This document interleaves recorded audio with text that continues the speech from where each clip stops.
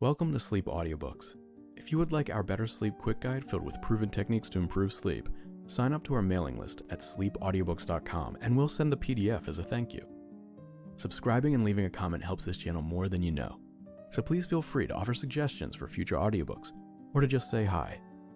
Thank you for listening. We hope you have an excellent night's sleep. This is Sleep Audiobooks.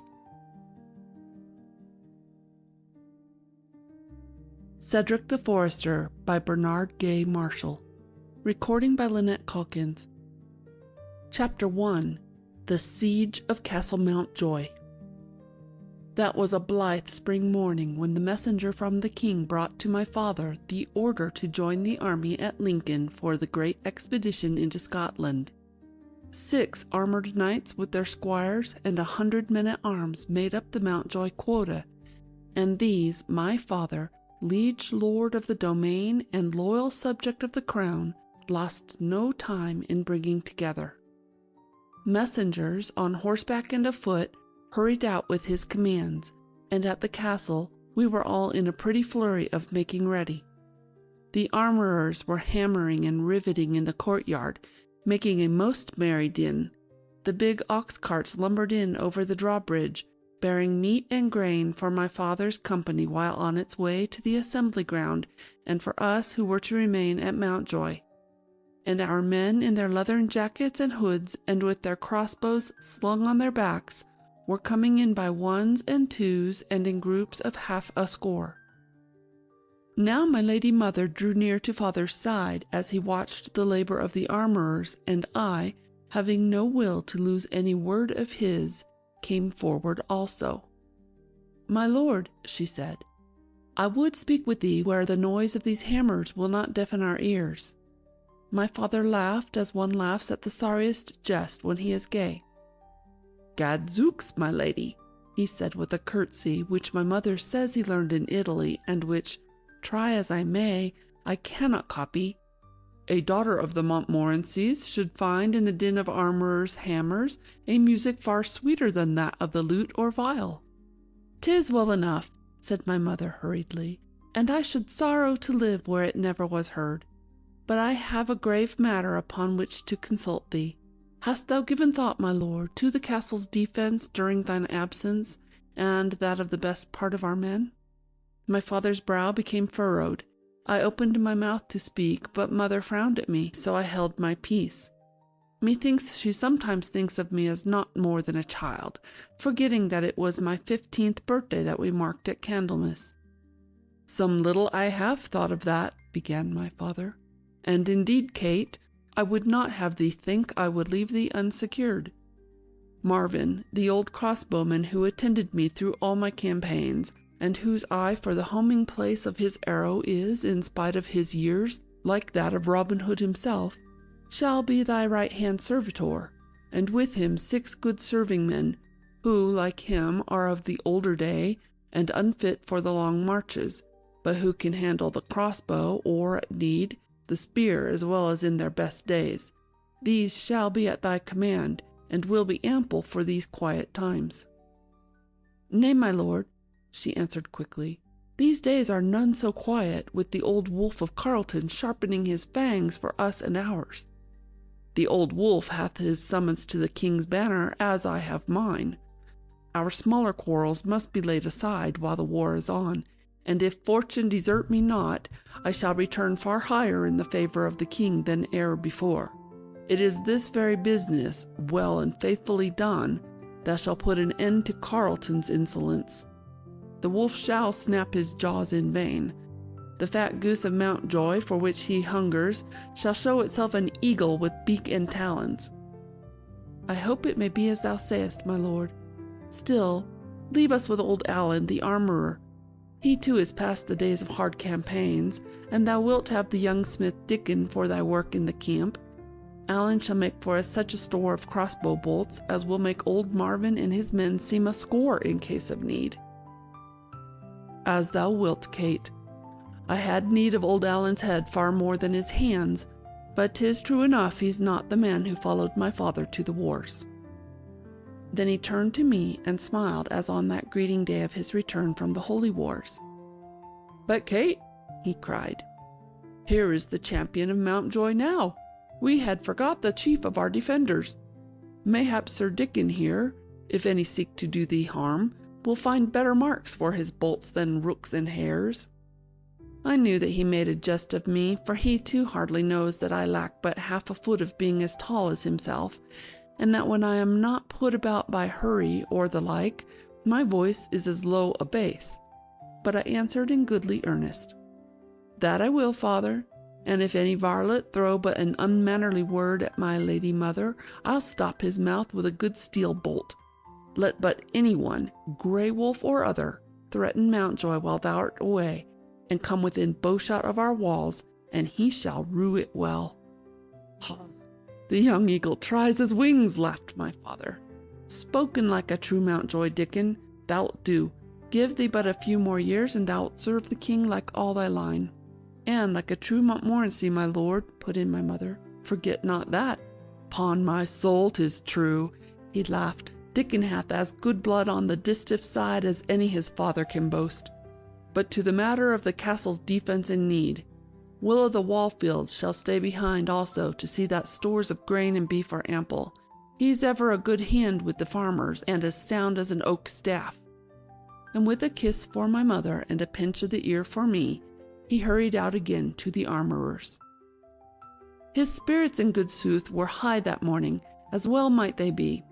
It was full 2 years since his return from the Holy Land. I had seen him in London riding in his shining mail with those who had helped redeem the Blessed Sepulchre, and he the bravest, finest figure of them all. Since that time he had stayed here at the castle with naught to do save to judge the suits of the country folk, and now and again chase down and hang some forest lurking robber. His comrades in arms, and those that knew his temper and his deeds, were at the court 100 miles away, and many a dull day must have seemed a week in passing. Here in the West we have no tourneys, and of travellers from the farther world not many. Only lately some little stir of life did we have. The Grey Wolf of Carleton from his castle at Terramore, 3 leagues away, had sent to us an insolent demand for tribute, claiming forsooth that the lords of Mountjoy were but a younger line of the house of Carleton, and that we held our fiefs on sufferance and at the will of them our superiors. Always shall I remember the language of my father's answer. The clerkly knave who brought Lord Carleton's message shrunk and shrivelled before it like a leaf too near the fire. Just so will I meet all such threats and insolence when I have but a few more years. Suzerain of Mountjoy, forsooth! Let the Grey Wolf look well to Terramore, lest we of Mountjoy smote him from his lair. Mountjoy banners will dip before those of Carleton when England pays tribute to the Saracen, and Beelzebub, thy master's friend, sits on the throne." The knave slunk back to Terramore, and for some weeks the Grey Wolf's pack had yapped and yowled. 2 of Lord Carleton's bailiffs had their heads well broken by Mountjoy tenants of whom they demanded rental, and an armed party was sent out to avenge them. These men-at-arms were even more roughly used by some of our Mountjoy crossbowmen, who spied the Carleton banner from afar as it entered the village. Real fighting would surely have come of it, and we of Mountjoy, outnumbered 3 to 1, had not the king sent messengers to Terramore and Mountjoy also, commanding all of us to cease from any violence in the quarrel till his men could report to him the rights and wrongs of it. Now came the king's call to his vassals, great and small, to serve in the Scottish war, and my father was gay with the thought of service under his sovereign's banner, service that might place the name and fame of Mountjoy high in his master's favour, and show what manner of man and subject it was whom the Grey Wolf would rob of his lands. A week from that morning, my mother had in hand a letter brought by a courier from the king's army, and bearing my father's greetings. They were well on their way to the north, and believed the Scots would soon have reason to repent them of their folly. Father had been given a post in the advance guard, and was in high feather over rejoining some of his comrades of earlier years. On the same day, and from another source, we had news that the Grey Wolf was delayed at Terramore by an illness, the same that had plagued him at times, since his campaigns in the Holy Land, but that he had sent word to the king that he would overtake the banners ere they reached the Scottish border. At 7 of the next morning, I stood with old Marvin by the drawbridge wheel. He had seen to its lowering, and a wainload of wheat from the grange at the Wallfield was coming slowly into the courtyard. Suddenly I espied a body of horsemen approaching at a trot half a mile away, at a bend on the wooded road from Mannerley. With pointing finger I guided the eyes of Marvin, and for half a minute we both stood watching the riders without a word. They were soon lost behind the trees, but our old archer, with his hand on the wheel, now shifted his looks to the road where it came out of the forest, a scant bowshot below us. Now we could hear the hoof-beats and once again the ring of steel. This could be no friendly call from our neighboring knights and squires so early in the day. Besides, the loyal men of the whole region were with the king's banner. Had the horsemen come by the Terramore road, our thoughts would have flown at once to the old wolf and his designs, and the drawbridge had gone up in a twinkling. But these came from Mannerley, and I knew well that the good lady of Mannerley had days since sent her small quota of knights and men-at-arms to Lincoln. We had not long to wonder, for now the column came from the wood at a swinging trot, and with a tall, grey-bearded knight at its head came forward swiftly toward the open gate. Marvin stayed his hand no longer. I seized the crank with him, and we swiftly turned it. We drew the bridge to a slant, halfway to the upright, and barely in time to halt those riders on the yonder side of the moat. "I know thee, my Lord Carleton," shouted Marvin. "What wouldst thou at Mountjoy? Dost think we keep no watch and ward?" The old wolf, for verily he was the leader of the horsemen, shouted back to us in tones that made my eardrums ache. "Lower the bridge, varlet! Knowst thou not I am liege lord of Mountjoy, and will hang thee higher than human if thou stayst me by so much as an instant? Lower the bridge if you wouldst save thy carcass from the crows." Before Marvin could say aught in reply, he was thrust aside, and my mother, the Lady of Mountjoy, stood by the sally-port. In a moment I stood close behind her with crossbow drawn and bolt in groove. "My Lord Carleton," she said, and her voice was wonderfully sweet after the rasping tones that had been filling our ears. "What dost thou here with 80 mounted men when the king hath summoned all loyal vassals to his banner?" So evil a face as he made at this greeting I hope never to see again. "Ah, 'tis thou then, Kate of Montmorency. I have somewhat pressing business of my own to forward ere I send final answer to the king. Now deliver to me the keys of this my castle of Mountjoy, or mayhap thou wilt send yonder leather-coated varlet to act as thy champion 'gainst one of my kitchen knaves. Now lower thy bridge, and all shall be well. I will send thee and the boy there with a convoy of trusty knights to the convent of St. Anne. If thou hast the folly to attempt to stay me, I will take the place by storm. Thy varlets shall hang every one, and thine own fate thou canst guess. Come now, which shall it be? I am not accustomed to stay long for answers." "Traitor and hound of Bedlam!" cried my mother in such a voice as I knew not she possessed. "Thine own head, with the grey locks thou dishonourest, shall hang from my battlements ere thou gainst aught by this attack on what thou thinkest to be a defenceless woman. While my lord fights for his country under the banner of the king, thou sendest back lying messengers, and arm thy crew for robbing him of his lands. Now back with all thy bloody-handed band, or my crossbowmen shall see if they cannot find with their bolts the joints of your harness. I give no more time to parley. Back with you!" Already my crossbow was levelled at the grey beard of the leader on the other side of the moat. I would make good my boast made to my father but a week since. I was trembling, and my hair stood up like that of a dog that meets his bitter enemy. Muttering a little prayer for the bolt, and closing my eyes with a sudden foolish dread, I pulled the trigger. But my mother, just then seeing my design, struck up the weapon with one swift blow, so that the bolt sped harmlessly over the heads of the horsemen. "Hold thy arrows, boy," she commanded. "We cannot shoot down men at parley, be they never so villainous, and we shall have fighting enough ere long." Lord Carleton made a move of defiance, but he wheeled his steed and led his men down the road by which they came. In the shadow of the woods they halted, and the Grey Wolf called about him 3 or 4 knights to whom he gave hurried orders. Very soon his troop broke into 3 parties. One rode to the right and another to the left, while the third, under the old lord's command, remained opposite the main gate and drawbridge. Then our watchers on the battlements saw the other parties posted at points of vantage around the castle, and a young squire riding at full gallop along the road to Terra Moor. The siege of Castle Mountjoy had begun. We passed some weary hours while the Carleton knights gave no sign of meaning to attack. The approaches to the drawbridge are steep and rocky, and the moat is commanded by the crossbowmen from the slits in the towers and from the battlements above. I well knew that Carleton was an old and skillful soldier, even though a cruel and bloodthirsty one, and it was easy to be seen that he had no mind to lose any of his armored knights in vain attempts to reach us.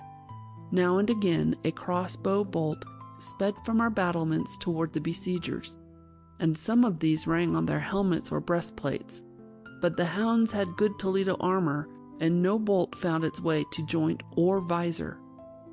I found none to stay me now, and stood by a firing slit, sending arrow after arrow at our enemies. Twice old Marvin had dinted with well-aimed bolts the hauberk on which rested the long grey beard of the leader of the pack. A younger knight, whom I took to be Ronald of Eggleston, seemed to beg him to take the shelter of the trees, but the old wolf just shook his head with impatience and rode on from one to another of the sentry posts. At noon we could see in the edge of the wood, beneath the oak branches not yet clothed with leaves, leathern wallets opened and bread and meat passed around, this being followed by horns of ale and skins of wine from the load of a pack mule tethered near by. Then my mother, aided by old Dame Franklin, her nurse as a child and ever her faithful servitor, and by me as the heir of Mountjoy and the representative of my father here, carried to the sentinels in the ramparts and at the arrow slits bounteous refreshments of bread and cheese and ale, encouraging them the while by friendly, confident words and by her dauntless demeanor in readiness for the attack which we all knew was to come. "Marvin," she said, as we came near my old friend and worthy teacher of the arts of war, "shall we give them as good or better than they can send?" "Aye, that we will, lady," quoth Marvin with an obeisance, losing the while no glance of what might be happening in the edge of the wood opposite. "If the wind will but ease a thought, and the Grey Wolf take not to some shelter, I will land an arrow yet at the roots of that beard which flaunts there in the breeze like a banner for those robber hounds." "God speed thy bolt, good Marvin, and thou dost that, 'twill be as loyal a service as e'er them didst the house of Mountjoy. His band would not linger long to annoy us, I think, and that cottage and a half-dozen acres by the mill shall be thine in fee simple." "Lady Mountjoy," he said with another bow, "I have served my lord of Mountjoy and his father before him for 50 years. Your bounty is ever welcome, but, with or without it, I serve while I live. But hold, there's the Grey Wolf again, looking our way with hungry eyes." He took long and careful aim, while I, who had often seen him bring down a running hare at a greater distance, watched him with halted breath. But fortune smiled not on him. A gust of wind came just as he drew trigger, and turned his bolt enough in the 150 yards of its flight to make it pass harmlessly to one side of our enemy. Old Marvin made a bitter groan at this hap, and stood looking at the knight with grinding teeth. "Better luck and a quieter air next time, good Marvin," quoth mother. "Thou'lt wing him yet, be sure." and she passed to another embrasure to greet old Allen the armorer, who was busy with carrying fresh supplies of bolts to the archers. At 2 o'clock a cry came down from our lookouts that reinforcements were coming for our enemies. My mother and I hurried to the battlements, and from there descried a motley array of 100 or more men-at-arms, archers, and peasants with axes and spades, tramping along the road from Terramore.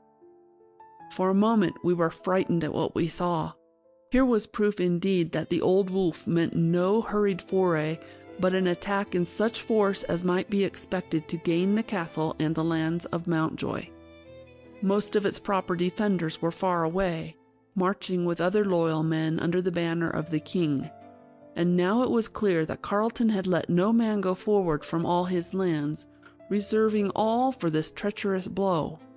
Armored knights could not swim the moat or climb up its steep sides, but the Carleton force was now 20 times greater than ours, and the Grey Wolf was well skilled in all the arts of attack. We had not long to wait in suspense. The men-at-arms and the peasants turned into the wood before coming within range of our archers. Soon after we heard the sound of many axes. Before a half-hour had passed, there had come from the forest a body which seemed like a part of the wood itself. 100 men ran out, clad in leathern jackets or the peasants' homespun, and carrying no weapons save axes or poniards stuck in their belts, each bearing before him a great, white, withbound armful of branches. Following these came a score with planks and beams from a little lodge in the wood which they had torn down. Then 8 huge fellows running with a tree, trimmed of its branches and carried butt foremost as a battering ram.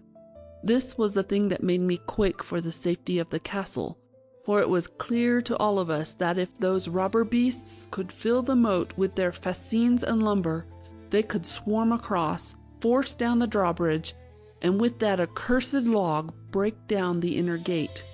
Once inside the courtyard, they would hold all the castle at their mercy.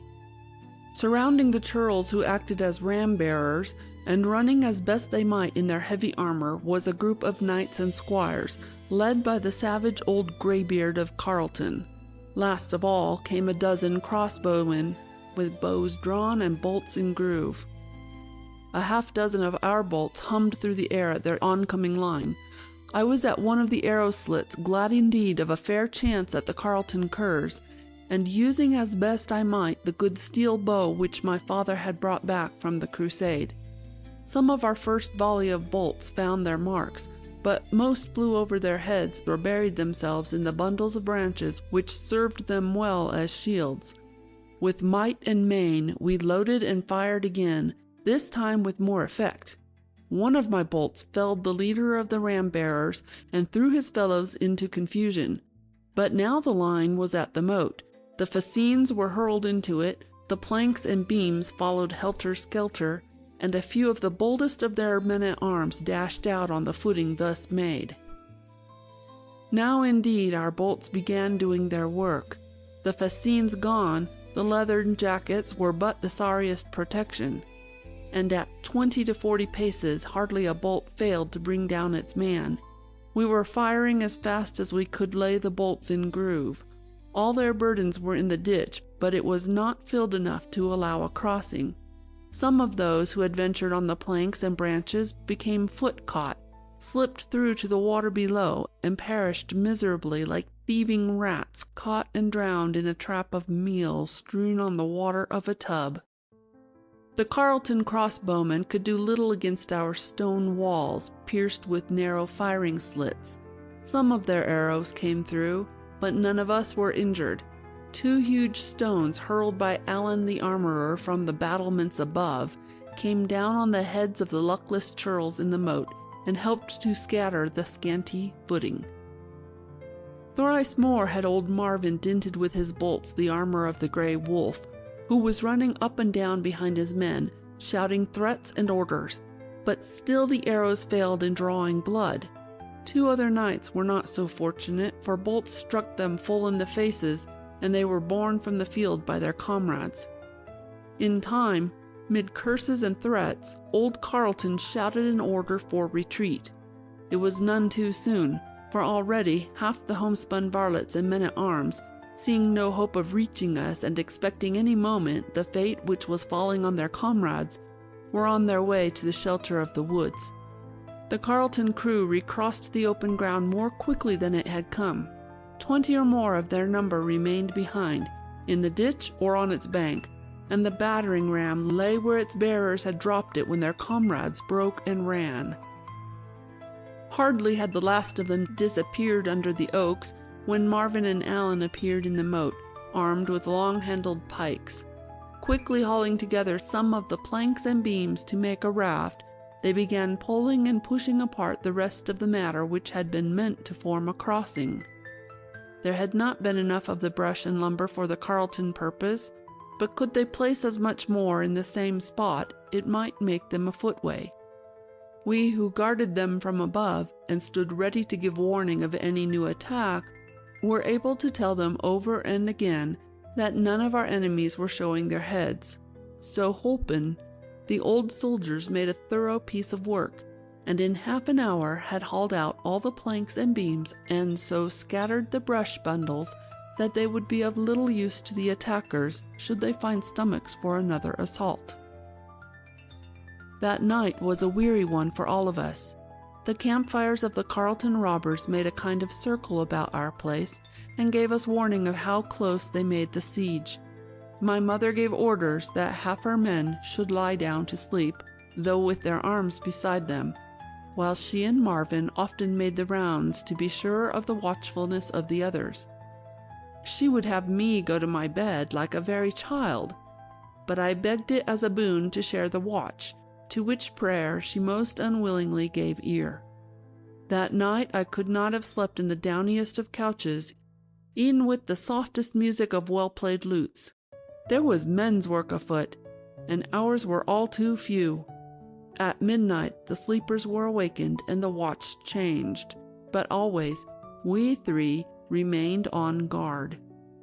The night was quiet even so, and so was the whole of the day that followed.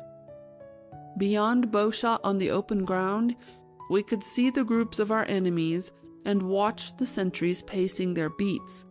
Nearer at hand on the wooded side, we could hear from time to time the calls of men and the strokes of axes.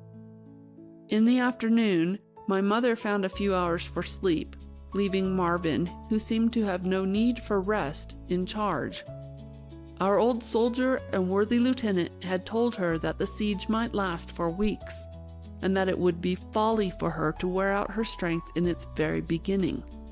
To this good advice I made bold to add my urging. Dame Franklin had followed her mistress everywhere, bringing her food and drink when of herself she would have forgotten, and trying always to place herself between Lady Mountjoy and her enemies. The first night had been starlit, but that which now came on was cloudy and so dark that one could scarce discern an enemy at a dozen paces, and not then unless his figure were seen against the sky. None of our men were allowed to sleep, for it was felt that the Carletons might come at us again at any moment, and with much better chances for success than before. No one in the castle forgot that our enemies outnumbered us by almost 100 to 1, or had any doubts as to what would come to us if by force or by treachery the Grey Wolf and his pack made their way into our courtyard.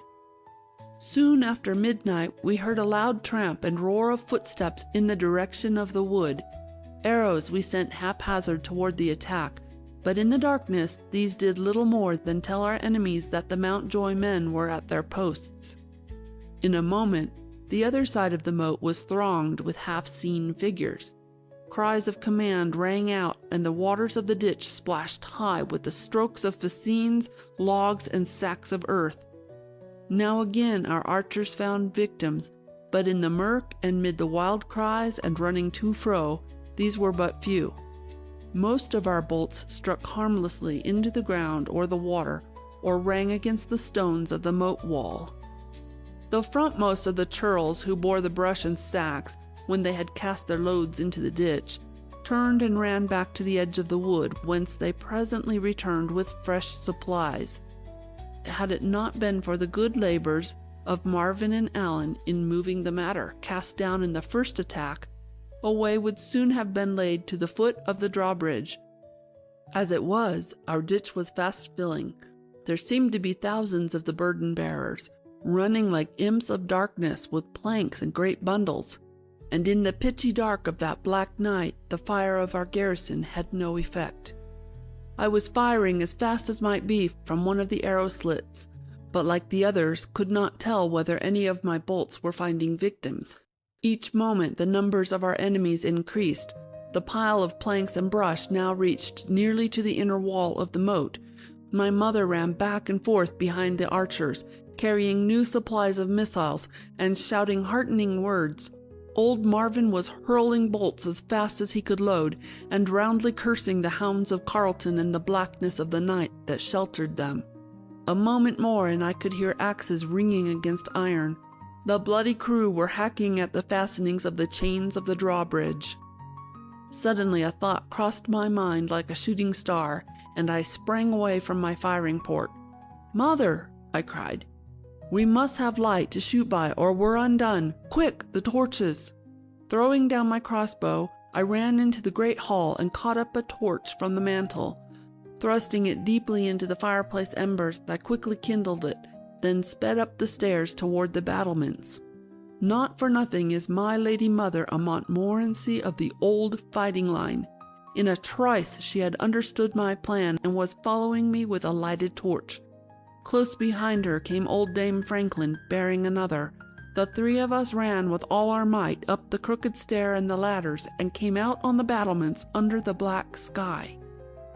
As if the castle were all aflame, the moat and the farther bank were lighted by the glare. In an instant the crossbowmen found their targets among the fascine-bearers and the men-at-arms who were already swarming across. At once we heard their cries of rage and pain, and could see corpses rolling down the bank into the muddy waters. Alan heaved great stones from his supply on the battlements onto the heads of the men-at-arms in the ditch, who but now had been raising a shout of victory. Old Marvin took most careful aim at a grey beard which caught the flare of light and sent forth a mighty yell of joy as the knight spun around on his heel and fell to the ground. Oh, the crowding and shouting and tramping underfoot in the ranks of our enemies! The threats and the fear and the curses! Our arrows kept pouring from the firing slits. A younger knight caught his chief by the shoulders, while another seized his legs, and they bore him quickly away. There was no need for any order to retreat. The whole body was in headlong flight in the winking of an eye, pursued by the whizzing bolts and the jeering yells of our fellows in the towers. On the battlements above stood my lady mother, old Dame Franklin, and I, holding aloft our flaming torches. Suddenly the old nurse screamed that I was hurt, and indeed I now felt a most sharp pain through my shoulder where, it seems, had struck a bolt discharged by some Carleton archer. My doublet was covered with blood, and I felt a most unmanly giddiness. It was over in a flash, but my mother, pale as a ghost under the torchlight, had seized me by one arm while Dame Franklin grasped the other, fearing forsooth lest I fall from the battlements to the moat below. Between them I made my way down to the hall, where they led me to a couch, they all the while mumbling and weeping, and forgetting our glorious victory, which had all my thoughts. Soon old Marvin had drawn the arrow and dressed the hurt with the simples he had at hand. 'Twas my first wound, and truth to tell, as Marvin plucked the bolt away, my stomach was none too well at ease, and the room and all its folk swung slowly round and round. Yet when I heard him declare to my lady mother that the young master was now a man in his own right, and a worthy son of the Mountjoys, I closed my eyes to the dizzying hall with its dancing armor suits and its nodding pictures of my long-dead forebears, and soon slumbered, well content. For 2 hours and more I slept as one drugged. When my eyes opened, the hall had ceased its swinging, and my mother sat by my couch and did hold my hand in both of hers, as she was wont to do long, long ago when I was but a child. Dame Franklin, in a chair nearby, did slumber deeply and with most comical groans and snores. Just then returned old Marvin, fresh from new labours in the moat. He and Alan had again cleared away all the contrivings of our enemies, and he was in a high feather at our victory. "Lady Mountjoy," he said, making due obeisance, "we have beaten the wolf pack full soundly. The old wolf himself is sore stricken, if not dead, and the others will gladly crawl to their holes. Sir Dickon will have a merry tale and true to tell my lord when he comes from the Scottish war." "Sayest thou so, good Marvin?" quoth my mother in reply. "Dost think we have smitten them so they will give over all their evil design?" "My word upon it, lady, we have beaten off all their strokes, killed a score and more of their men, and given to the old wolf himself some measure of his just deserts. The morning will show their campfires cold, and the woods and fields of Mountjoy deserted by the whole wolf pack. Ere 3 days have passed, thou shalt walk abroad with thy women, and without fear of any Carleton, lord or churl." These goodly words were to me better than physic, and the smile which my lady mother gave to me was a fair guerdon for any service. Soon I slept again, and dreamed of riding my white mare on the banks of Tarleton water on a day most fair to see. But I wakened to a grey and frosty dawn, and to things far other than my dreams. My mother had just returned from the ramparts. The besiegers were still at their posts, and their campfires burned brightly. She had made out messengers speeding along the road to Terramore, but of a breaking of the siege could see no signs around the camps of our enemies. When she brought this news to me, I spurned the quilted robes and the silken coverlet which she had laid over me, sat up on the couch, and asked for boots and crossbow. She was deeply frightened at this, fearing my giddiness had returned, and that I knew not what I said. But Marvin, coming into the hall just then, did say that my wound was too slight a thing to keep a fighting man in his bed, and thus aided, I had my way, and soon was on the ramparts again. End of Chapter 1. The Tapping on the Dungeon Wall. As before, the siege went on, the sole variance being the absence of the grey-bearded horsemen from the groups of knights and squires who made the circuit of the sentry posts. Days and weeks went by, and they made no further assaults, but so closely were the siege lines drawn that without wings no creature could enter or leave the castle. It was evident that the Carleton men hoped to starve us into submission. We smiled at this when we thought of the loads of grain and salted meats which had been brought into the storerooms in the first week of my father's absence, and which would be enough to feed all our little garrison for a year. A well of most sweet water in the courtyard had never been known to run dry, so we had little cause for fear of either hunger or thirst. What with Marvin's simples, my wound was fast healing, and I longed for another fray where I could use my bow at close quarters. Scarce a day passed without one of my bolts striking the steel harness of some Carleton knight, but none found their way to armor joints, and the peasants and leather-coated men-at-arms kept well beyond a hurtful range. One dismal morning, when a month had passed, my heart sank, as did those of all the Mountjoys, as we made out the tall figure in black armor and the long grey beard of the Lord of Carleton, again making his rounds at the head of a group of knights and squires. Plain to see, he had recovered from his wound, and was as bent as ever on Mountjoy's fall. The old grey wolf was hungry not only for the house and lands of Mountjoy, but also for the vengeance which to him would be sweeter than all the lands of England. Now might we expect new assaults, planned with their 2 failures in mind, and bringing to bear new plans and schemes and all their beastly hate and greed. Some of our old serving-men shivered as they spoke of the devilish deeds of the grey wolf, and of the fate in store for them if the next assault should win its way. That night, at something after 10, the weather being raw and dismal with a cold spring rain and the spirits of all the Mountjoy folk somewhat adroop, one of the archers had been sent to the cellars to draw a pitcher of ale. In a moment, he came up the stairs on the run and burst into the hall with the empty pitcher held in shaking hands and with teeth chattering with fright. "Oh, my lady," he said, catching his breath, "the evil one hath us now, and all our doings are for naught." "What sayest thou, Gavin?" called his mistress. "Who tells thee tales of the evil one?" "'Tis the truth," answered poor Gavin. "But now, in the cellars, he goes tap, tap, tap in the ground at one's feet. So has he come to take many a poor mortal. We be called for, and all our sins on our heads, with no holy man at hand to say him nay with book and bell." "Go to, thou art a coward when in the dark by thy lone," said my lady scornfully, "though thou fightest well and truly with comrades at thy elbow. Marvin, if our watchers are to have their sup of ale on this raw night, thou must even draw it thyself."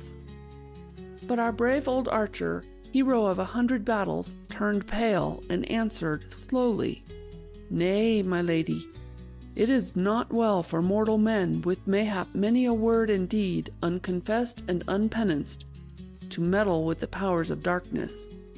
For my sins I know them of old, and I dare not face them. Show me a mortal man, and I'll stand before him with whatever weapons, but not the spirits that thump on the footstones by night, or twist the neck of a sleeping man with a hand not seen." My mother turned pale, and I could see the fringe of her sleeve barely a quiver in the candlelight. She opened her mouth to speak in reproof of Marvin, but found no words, and sat gazing toward him with wide and glistening eyes. Truth to tell, it was a fearsome thing, and for myself I had but the smallest wish to face the dungeon passages on that black night. 'Twas not so long since I would not have faced them by my lone on the most quiet and peaceful of nights, with no armed enemies within a day's journey, and a great round lump came up into my throat as I thought of it. Yet, even as we sat eyeing one another in fear, a thought came to my mind of the duty of a Mountjoy. 'Twas but natural that our serving men should fear the evil sprites let loose by darkness and troublous times, and e'en my mother, a fair and gracious lady, and withal none too strong of body, was not made to face such things. But I was heir of Mountjoy, and my father had knelt before a king of France, and been made knight of a holy order for his deeds on the plains of Jerusalem. I started up and cried, "Tush, good Marvin, methought thee far too bold for frightening with old wives' tales. Come, I'll go before thee, bearing a candle to fright away thy imaginings." "Spoken like a true Montmorency," said my mother with a strange little laugh. "Truly, Dickon, thou'lt shame us all." Then she rose and reached to the shelf behind her for a candlestick. "Oh, now, my lady," cried old Dame Franklin, "go not to the dungeons on such a night. The men can better want their sup of ale. 'Tis an ill night for all uneasy sprites. Bide here by the fire, for soon we go to the battlements again." But my lady already stood with her hand on the great latch of the door at the head of the stairway which led to the dungeon keep. I took my crossbow. "If any of the imps of darkness challenge us," I said, "I'll see whether or no they can stand before a good steel bolt." But even in the midst of my confident words, I had a thought anent the spectral tappings which chilled the blood in my veins. Ghostly visitants I was ready then to challenge, but I had heard my father tell how the Crusaders took one Saracen stronghold by means of a mine or tunnel dug with weeks of toil under the walls and into the passages of the ancient keep. Why should not the old Wolf of Carleton have planned a like attack? During the weeks when his men had seemed so quiet, and had given the Mountjoys scarcely a chance for a long bow-shot, might they not have been driving such a tunnel under their very feet? Suppose that tapping that Gavin thought the work of the evil one were the sound of the tools of the servants of one scarcely less evil, and with even more cause to wish us ill. "Come then," said my mother, her face white but firm. Opening the great oak door, she led the way toward the dungeons. Crossbow in hand, I followed, and just behind me came Dame Franklin. As she moved toward the door, old Marvin picked up his crossbow, made sure of the poniard in his belt, and followed also, mumbling the while as best he might. the words of a Latin prayer. We came to pause amid the stillness of the vault, which was like unto that of the Mountjoy tomb at Kirkwall Abbey, to which one day, with my hand tightly clasping my father's, I had paid a well-remembered visit. The candle wavered and guttered in a faint draught, and the light gleamed on the wide eyes of the old dame and the trembling hands of the archer. I was standing full still with my eyes on my mother's face. For long we stood while I could hear no sound save the beating strokes beneath my doublet. Then, suddenly, from the floor beneath or the solid wall beside us, tap, tap, tap, tap, tap. No one spoke. The candle shook in my lady's hand till it threatened to fall and leave us in utter darkness. Dame Franklin and the old soldier were frozen in their places. Then again, tap, tap, tap, tap, tap. "Oh, Mother," I whispered. "The passage! The secret passage! Our enemies have found it!" There was another fearsome silence. Then again, tap, tap, tap, tap, tap. Then the echoes of the great vault were roused by a loud, clear call from my lady mother. "Oh, my Lord Mountjoy, is it thou?" There came a muffled voice in reply, and again we heard the tapping. At once she leaped toward the wall with a glad cry. "Oh, my lord, have patience but a moment. I will undo the door." She brushed aside some old and mildewed hangings, all heavy with dust and grime, and brought to view a small iron door. Snatching from her girdle the largest key, she fitted it into the lock. Still, try as she would, she could not turn it till old Marvin came to her help. Then indeed the rusty lock gave way. The door swung slowly open, and my father, the Lord of Mountjoy, followed by half a score of knights and men-at-arms, stepped forth into the candlelight. When Lady Mountjoy at last was free from my father's embrace, she stood with her hands on his shoulders and asked a dozen questions, demanding that he answer all at once. "Whence comest thou, my lord? Are the Scots beaten? Hadst thou news of the treachery of the old Wolf of Carleton? How many men hast thou? Oh, I had forgot this secret passage and the door to which thou gavest me the key on our wedding day. My foolish men, and almost myself, believed thy signal was a ghostly tapping, but Dickon remembered the passage, and when I had thrice heard the signal, I knew it for the knock that thou makest at my door, the signal that means thee and none else in the world." Meanwhile, old Marvin had made fast the secret door, and we were all moving toward the stairway, my father's arm encased in link armor thrown around the waist of the castle's mistress. "Well-a-day, my dearest Kate. Not quite so fast, and I will tell thee. The Scots are beaten, and we of Mountjoy had an honorable share in it. The campaign goes on, but a loyal youth from Mountjoy village found me after the battle, and told of the doings of the traitor Carleton. Straightway I took the boy before the king, and he being pleased with some work I had done that day, did bid me take 10 of my best men, make my choice of 10 horses from his train, and ride post-haste to the relief of my house and my lady. We reached the Tarn Rock, half a league from here, at nightfall, and reconnoitered Carleton's camp. He being in greater force than we could cope with at once, I bethought me of this old passage from the wood 2 furlongs off, and so I have been tapping for an hour, hoping at last to get the news of my coming to thee. And art thou well, my Kate? And have the rascals done aught to harm thee or Dickon here?" "Not a whit, my lord, save for the arrow stroke our Dickon hath come by in open fight, and which is already nearly healed. They have made some mighty threats, and would have carried them through with right good will could they have reached us. But thanks to Dickon, to old Marvin here and the others, they got much worse than they gave. Many a Carleton knave will ne'er cut another throat, be it of man or pig, and the old wolf himself was very near to his just reward in the shape of a good steel bolt from Marvin's bow." On the ramparts next morning swung my father's banner of purple and gold. Watching our enemy's camp, I could plainly see that the display of this flag, which they knew should signify naught else than the presence of the head of our house, early brought most of them, and finally the grey wolf himself, to gaze at the flagstaff. They were telling one another, as I could well imagine, that this was but a ruse on the part of the castle's mistress, intended to deceive them into the belief that Lord Mountjoy had come through their lines in the night. What was their surprise, therefore, when Lord Mountjoy appeared on the battlements in full armor and wearing the purple plume he had brought from Italy, and yet more, when they saw him attended and followed as he was. Armored knights, in numbers they could not tell, came into sight and passed from view on the battlements and at the casements. We could fairly see the rumor flying through the Carleton camp that Lord Mountjoy had returned with all his men, and by stealth or by magic had passed their sentinels during the night. The Grey Wolf stared long and viciously at our battlements, and called on those with younger eyes to make sure of what he saw. Then, with oaths and curses that made his men quail before him, he gave orders to break camp and return to Terramore. By midday, the last signs of the siege were gone. The ashes of the circling campfires were cold, and the great drawbridge was down once more. A messenger was sent to the Tarn Rock to bring in the horses and their guards.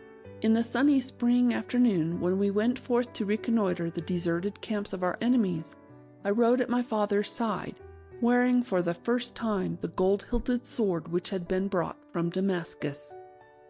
2 months later, the king, returning to London, confirmed my father in possession of his estates, and sent messengers to old Lord Carleton demanding his instant attendance at court. Again the old wolf was ill, too much so to obey the command of his sovereign. But this time he was not to rise from his bed as soon as the messengers had turned their backs.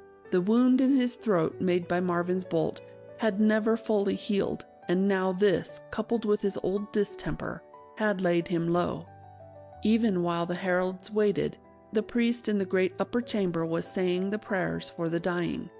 At sunset on that day, I could see from the Tarn Rock the blue and white banner of Carleton flying at half-mast over the battlements of Terramore. End of Chapter 2. Cedric the Forester. It was on a sunny noontide in fair October, some 6 months after we had driven the hounds of Carleton from our castle of Mountjoy, that I was riding in the forest, 3 leagues and more from home, on the way to see my cousins of Leicester at their manor by the edge of Pelham Wood, and mayhap to share with them one of those goodly pasties of venison which their table never lacks. My bonny white mare Clotilde did amble along the woodland path with dainty and springing steps, as though 'twere joy enough to be abroad and lightly burdened on such a day, and it seemed to me I felt my youth and growing bones and sinews as ne'er before. As I passed the Tarleton water, which was rippling most sweetly under the sun glints, I was minded of a fair dream that had come to me on that night we halted the second assault of the Carletons, and after old Marvin had bathed and dressed the wound I had from a crossbow bolt. Here was the sparkling water, just as I had seen it then, and the glimmering of the light on the oak leaves of red and brown and gold. And here was I astride the goodly mare that I had raised and broken from a colt, and on an errand far enough removed from the grim business of that dark and dangerous time. By my side was the gold-hilted sword from Damascus, which had been mine since the return of my father, Lord Mountjoy, from the Scottish war, and I bore no other arms, nor thought of any need for them. My 16th birthday would not now be long in coming, and already my mark on the lintel-post was within a hand's breadth of my father's own. My voice had grown more settled of late, and in the lonely reaches of the forest I was practicing for my own delight a sweet ballad which I had often heard him sing, and which he had from the minstrels of Provence, who had journeyed with the armies to the Holy Land. Suddenly, from the corner of my eye, I marked the movement of a bush in a little glade 200 yards to the right of my path. The swing it made was none such as are caused by wind, and indeed, at the time all the air about was still and warm with the quietness of the summer of St. Martin's. Rather was the movement I had scarcely seen the twitch of the leafy top of a sapling when its stem is roughly seized, or when some heavy thing hath fallen against it. To me it told, plainly and well, that either was a deer grazing in that thicket, or that some man, mayhap with good reason for not wishing to be seen, was hiding there. In a moment I had turned Clotilde's head from the path and was riding through the light underbrush with my eyes fixed on the ferny glade. Soon I broke through the bushes that screened it and saw a youth in the Lincoln green of a forester, stripping the hide from a fine antlered buck. There had been, in the troublous times of the past year and more, while most of the knights and gentlemen of the countryside were with the king's banner in Scotland, far too much of lawless slaying of deer by poaching villains and forest-hiding thieves. Twice had I, in the thick of the woods, come on the half-flayed and mangled carcasses which had been left to waste, or to feed the wolves after tenderloins and haunches had been cut away. Now my choler rose quickly within me, and I called out full rough and loud, "How now, thou deer-stealing varlet? I have thee red-handed. By my faith thou shalt smart well for this." The poacher sprang up and faced me, and I saw that he was a youth of not more than my own time, though perhaps a thought broader of the shoulders and hips. He seemed not like a forest lurker either, for he had a good and open English face with the wide blue eyes that low-hearted knaves but seldom have. Now, however, he answered my threatening looks with a stare as bold as that of Robin Hood, and flung back at me in snarling tones, "I steal no deer. I am the son of Elbert the Forester of Pelham. My Lord of Pelham allows us 4 good deer in each 12-month, and this is but the 3rd we have taken." "Thou liest, scurry knave!" I shouted, drawing my sword and making it whistle through the air about my head. "Leave that carcass and walk before me to Pelham Manor, and we shall see what Lord Pelham says to this pretty tale of thine." For answer the forester leaned forward and seized his crossbow, which was leaning, ready drawn and with bolt and groove, against the bole of a sapling near at hand. Levelling the piece at my throat, he growled, full surlily, "Now, Sir Dickon of Mountjoy, turn thy horse and betake thee from here as fast as may be. I have spoken truth, as you may learn full easily if you ride to Pelham, but never will I, who go about my lawful business, consent to walk as your prisoner like a stealer of sheep. Get thee gone now, for truly my finger itches at the trigger." His blue eyes blazed at me with a menace not to be gainsaid. Here was no crouching knave who might receive a buffet for his insolence, but one full capable of making good his word. I was looking straight down the crossbow groove at the steel bolt, which another threat from me would send flying into my face. The knave was well beyond the reach of my sword, and could kill me as easily as he had the great buck that lay at his feet. I wheeled the mare and rode out of the thicket, throwing over my shoulder the while a string of threats of the punishment his axe should bring down on his head when I had but spoken with his master of Pelham. To all these the young forester answered never a word, but stood with levelled weapon till I had passed from sight and hearing. In the midst of my wrath at being thus balked, I could not but admit that he bore himself well and truly. And I thought of a saying of my father's, that the greatness of England in battle was not the work of her armoured horsemen, or even of her stout men-at-arms, but of these same yeomen of the field and forest, who on many a hard-fought field had stood in leathern coats or homespun smocks, like the oaks of their native woods, and rained their arrows in the faces of the enemy spearmen till the lines wavered and broke and made way for the charge of the mail-clad knights. I soon regained the pathway and was riding slowly, while I meditated the things I should say to Pelham of the insolence of his forester, if indeed the churl were the son of Elbert as he claimed. And so were my thoughts disturbed, that I saw no more the beauty of the day in the greenwood, nor heard the trills and twitterings of the birds overhead. Thus engaged, and with my eyes fixed on the track in front, it was with the surprise that I heard the sound of a horse's hoofs, and looked up to see approaching me, and but 100 yards away, a tall young man, dressed in the style more affected at the court than in our rough western land. It needed but a second glance for me to name him as Lionel, the 20-years-old son of the old Lord of Carleton, and the bitterest enemy of our house. Early in the summer, the old Wolf of Carleton, as he was known to the countryside, had died of a wound given him 2 months before by our old Marvin, with his good crossbow when the Carletons were carrying forward their traitorous assault on the castle of Mountjoy, the while my father with the best part of his men were with the king's banner in Scotland. For 5 years Lionel had been absent from Terramore, and one of a group of high-born youths who, at the great London house of the Duke of Cumberland, were being trained as squires at arms whilst they awaited the day for receiving the order of knighthood. At the news of his father's death, he hurried to Terramore to join his mother and take charge of the great estate. Often had we heard since then of the dire threats he breathed against the house of Mountjoy and all its people. But the king himself had declared our quarrel just, and affirmed our rights to the lands of Mountjoy, and we gave little heed to the mouthings of one who had yet his spurs to win and his name to make mongst fighting men. But now the thought came over me of a sudden that I was but half a league from Terramore Castle, mounted on a gentle palfrey, and with no weapon save the good sword at my side. If the threats of Lionel of Carleton were aught but empty air, he would scarce let slip such an opportunity. These thoughts were but too well founded. Carleton was gazing fiercely at me as he came forward, and as his horse came opposite, pulled him up with a wrench on the bridle rein, so violent that the mettlesome steed all but cast himself on his haunches. "Ha! Well met, young Dickon of Mountjoy," he snarled. "By my troth, my good fairy must have guided my bridle today to give me this chance to say my say to this young whelp of a race of dogs. Now shalt thou learn what it is to have the Carleton for an enemy." Carleton was taller and longer limbed than I. He wore a stout broadsword, and, stuck in his belt on the other side, a poniard of most wicked design.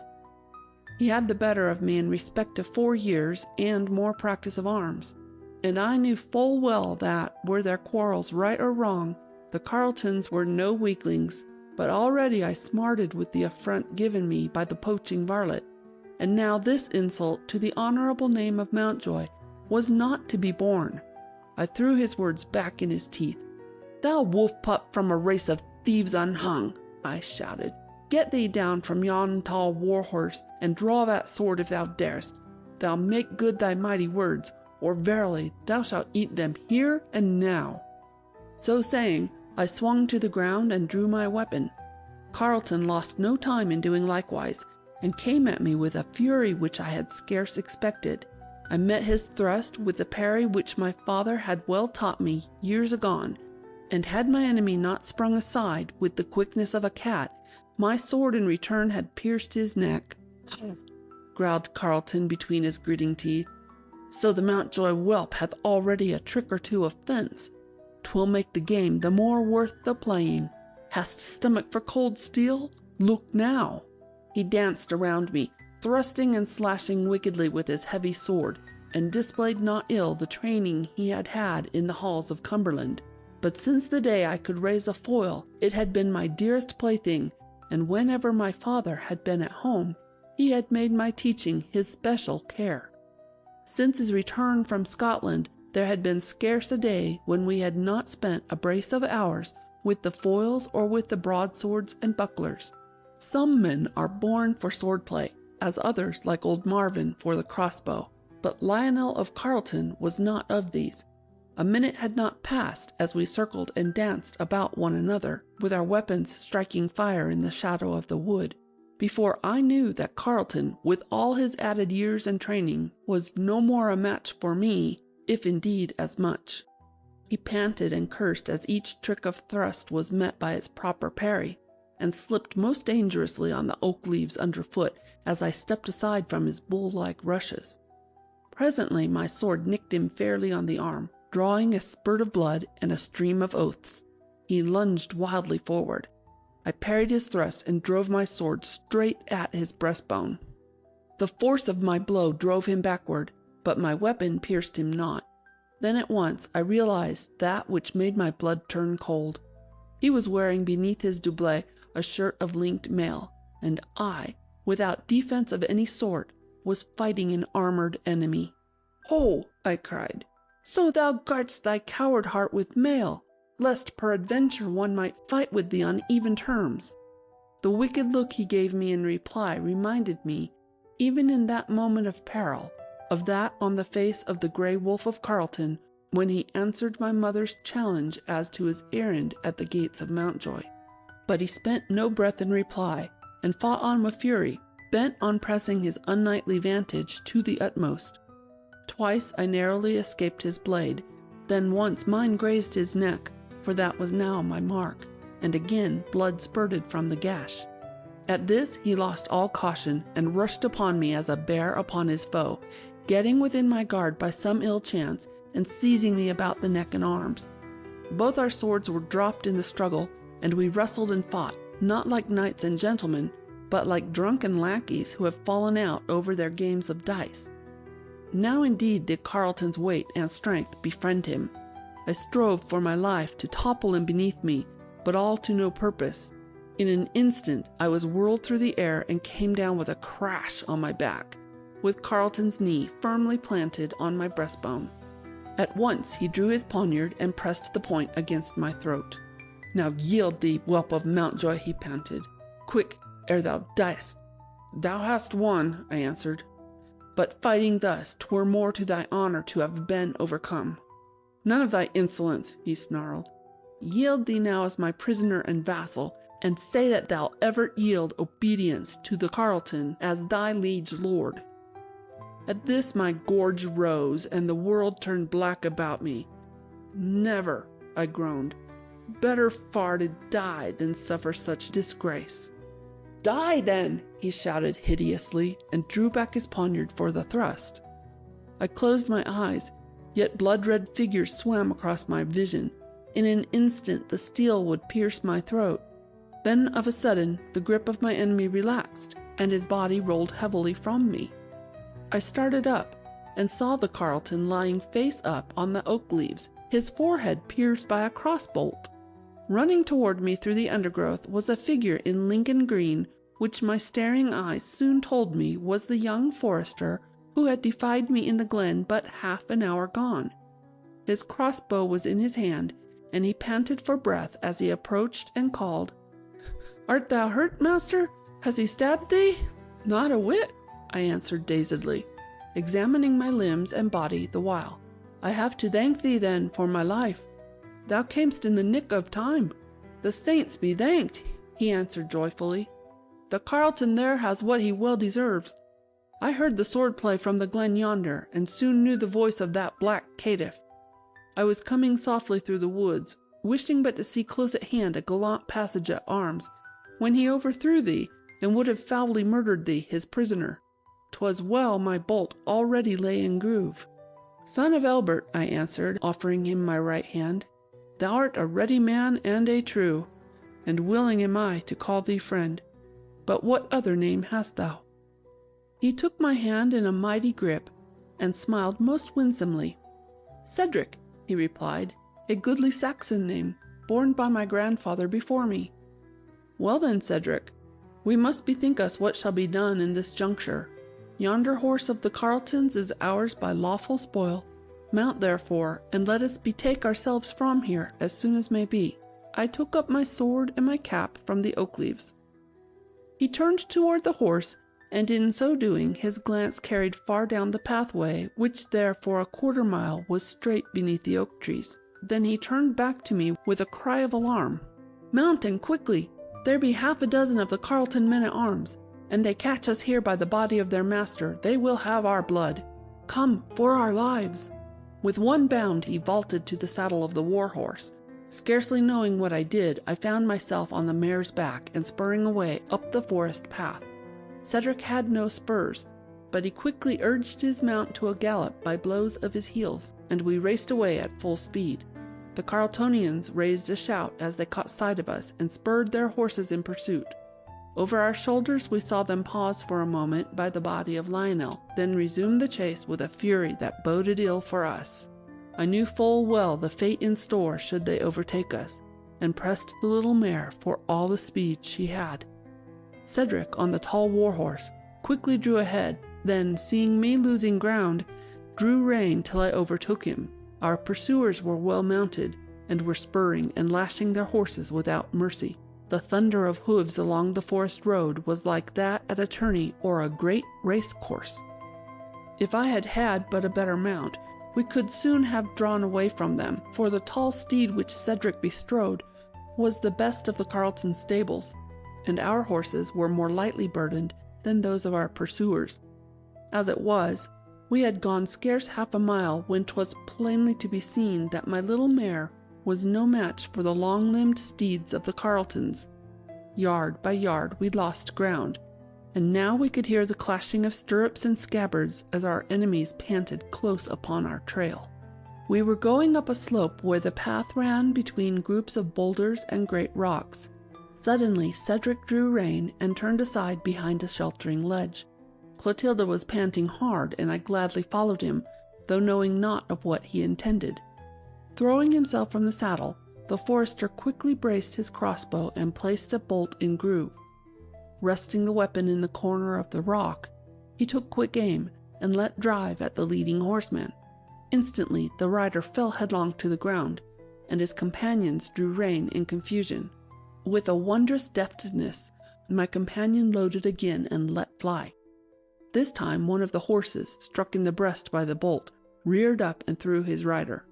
Like a flash Cedric leaped again upon his horse's back, and signaling me to follow, rode straight away into the forest. The branches were so low and the undergrowth so thick that it would seem that no rider could make his way. But we were riding for our lives, and knew that the limbs would hold back our enemies even more than ourselves. For 5 minutes we tore wildly through the woods, half the time with our faces hidden in our horses' manes, to save our eyes from being plucked out by the branches.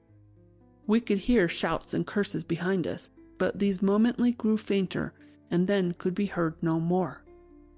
Soon we came to the bank of a shallow brook. Into this, without stop or parley, plunged Cedric, but instead of riding straight across as I had thought, he turned his horse's head upstream and urged him at a trot along its bed. For a quarter of a mile we rode thus, then, coming to a ford and a half-blind pathway, turned aside in the direction away from Terramore, and again laying our heads on the necks of our mounts, sped through the woods at a ringing gallop. When we had covered a mile in this way, the path merged into a wider one, and I recognized a little vale to which my father and I had once come a-hunting, and which was scarce 5 miles from Mountjoy. Here for a moment we paused, and Cedric threw himself down and placed his ear to the ground. Then he rose with a glad smile and shook his head. "Dost hear nothing of hoof-beats?" I questioned. "Not a stroke," he answered. "I had bethought me of a cave hard by here where we might be hidden if the hounds were close upon us. There with the crossbow we could have stood off 100 if need be, but we must have turned the horses loose with the chance of their being taken." "Nay," said I, "we've shaken them off full well. In half an hour or less we can be crossing the drawbridge at Mountjoy. That noble steed thou ridest is too fine a prize to be left to the Carleton wolves." Just then something whirred viciously through the air between us, and a steel crossbow bolt half buried itself in a tree trunk close at hand. Wheeling about toward the place whence came the arrow, I saw the steel cap and ugly face of a Carleton man-at-arms over the top of a rock 100 yards away, which concealed and sheltered the rest of him. Cedric, with a twist of the bridle rein and some vicious blows with his heels, urged his horse behind the tree which had received the bolt, and I mayhap would have shown more wisdom had I done likewise, but I saw but the single enemy before me, and for the instant his arrow groove was empty. Cedric had already taken toll of 2 of our enemies, while I, the heir of our house whose quarrel he had espoused, had done naught but fly before their pursuit. With a yell, "A Mountjoy! A Mountjoy!" which is the battle cry of our people, I set spurs to my horse, and sword in hand charged straight toward the rock. The Carleton man was striving sore to draw his bow and place another bolt, and had he been but half so deft with that goodly weapon as Cedric had twice shown himself that day, he might have stopped me in full career with an arrow in the breast or face. But he fumbled sadly with the string, and ere he could reach another bolt from his pouch, I was almost upon him. In this strait he dropped the bow and, standing erect, whisked a broadsword from his belt. The scoundrel was tall and long of arm, and now I saw that he wore a quilted and steel-braced jacket which none but the heaviest blow might pierce. I had already repented me of my folly in rushing, for the second time that day, into combat so unequal, and was bethinking me what trick of fence might serve my turn with this brawny and ill-visaged swordsman, when once again the skilled and ready hand of my friend of the Lincoln Green saved me from dire peril. Even as our blades clashed, and I felt in his sword-play the firm, sure wrist of my enemy, a bolt whizzed past me and pierced his neck, just where the quilted jacket lay open at the throat. Without a cry, he fell forward on his face. I looked wildly about in effort to espy more of the men-at-arms, if so be they were awaiting us in ambush, but I could see no one, and no more arrows came from hidden foes. The woods were as quiet and serene, and the westering sun sent its beams as sweetly into the bonny glade as though men had never killed one another for gain or vengeance. Cedric, on the Carleton war-horse, came forward at a canter, with his bow made ready for another shot if need were. "Are there more of the hounds?" he called. "If so be, we must take shelter." "I see none," I answered, "though yonder, midst the little birches, is the horse which this one rode. Mayhap his comrades have ridden by other roads to cut us off." "'Tis truth," said Cedric. "Yon jackboots that lieth now so still did come about by Wareham road at breakneck speed, while we made but slow riding through the tangle. 'Twas well he had not the skill of a yeoman with the crossbow, else one or both of us would ne'er again have seen Mountjoy. But come, can thy little mare hold full stride through the glen and over yonder hill? And if she can, we may soon be where no Carletons will dare pursue." For answer I set spur to the mare's sides, and led the way down the path to the brook at the bottom of the valley. In a cloud of spray we forded the stream, then drove on without mercy up the long slope of Rowan Hill. Soon we were in sight of the towers of Mountjoy, and while the sun had yet an hour's height, went safely o'er the drawbridge. End of Chapter 3. The Champion of Mountjoy. As Cedric of Pelham Wood rode with me into the courtyard, we met my father, the Lord of Mountjoy, coming from the stables. His favourite steed, a fine black stallion, Caesar by name, did suffer from a sprain he had come by at the tournament of Winchester, and my father was much in fear would never again be fit to bear him in the lists or to the wars. We came forward but slowly, and Lord Mountjoy had ample time to note the mud-stained and foam-flecked sides of our mounts, the rents in my garments, and the bloody scratches which the forest boughs had made on our faces.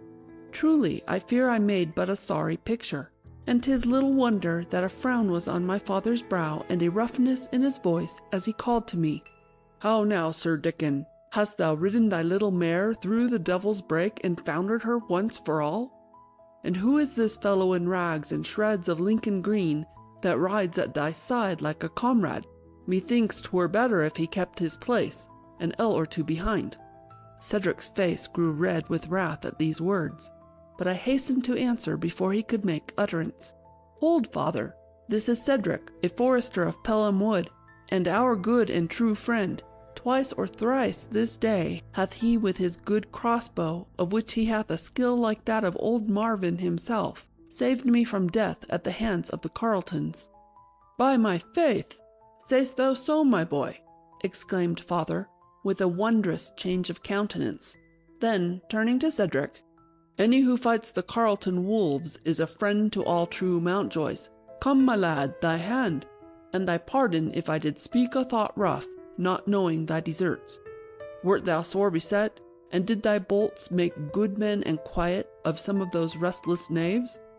Some of them, my lord, will ne'er again rob an honest farmer of his stores, or burn a woodman's cottage," said Cedric with a smile.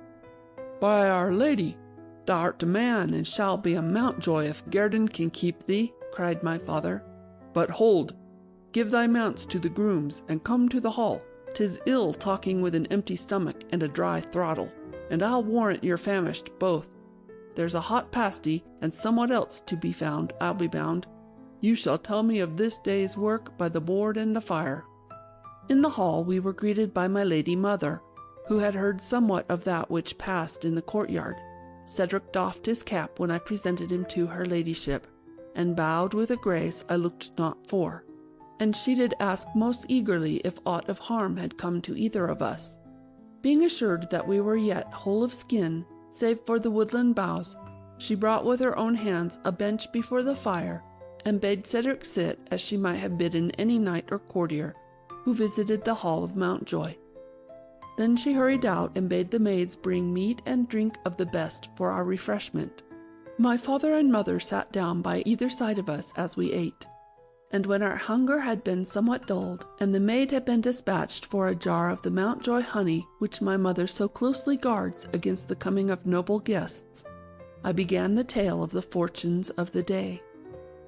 Thou knowest, father, that young Lionel of Carleton hath often sworn to have the lives of you and me for the check the Carletons had in their foray on Mountjoy in the spring, and for the bolt which came from Marvin's bow, which laid low his father, the old wolf of Carleton. Full well I know it, growled my father, and if he were aught but a beardless youth, I would long ago have challenged him to the combat. When he hath won his spurs, if he be still of the same mind, I'll meet him with whatever weapons he chooses, and trust to put an end to his mouthings. That thou'lt never do, father, I cried, for Cedric here hath come before thee. This day, but half a league from Terramore, young Lionel did meet me as I went my way alone through the forest, and did curse and revile me and all my house, saying that we of Mountjoy were a race of dogs. This being more than e'en a Mountjoy can bear, I did challenge him to mortal fight, and we did meet with swords on foot there in the path. I quickly found that he wore, beneath his garment, a coat of linked mail which shielded him from my thrusts. All his strokes I made shift to parry, and at last, when he found he could not reach me with his sword, he rushed within my guard, seized me with a wrestling hold, and flung me on my back. Then, kneeling on my chest, he placed a poniard at my throat, and sought to make me swear allegiance to the Carleton, acknowledging him as lord and suzerain. This I would never do, and truly I thought my last hour had come, for he had drawn back his dagger for the thrust, when this brave youth, coming through the woods with crossbow drawn, did see the Carleton's murderous aim, and let fly a bolt which struck him through the forehead. While I spoke, my mother had grown pale as death, and my father red with blazing eyes and angry clenching hands. When I paused, my mother cried, "Oh, Dickon! And hast thou no wound at all?" "Not a nick," I answered, "though 'twas close enough in faith. But we had more to do in no time at all, for no sooner had the Carleton breathed his last than there came a riding towards us 6 stout men-at-arms of the Carleton livery. We took horse and rode for our lives, Cedric here on the Carleton's great war-horse. But my little Clotilde being no match for their long-limbed steeds, we should have been overhauled and slain had not Cedric twice turned on them with his crossbow, each time landing a bolt that sent one of the robber hounds to earth. With that, and with hard riding through the woods where no paths were, we at last got safe away." "Ah! Ah!" cried my father joyfully, rising and offering his hand again to Cedric. "'Twas sweetly done, in faith. 3 of the Carleton hounds in one brief day. Whose son art thou, my friend, and where didst thou learn such deadly handling of thy weapon?" "Elbert's son am I," answered Cedric steadily. "He is forester to my lord of Pelham, and last year did carry away the prize for archery at the Shrewsbury tourney. Since I could carry bow, I have shot as he did teach me." "What years hast thou?" 16 come Candlemas." "The very age of Dickon here," cried my mother. "Cedric, lad, does thy mother live?" "Nay, my lady," quoth he sadly. 2 years agone we buried her." "Then thou shalt come to live at Mountjoy," she went on with bonny flushing cheeks and bright and eager eyes. "Hast thou learned thy letters? Canst thou read prayer book or ballad?" "Nay, my lady," he said again with a blush. "We of the forest know little of letters." "Then I will teach thee. Thou art a mannered lad, and well spoken for one who knows not court or town. Thou shalt be a clerk an thou wishest." "No clerk shall he be," I cried. "Saving thy pardon, good mother, he shall be my squire at arms. A man that fights as he shall be no shaven pate. He shall teach me his craft with the bow, and I of him will make a bonny swordsman. What sayest thou, father? Have I not the right of it?" My father did smile somewhat to see me so hot and eager in my plans. And truly, I bethought me then that this lad whom I was choosing for my comrade in arms was one whom but 3 hours gone I had never seen, and that now I knew naught of him save that he fought well and truly, and with a wondrous skill of his weapon. Yet, looking at his clear blue eyes and his way of holding up his head as a freeman of England, I repented me not of my words. Cedric was gazing at Lord Mountjoy and quietly awaiting his word, while my lady mother glanced quickly from one to another of us. When my father began to speak, it was slowly and soberly enough. "Not quite so fast, Sir Dickon. There's many a thought to be taken yet anent thy knightly training. But now it comes to me that Cedric here e'en must remain at Mountjoy for some months at least, if he would guard his life and limb. After this day's work, should any of the Carleton men come upon him at a vantage, his shrift would be short, and no prayers said." So it was settled that Cedric should remain with us of Mountjoy. The next day a messenger was despatched to Cedric the Forester, with the news of his son's brave deeds and his present safety. I lost no time in beginning his training for swordplay, and he showed himself the best of learners. Within a week, moreover, he had shown to me some tricks of the crossbow of which I had never heard, and fairly mazed our men with the marks he struck at 100 paces distance. Already we planned a match twixt Cedric and old Marvin, which should be a fete day for all the friends of Mountjoy. Then came a messenger from Shrewsbury, where for the time the king made his seat, bearing a scroll addressed to my father, and sealed with the sign royal. Father read it slowly to himself as he stood with his back to the fire in the hall, and the king's messenger was quaffing a cup of wine in the courtyard. My mother and I waited eagerly to hear its contents. Cedric sat in a farther corner, saying over to himself the names of the great letters which my mother had made for him on a sheet of parchment. 'Twas plain to see that the message was not to my father's liking, for he scowled fearsomely as he conned the words. Suddenly he began reading it in a loud and wrathful voice, and Cedric dropped his parchment to listen. "To Robert, Lord of Mountjoy and Knight of the Holy Sepulchre, from Henry, King of England, Duke of Normandy, and Lord of Anjou, Aquitaine, and Gascony, greeting. Know thou that there hath appeared before our court at Shrewsbury Elizabeth, Lady of Carleton and Terramore, and relict of Geoffrey, Lord of Carleton, deceased, who hath on oath made complaint against thee, thy minor son Richard, and a certain yeoman of Pelham Forest, Cedric, son of Elbert, and now harboured by thee at Mountjoy, as follows: that on Saturday of October the 22nd day, thy son Richard did ride in the forests of Terramore without lawful right and leave from the holders thereof. That Lionel of Carleton, son of Geoffrey and Elizabeth of Carleton aforesaid, did meet with him and order him to leave those lands and return not.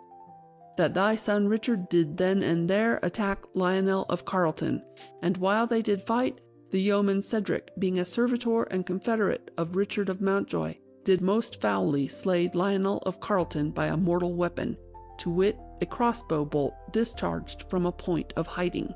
That the servitors of Carleton did pursue and endeavour to arrest Richard of Mountjoy and the yeoman Cedric, the which they did resist with force and arms, and that the aforesaid Cedric did again from hiding strike down and kill 2 of the Carleton retainers, so that he and thy son Richard did make their way to the castle of Mountjoy, where thou hast since harboured and protected them.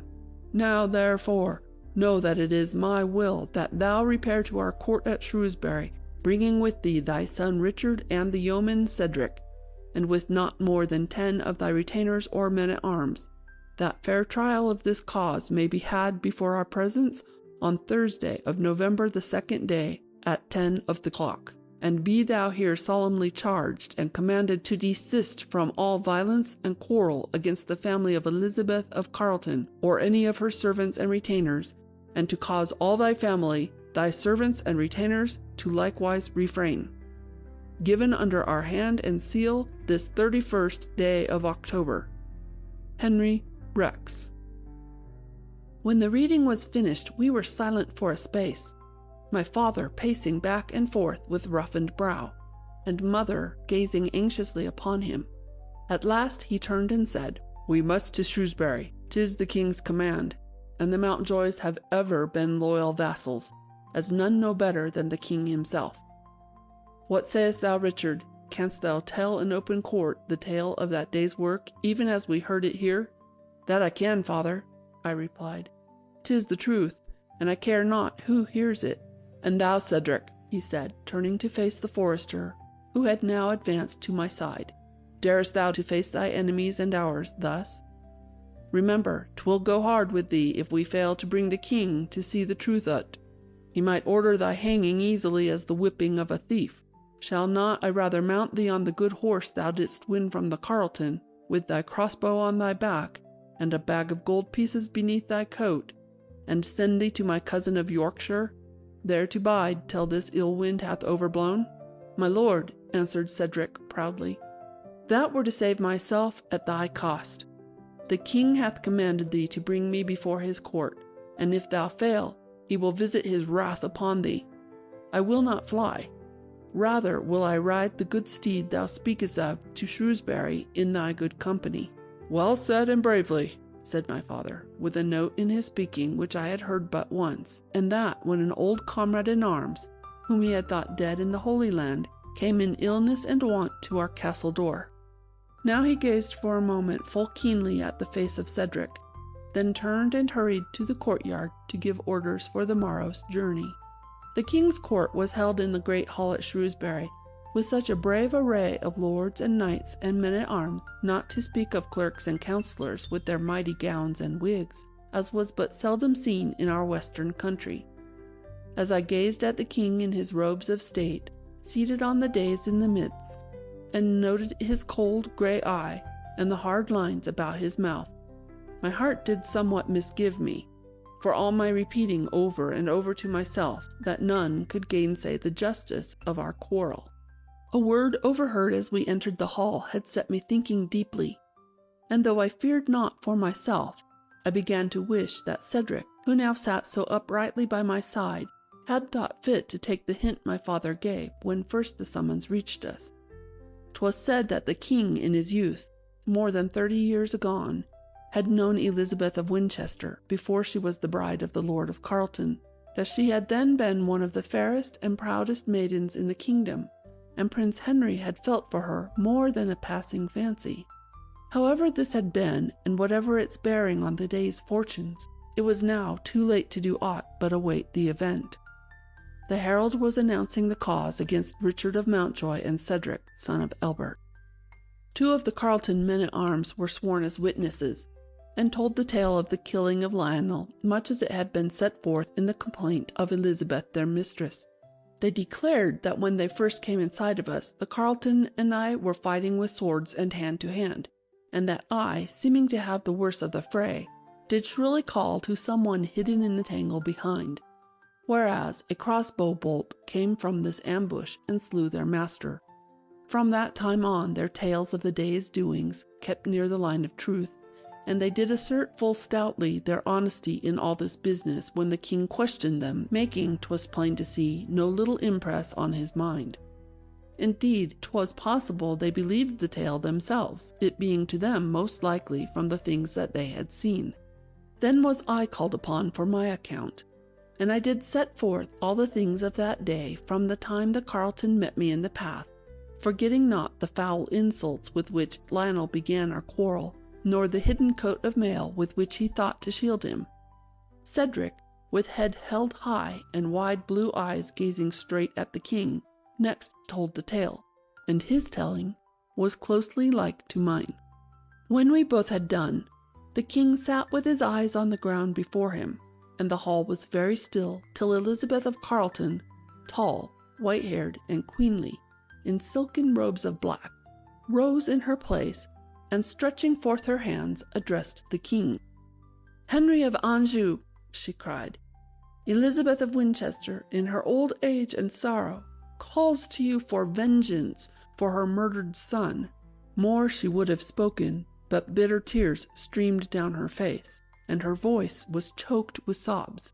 The king gazed steadily at the weeping lady, and made as though to speak, when my father started from his seat and shouted, "There was no murder done, my lord. The Carleton brought his death upon himself." The king turned upon him a stern and heavy look. "Mountjoy," he said, "wast thou there in the forest when Carleton was slain?" "Nay, my lord." "Then knowest thou aught save what thy son tells thee of this fray with thy enemies?" "Nay, my lord, but 'tis enough. The Mountjoys fight their enemies and do not lie about them." With a wave of his hand the king bade my father be seated. Then he sat motionless and thoughtful for long, while none ventured to disturb him. His brow was drawn as with pain, and he rested his head on his hand, the while we of Mountjoy, our enemies of Carleton, all the members of that brilliant company, awaited his verdict. At last he slowly lifted his head and began to speak. "I find the prisoners guilty of the charge that lies against them. To Richard, son of Robert, Lord of Mountjoy, I extend my clemency in view of the loyal and valiant service rendered by his father to our house, commanding only that he desist from bearing arms till he receive our permission. As for yonder varlet called Cedric, he shall hang tomorrow at dawn, and his body shall swing from Shrewsbury Gate as an example to like evildoers." Some of the clerks and constables strove to raise the shout, "Long live the king!" but all became utterly silent when my father sprang from his bench and with a face of fury addressed his sovereign. "Not so, my lord! Not so! By the Holy Sepulchre, it shall not be!" The king sprang to his feet, and his right hand went to his sword hilt. "Mountjoy," he shouted, "thou forgettest thyself. Beware lest thou bring down on thy head a wrath more terrible than that of any Carleton." "By heaven, my lord," returned the Lord of Mountjoy in tones that matched the king's, "that brave youth shall never hang for having done a deed that should bring him praise instead. I stand on my rights as a free man of England and demand the trial by battle. There lies my glove." Tearing from his hand his leathern gauntlet, he dashed it on the floor at the feet of the king. All the assembled knights and soldiers drew a deep breath as one man. There was a low murmur of applause, for the Mountjoys have many friends. The king's hand left his sword, and his face relaxed. "Thou hast the right, Mountjoy," he said. Then, turning to the Carleton benches, went on, "Is there any among you who will take up this challenge?" At this there started forth from a group of knights who had been standing a little behind the Lady of Carleton, a man of middle age, short of stature and of wide-mouthed, ill-favored face, but broad of shoulder, and with arms so long that his hands reached nearly to his knees, like those of a great ape I had seen in the train of the cardinal. "I, Philip, knight of Lautier in Gascony, am cousin of Elizabeth, Lady of Carleton," he shouted. "I take up this glove as her protector and champion." Then, seizing the glove, he tossed it high in air, and while it soared aloft drew a long and slender blade from its scabbard, and as the glove fell, pierced it with a flashing thrust, so that he held it high where all might see it impaled on the point of his sword. "So let it be," said the king. "This cause shall be tried by wager of battle here and now. Sir Philip de Lautier, the conditions are at your will, so they be fair and equal." "Let him take a sword like unto this," said de Lautier carelessly, "and if he chooses one a hand's breadth longer, I care not. Then let him lay aside all other weapons as I do, and I trust, with the favor of heaven, to be the means of affirming the righteousness of thy judgment." With this speech he made a low bow to the king and another to the assembled knights, and, loosening his sword belt, handed it with his scabbard and his outer cloak to a squire. Then I found voice for a thought that had been boiling within me. "'Twere well, my lord," I said to the king, "to have this champion searched for hidden armor. I have grievous knowledge that the Carletons scruple not to gain that advantage." some of the friends of Mountjoy raised a shout.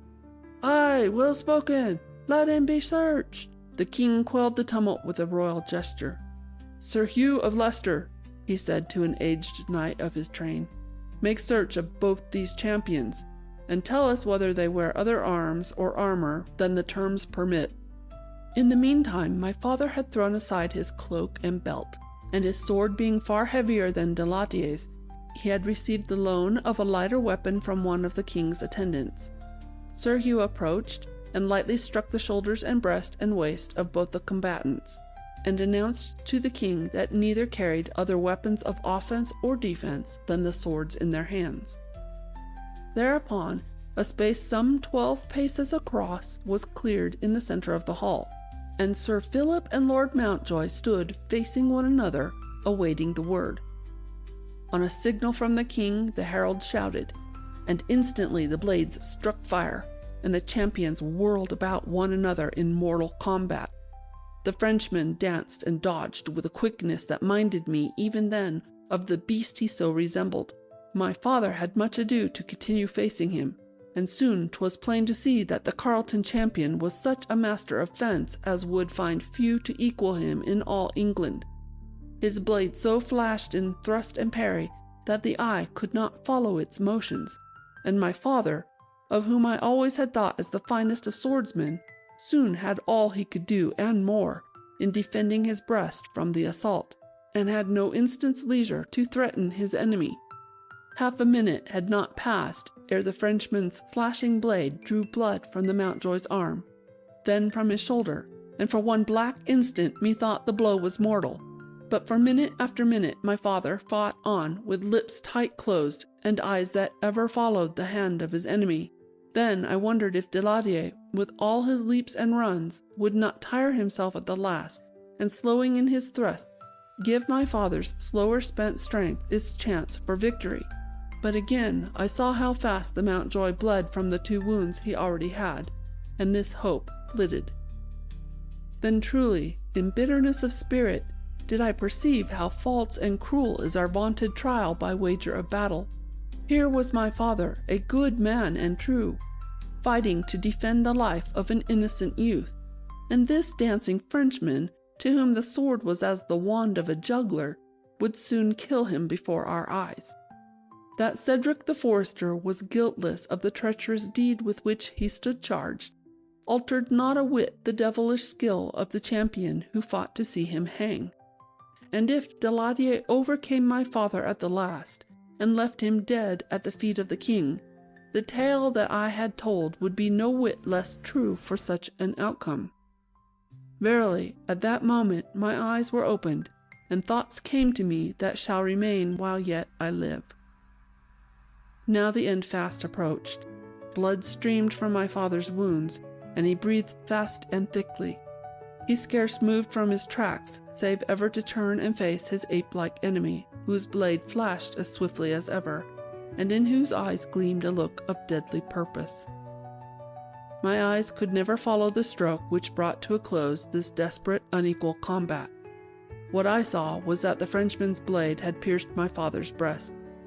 Then, all the saints be thanked, one last fierce blow from the champion of Mountjoy. The instant was the first since the duel began when de Latier's matchless guardian had not fenced his body from my father's thrust.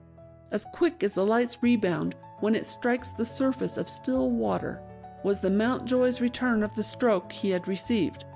The next moment both the champions lay on the floor, and king and knights and lords rushed forward to their succor. De Latier was thrust clean through the body, and he never moved nor spoke. But my father's wound, though grievous, it now appeared was far from mortal, his enemy's blade not having deeply pierced him. Now he raised himself on his arm, and claimed the victory for Mountjoy and the right. 10 days thereafter, we bore home the champion of Mountjoy in a sumptuous litter, which had been the gift of the king himself. Near the gentle palfrey which bore its van, I rode on my faithful little mare, for now we had no fear of lurking enemies. By the open side of the litter, and oft in gay and heartening speech with him who lay on the silken pillows within, rode Cedric of Pelham Wood, on the captured war-horse of Carleton, and wearing, full well and bravely, a new-made suit of the Mountjoy purple and gold. End of Chapter 4. The Festival of the Archers. Young Cedric the Forester, who was now my constant companion, was walking with me on the path that led by the mill-field. There, since the raising of the siege of Castle Mountjoy, old Marvin, the archer, and his grey-haired dame had had their cottage and half-dozen acres of mowing and tillage. 'Twas on a fair December morning, when yet no snow had come. The hoar-frost still covered all the western slopes, and the wood-smoke that came down from a clearing in the forest above did sweeten the air more to my liking than all the scents and powders that the traders bring from Araby. We had had an hour at the foils, wherein I was master, and another with the crossbow, and at this good sport Cedric did show such skill that once more I spoke my wonder at the magic of it. He had no more than my own 16 years, and when mongst men and soldiers, he but seldom lifted his voice, but his handling of this weapon would honour any man of middle life who had spent more years with the bow in his hands than Cedric could count all told. "Cedric," I cried, "methinks old Marvin himself could not best thee, and for 30 years he of all the Mountjoy archers hath borne the palm." Cedric smiled, but shook his head. "Mayhap old Marvin knoweth a many things anent the placing of his bolt that have not yet come to me. My father, Elbert of Pelham Wood, who taught me what I know, hath often told me that with the longbow one man, and one only in all of England, could best him, and that one no other than Robin Hood of Sherwood Forest. But with the crossbow, Marvin of Mountjoy could ever lessen him. And did not thou tell me that 'twas old Marvin who laid low the Grey Wolf of Carleton at the siege? 'Tis one thing to strike a fair bull's-eye on target in broad daylight and quiet air, and another far to strike the throat of one's enemy in battle and by torchlight. Ay, and 'twas thou, Cedric, who struck down young Lionel of Carleton and 2 of his robber hounds of men-at-arms in our fray in the woods but 6 weeks gone. Thy bolts did not then fly by guess or by luck, I trow." Cedric smiled again, but had no words for this, and I went quickly on. "I tell thee that when thou art my squire indeed, and I a knight in truth, and not by courtesy only, I'll have thee ever ride beside me with thy bow upon thy back, though thou shalt wear garments of velvet instead of Lincoln green, and a good broadsword shall swing by thy side. Then we can strike down any caitiff from afar, if need be, and many a night when we make bivouac in the forest or on the moorlands, we shall sup right royally on the hares or moorfowl which thy skill will provide, and snap our fingers at the inns and all the houses of the towns." "'Tis a fair thought," sighed Cedric. "An oak-leaf bed in a glade by a goodly stream is ever more to my liking than any made in a dwelling, save in the wet or bitter weather. But for old Marvin now, methinks 'twould please me well to shoot against him at archer match. Were I bested by such as he, 'twould be no honour lost." "By my faith," I shouted, "such a match we will have. 'Twill be a fair sight indeed to see 2 archers such as thou and Marvin at the marks. We'll have a festival for all the friends of Mountjoy, noble and simple, and roast an ox for their regalement. Since the Shrewsbury court and the battle trial that freed thee and me from all charges of foul play in the matter of Lionel of Carleton, and now that my father is nearly well of his wounds, the Mountjoys have reason enough to rejoice. We'll have a day to be remembered." Just then old Marvin, who did chop for firewood a fallen yew in the field near by, caught sight of us, and dropping his axe, came forward to greet us. "A fine morning for the woods, Sir Dickon," he said, doffing his headgear to me and nodding to Cedric. "Could not one get the leeward of a buck on such a day?" "Ay," I answered, full the while of my new thought, "and if either thou or Cedric here did come within 100 paces, we should eat on the morrow of a fair pasty of venison. But what sayest thou, Marvin, to an archer match with Cedric? Thou knowest he is newly in our service, but that he hath an eye for the homing of his bolt. Of all the Mountjoy men, he alone is worthy to shoot against thee." "Ay," cried Marvin eagerly, I have heard much of his skill. 'Tis said that for such a youth he shoots most wondrous well. For 20 years no Mountjoy has striven with me at tourney, and a fair day at the marks would like me well. Will there be a prize, thinkest thou?" "Ay, there will be," I returned full gaily, for now methought the day promised such sport as we had not had for years, and I was fair lifted up with the picture of it that filled my head. "I'll make my father give to him who wins the day the best milch cow in all the Mountjoy barns. How likest thou that, Marvin? Couldst thou use such a beast on thy little farm?"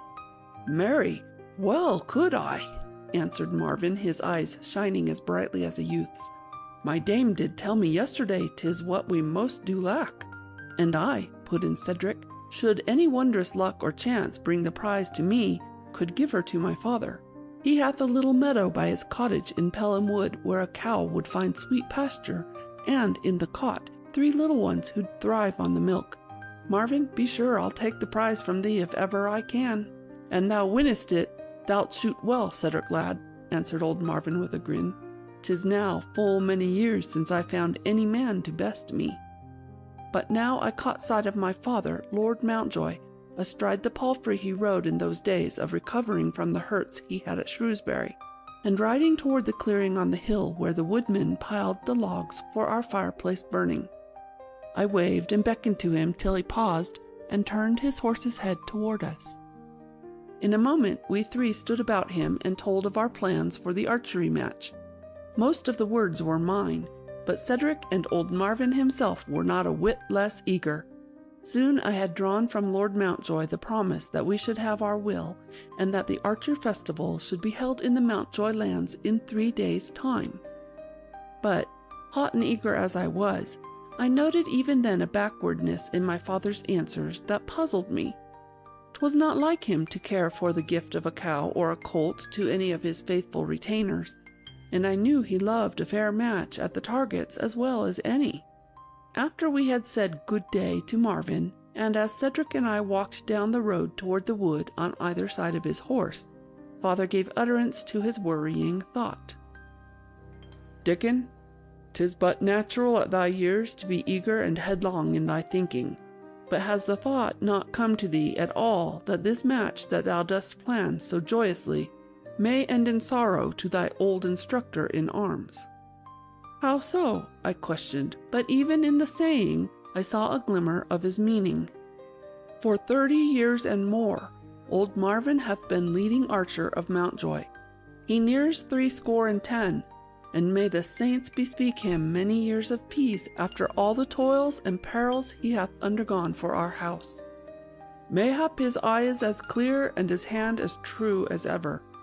But I have seen somewhat of the shooting of Cedric here, and it may be that he'll best old Marvin at the thing which is his dearest pride.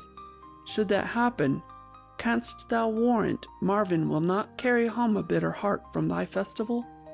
"Oh, father, surely thou dost jest. Marvin is no child to grieve at being beaten in fair play should that chance befall him. I'll warrant we'll never see a sign of it." "'Tis true enough," said my father slowly. "We'll never see a sign of it, but the bitterness may be there nevertheless. But I bethink me now, get John of the Wallfield or some other Mountjoy archer to make a third, then Marvin can be but second at worst, and 'twill make a fairer show for all these friends we are to bid come to our fete. John is ever a hopeful youth, and will shoot as though his life depended on it." Saying thus, he set spurs to his horse, and with a nod and smile at Cedric, rode away up the forest path. That afternoon, messengers went out from the castle to bid to the festival the tenantry and all the friends of Mountjoy for 10 miles round, and an ox was slain for the roasting.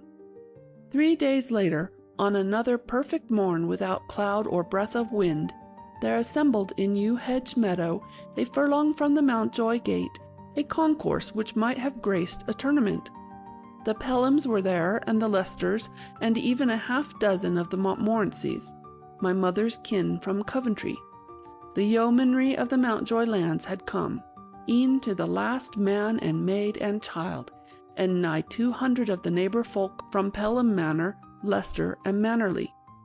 the gentry were gathered on some rows of benches, covered with gay-colored robes, which had been placed on a little hillock at the left, and the commoners stood or walked about on the good brown sward, having many a gay crack and jest between them, and enjoying, methought, a better view of the archery than their betters on the higher ground.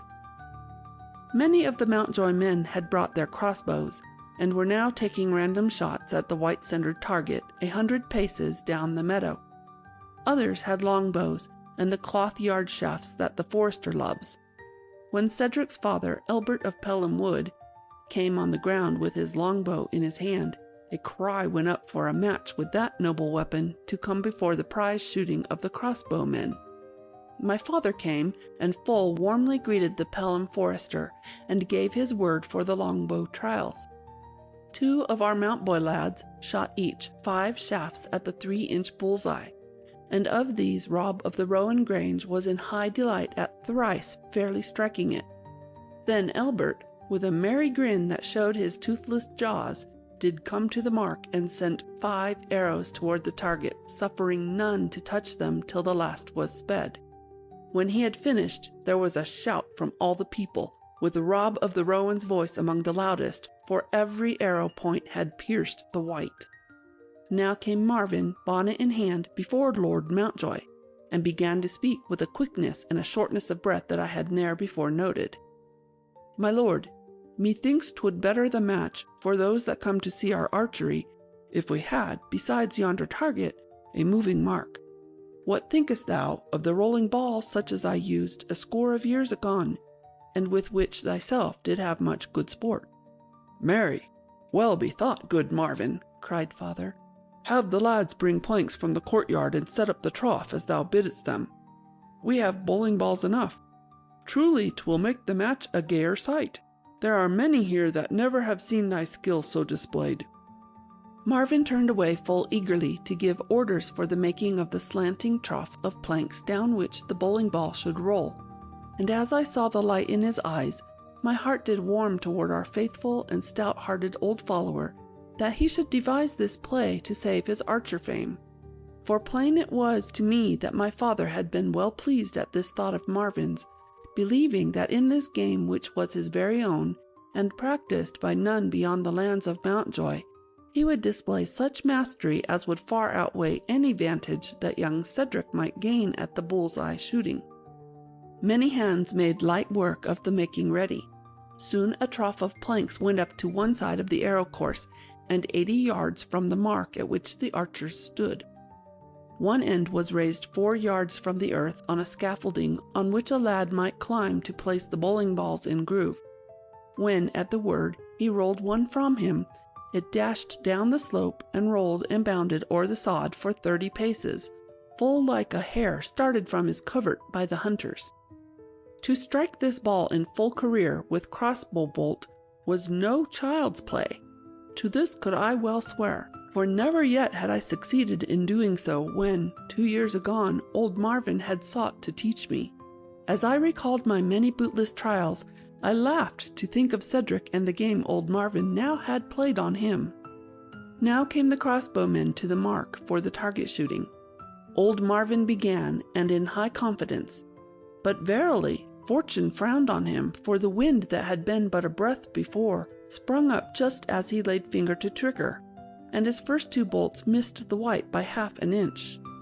Then came 3 well within the circle, but the old archer's face bore a piteous frown as he made way for Cedric, for he had thought to equal the longbow shooting of his old gossip of Pelham Wood. Cedric quickly sent 3 bolts to the bull's-eye. Then his hand seemed to tremble, and methought he suffered from the eyes of such a crowd of witnesses. His 4th bolt struck just outside the black, and the 5th went 2 inches wide. "What ails thee, lad?" questioned his father full sharply. "Marvin had the wind to fight, but the air was quiet for thee. Methinks the fare of Mountjoy Hall too rich for a plain forester. Thou handled thy weapon better on rye bread and pease porridge." "Mayhap thou art right, father," returned Cedric with a laugh. "Or mayhap I grow soft with sleeping on so fair a couch of wool. Today I cannot shoot, it seems. Another day it may be better." John of the Wallfield was now making careful sight at the bull's-eye, and all the assembly watched him close, for it had been whispered that but the day before he had made 5 bull's-eye strokes with ne'er a break, and at the same distance as now. He had many friends among the younger men and maids, and these now called to him words of cheer and bade him show his mettle. Thus besought, he showed a skill that surprised us all and filled me with a worry I could scarce suppress. 4 of his bolts landed fair within the white, and the 5th but barely missed it. At the target he was winner, and a few years back he had been the best of all the Mountjoy archers, save only Marvin himself, at striking the rolling ball. It began to seem that John of the Wallfield, who had been brought into the match to make a third in the scoring, might end by leading off the prize. Next Marvin came to the mark to shoot at the rolling ball. All the yeomanry crowded round for a nearer view, and the knights and ladies left their benches and came forward that they might miss nothing of this strange test of archery. Now indeed did Marvin display something of the craft that had made him for so many years the leading archer of Mountjoy. 4 of his bolts struck the swiftly running mark full squarely, and the 5th was wondrous close. When he had finished, all the older yeomen and men-at-arms raised the shout of "Marvin! Marvin!" and some did already talk of bearing him aloft as winner of the day. For never in his life had the old marksman bettered the record he had just made at the rolling ball, and it was not believed an archer lived who could equal it. 'Twas Cedric's turn to shoot next at this strange target. As he came forward he seemed to be more wrought upon than ever, and I bethought me that he bore but ill the fortunes of the day. He drew his bowstring to charge his weapon with a most unseemly twitch, and then exclaimed in wrath at a broken cord. "Ho!" he called. "I must lay me a new string, it seems. This one was sadly frayed, and now is gone. But let me not delay the match. Let John go on in my turn while I knot and stretch a stouter one." Nothing loath, John stepped forward to the mark. My father gave the signal, and the ball rolled down the incline to the sward. Before it had bounded a half-dozen paces it was pierced by John's bolt, and there rose a great cry from all the younger men. Next came a miss, then another stroke, and the hubbub rose again. For the 4th and 5th shots John aimed full carefully along the course the ball should go, and before the word was given.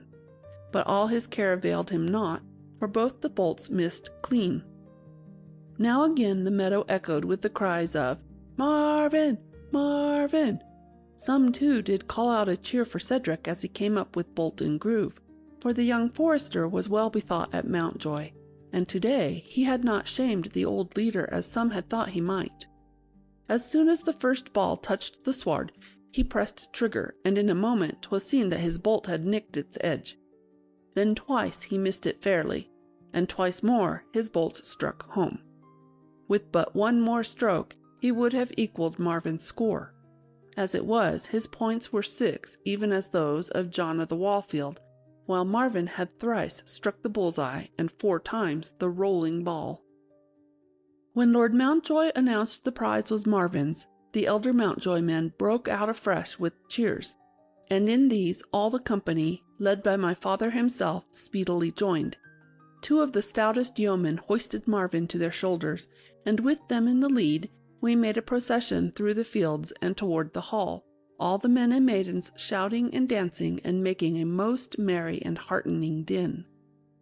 The tables were spread in the courtyard, and already were laden with bounteous platters of the roasted beef with bread and cakes and ale and goodly Yorkshire pudding. The yeomanry here sat them down, while my father did lead his guests of gentle blood to the tables spread in the castle hall. For an hour we feasted sumptuously, and many a tale was told of archery and of the deer hunting of olden days, when, as I learned from the talk of my elders, men were taller and stronger and of keener eye than now, and such craft of the bow as Elbert and old Marvin had that day displayed was the boast of many archers in any goodly company. In all this talk Cedric the Forester had no part, though he listened full courteously to any who would address him. I had been rejoiced at Marvin's victory, but now I bethought me that Cedric might be feeling bitterness at his own poor showing. That he should strike the rolling ball but thrice in the first 5 trials seemed not strange, but he had done no better at the bull's-eye target, and his father's words might well have cut more deeply than he chose to show. I found a place beside him, and speaking softly so that no other might hear, did say, "'Twas not thy day today, Cedric, but mind thee not, there'll be many another match whence thou'lt carry off the prize." Cedric turned to me and smiled, methought a bit grimly, and I went on. "'Twas hardly fair to thee to make thee shoot at the rolling ball at a match and for the first time. 'Tis Marvin's own game, and at it he hath always excelled all others." "Sir Dickon," said Cedric, speaking as softly as I, "canst thou keep a secret?" "Of a certainty," I answered. "What now hast thou to reveal?" "I will show thee something which I would fain have thee know, if thou wilt promise me to tell no soul whatever, nor to give any hint of it." "'Tis well," I answered. "I promise it." "Listen," he whispered. "I go now to the yew hedge meadow. After some minutes do thou follow me, and speak not to any one." Speaking thus, he rose quickly and left the tables. I was full of a desire to learn his meaning, and did wait but the shortest space before following him. I found him with his crossbow ready drawn at the archer's mark in the meadow. "Do thou climb upon yon scaffolding," said Cedric, "and roll me a ball that I may try my hand once more at this strange game of Marvin's." I did as he did ask, and his bolt struck it fairly in mid-career. "Well shot!" I cried. "Thou'lt yet be Marvin's match at this game too." "Prithee, another ball," called the forester. Again I rolled the ball, and again 'twas fairly struck. A third and fourth and fifth and sixth went down the trough, and I grew fairly mazed, for Cedric met each with a bolt as surely and as easily as if they stood stock still. I leaped down from my perch on the scaffolding and ran to him.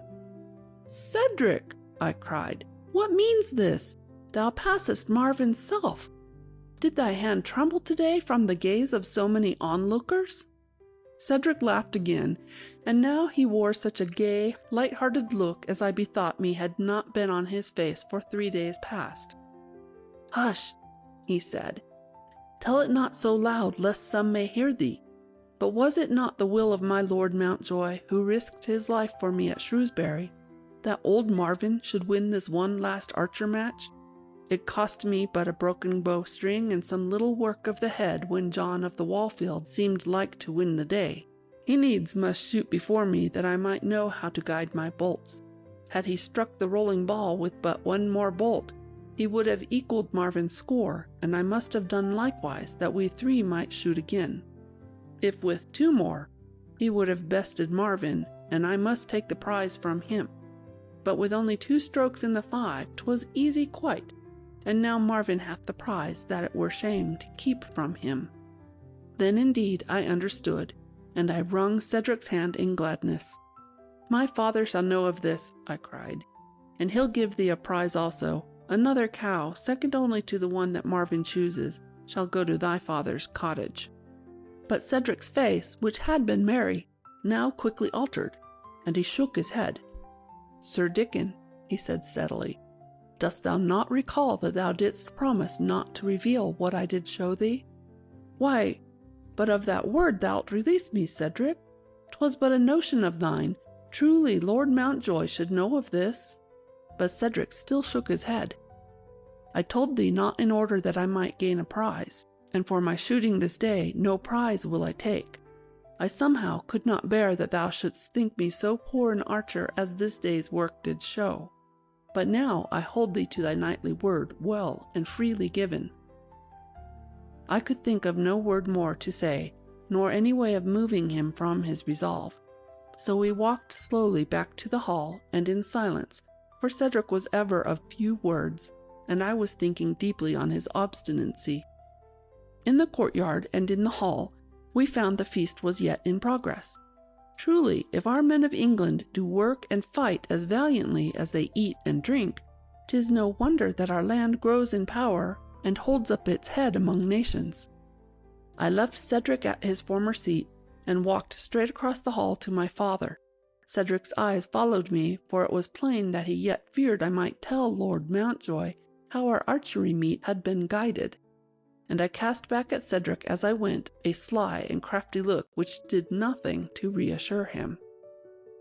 Soon I gained the ear of my father, and for half a minute did speak to him full earnestly, to which he straightway made answer in his strong and goodly tones, which Cedric and many others might well hear above the hum of voices and the clatter of the serving-men. "Marry, well bethought Dickon, it were indeed a shame to let such archery at our festival go unrewarded. 'Twill pleasure Cedric also, and truly he hath borne himself well this day."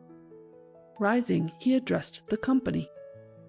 "Oh, good friends all, fair ladies, and most worshipful knights and gentlemen, I go to the courtyard to say to our yeomanry assembled there some words that you may also wish to hear."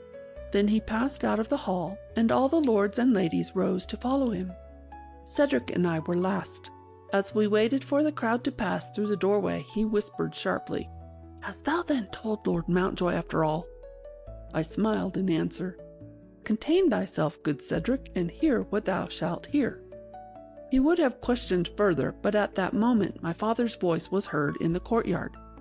"Friends and well-wishers of the house of Mountjoy, I know full well 'twill pleasure you to hear that the prize that our good Marvin hath so truly won this day is not the sole prize of our festival. The crossbow is a noble weapon, but the longbow of merry England is no less, and we have seen some archery today that must not go without a guerdon. Therefore, to Elbert, Forester of Pelham and father of Cedric, now of our house, I give his choice of any cow in the Mountjoy herds, saving only that which Marvin chooses.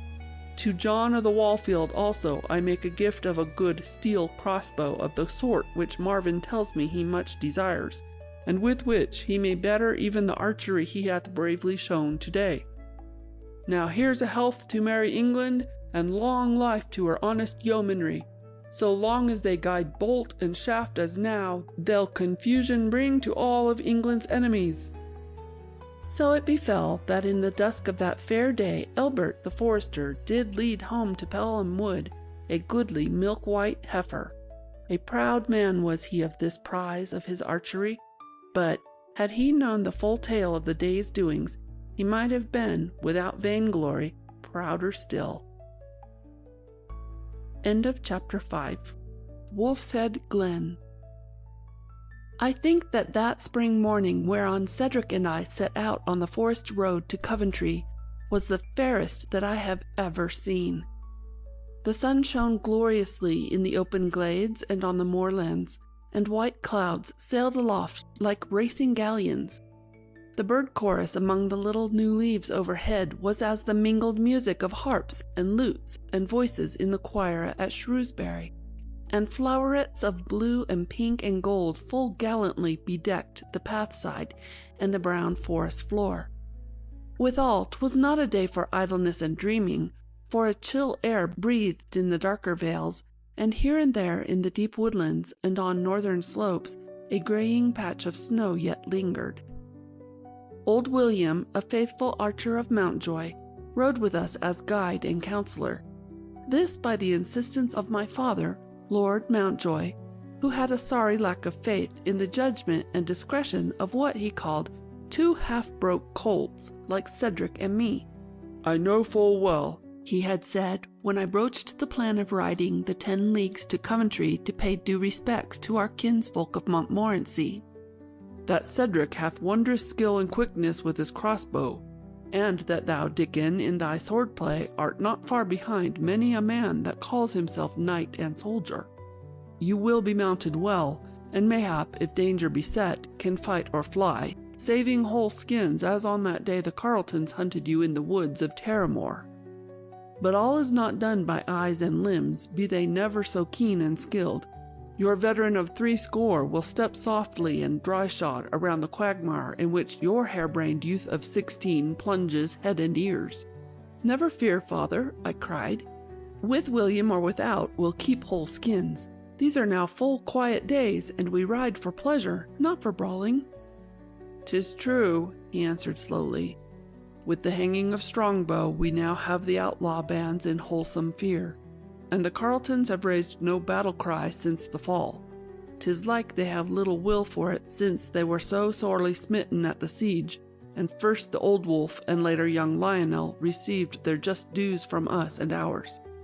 They have no leaders now save the widowed lady and a 15-years-old lad that bears his father's name of Geoffrey, and shall be Lord of Carleton. Mayhap we have before us some few years to build the fortunes of our house, without let or hindrance from any of that crew at Terramore. But William shall go with thee to Coventry ne'ertheless, to see that thou miss not the road, and seek no useless brawls. Listen well to what he tells thee, and thou'lt make a safe return." Now all three of us had our crossbows slung upon our backs, and I wore at my side the good Damascus blade which was my dearest pride. We carried in leathern pouches a store of bread and meat for the midday meal, and William had made shift to shoot a moorfowl that he spied running midst the gorse by the wayside. So an hour past the noonday, we made camp by a fair stream, set a fire alight to roast the bird, and feasted right merrily. As we sat about the embers, filled with the comfort of hunger well sated, I lifted up my voice in a ballad of which I had many times of late made secret practice. It went right merrily and clear, and when I had once sung it through, Cedric and old William both urged me on to repeat it. When I sang again, Cedric surprised me much, seeing the untaught forester that he was, by joining me with a sweet, high contra-melody that wondrously enhanced the music, and old William too, after a few gruff trials, did bravely swell the chorus. Thus pleasantly occupied, and with our carol ringing through the vale, we heard no sound of hoof-beats, and I looked up with a start to see, passing along the path, 50 paces from our campfire, 3 armed and mounted travellers.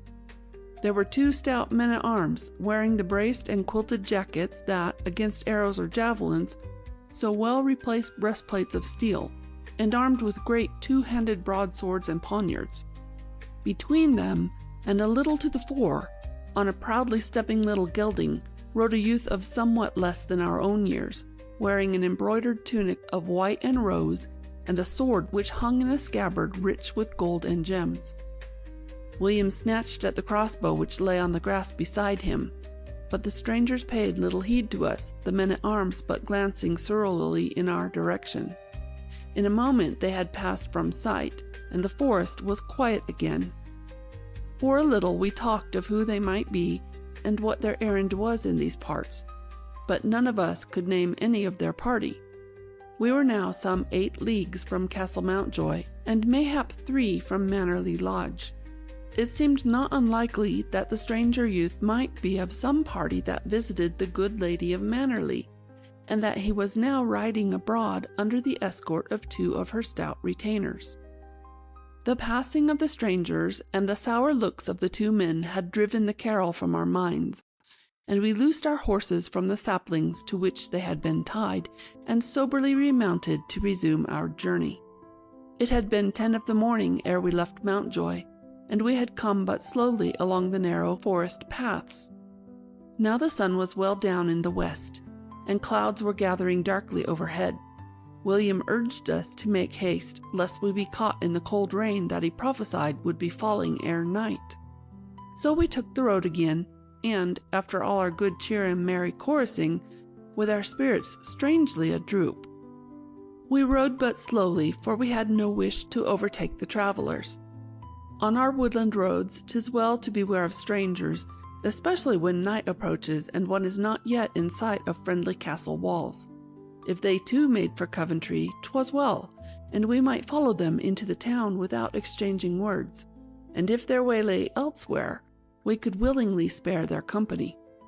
A mile or so we rode in quietness.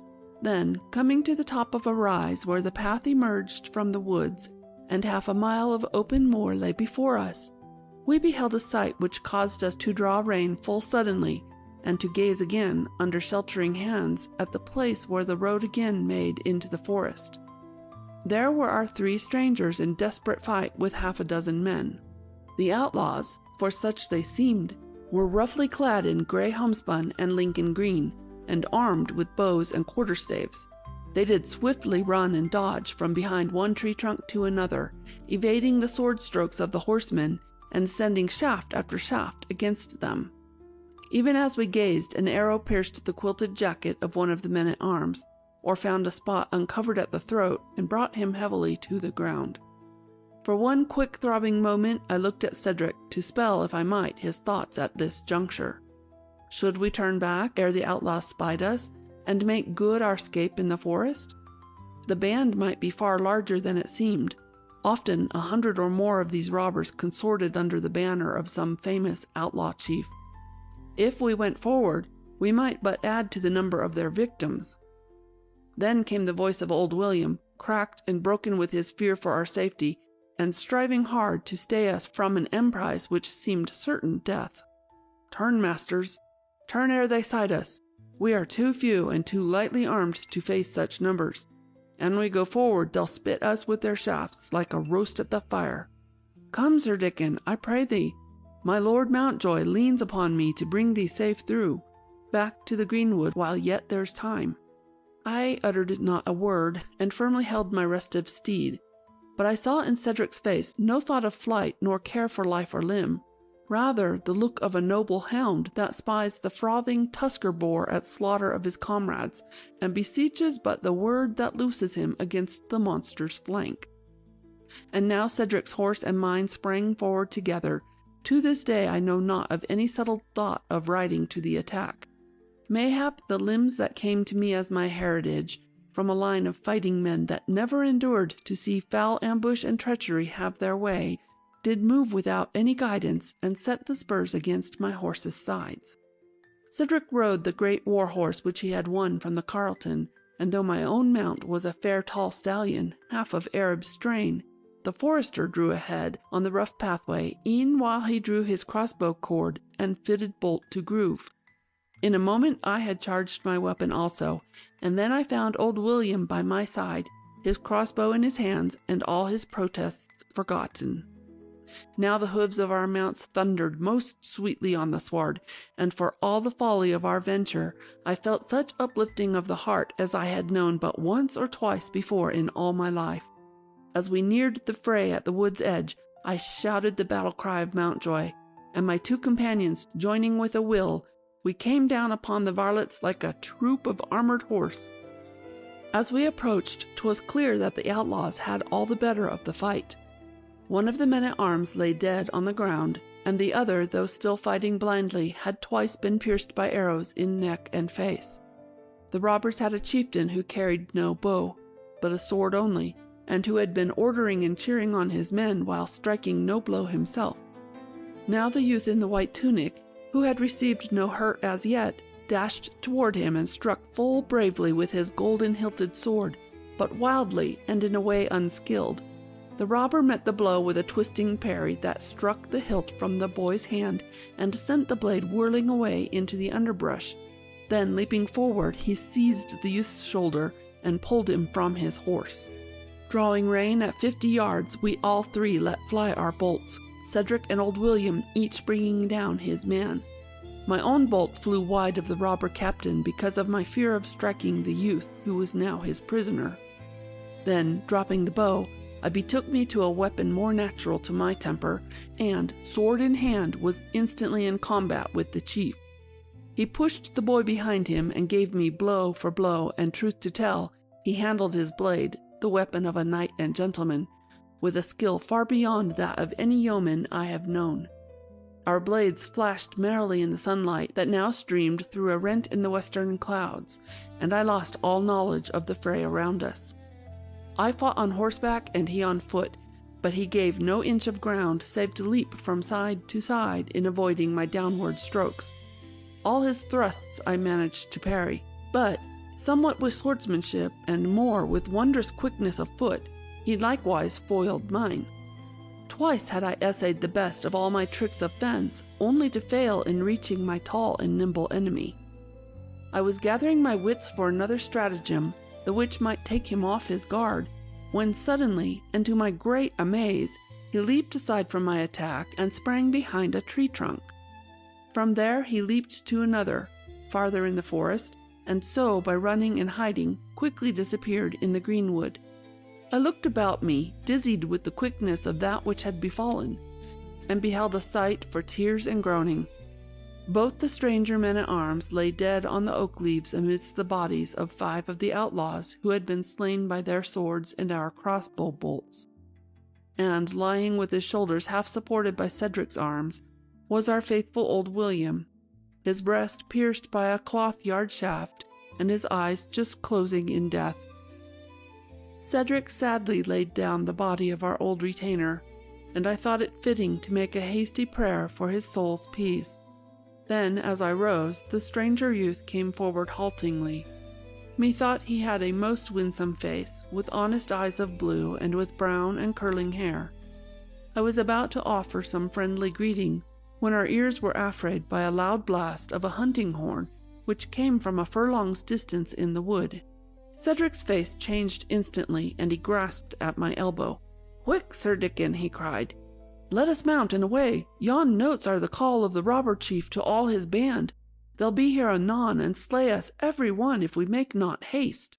"Come then," I answered, and seizing the youth's hand in lieu of other greeting, I drew him swiftly toward his horse, and mounting my own, wheeled back into the pathway. Cedric, with one bound, was on his horse's back, but the stranger was slower in his movements, seeming mazed and like one in a dream with the suddenness of these turns of fortune. I caught the bridle rein of his horse, which had somewhat strayed, and then indeed he came quickly forward and climbed to the saddle. But a precious moment had been lost, and now, just as we emerged on the moor, there came a deadly flight of arrows from the wood. The archers were yet 100 paces off, and low-hanging boughs did much deflect their shafts. But my horse was sorely stricken, and reared and flung me to the earth.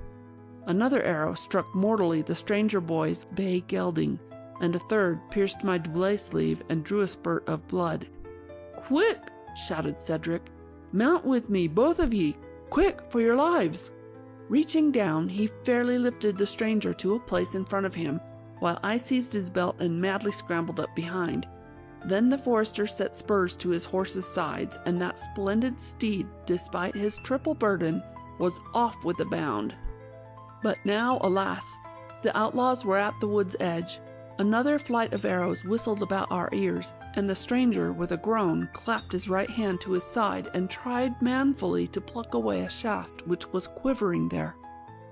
His violent clutch served but to break the wood, and left the barb embedded in the flesh.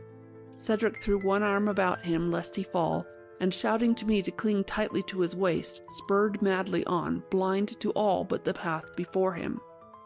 The robbers came streaming from the wood, and seeing that our one remaining horse was now burdened with the weight of 3 riders, dashed after us on foot with the hope, not ill-founded, of overtaking and slaying us. Some of these men of the greenwood can leap and run very like the deer they chase, and, had not our horse been the best and strongest that ever I bestrode, they might have gained upon us on the open heath enough to have made sure work of their archery. But momently we drew away from them, and none of their whizzing shafts did further harm. Indeed, had not Cedric been fain to check our speed lest our burdened mount stumble in the rough and treacherous pathway, we might have shortly distanced them. As it was, we came again to the forest which we had left a quarter hour before, and the smoother road beneath the oak trees, with the shouting robber band a furlong behind us. Then for the first time spake the youth that rode so unsteadily before us. Deathly pale he was, and his voice like that of one on a sick-bed. "Masters," he murmured, "I fear my hurt is mortal, and you vainly risk your lives for mine. Put me down, I pray you, on the oak leaves, that I may die in peace, and you may escape with no more hurt." "That we will not," I cried hotly. "We'll bear thee away to safety, spite of all. Look but now, we gain upon them. A quarter hour will see us well beyond their reach." "I cannot bear it," he answered faintly. "I bleed full sorely, and I needs must rest." With that his color left him utterly. His blue eyes twitched and closed. He fainted, and but for Cedric's arm, must surely have fallen. Cedric turned to me and whispered, "Save him we must, or we are no true men." "Surely we must save him," I echoed. "But how shall we compass it? If he have not full rest soon, and the dressing of his hurt, he will surely die." "One chance there still remains," he answered softly, "though in the essay we give o'er our own near side of safety. What sayest thou? Shall we attempt it?" "With all my heart," I cried. "Shall we make stand in some rock cranny hereabouts?" To this the forester made no reply. We were riding down a slope toward a wide but shallow stream which we must ford. The outlaws were hid from view by the rise behind us, but we could still hear their shouts and knew that they had by no means given o'er the hope of reaching us. Midway in the current, Cedric sharply pulled his horse's head to the right, and leaving the pathway utterly, spurred him at a trot up the sandy and pebbly bed of the stream. A turn soon hid the ford from view, and this not a moment too soon, for now again we heard the outlaws coming down the hill in hot pursuit. Cedric drew rein for an instant, and we heard them splashing through the shallows of the ford, and then their running feet on the path beyond. A bow shot farther on, we drew out from the stream bed and made better going in the open woods of a valley which led upwards toward the rocky hills to the northward. "Dost know this place?" I asked of Cedric. "Aye," he answered shortly. "'Tis known as Wolf's Head Glen." Then we came to a thicker wood growth, and he had much ado to guide the warhorse safely in the tangle and to keep the boughs from the face of the stricken youth before him. Once more we entered the stream bed, and again emerged where the forest was of older growth and had little underwood to check us. We had come a mile or more from the pathway, when of a sudden the forester drew rein and looked with care about him. Then he leaped down, leaving me to hold the wounded boy, and made his way up a rocky slope to a tangle of saplings and thorn bushes. These at one point he drew apart. Then he disappeared, crawling on hands and knees into the darkness beyond. Speedily he returned, and now a glad and hopeful look was on his face. "'Tis well," he said. "We yet will save him. Here is shelter and safe hiding, if I mistake not." He lifted down the boy, and together we bore him up the slope and through the narrow, thorny pathway. Beyond was a rocky cave with space enough for half a dozen men to lie on the beds of leaves the winds had drifted in, though nowhere high enough to let one stand erect. The mouth was safely covered by the growth of sapling trees and briars, and one might pass at 20 paces and ne'er suspect it. We laid down our burden on the leaves. The poor youth's face was so white and still, and his hands so cold, that truly I thought we were too late, and that his spirit had fled. But Cedric stripped away the garments from the lad's breast, and laid his ear against it. Then he rose and nodded brightly. "He lives. We yet will save him. First let us make ready a bandage, then pluck this shaft away and bind the wound." I quickly stripped me of a linen garment, of which Cedric did make a soft dressing and shield for the hurt. Then I held the quivering side, while Cedric firmly drew away the arrow.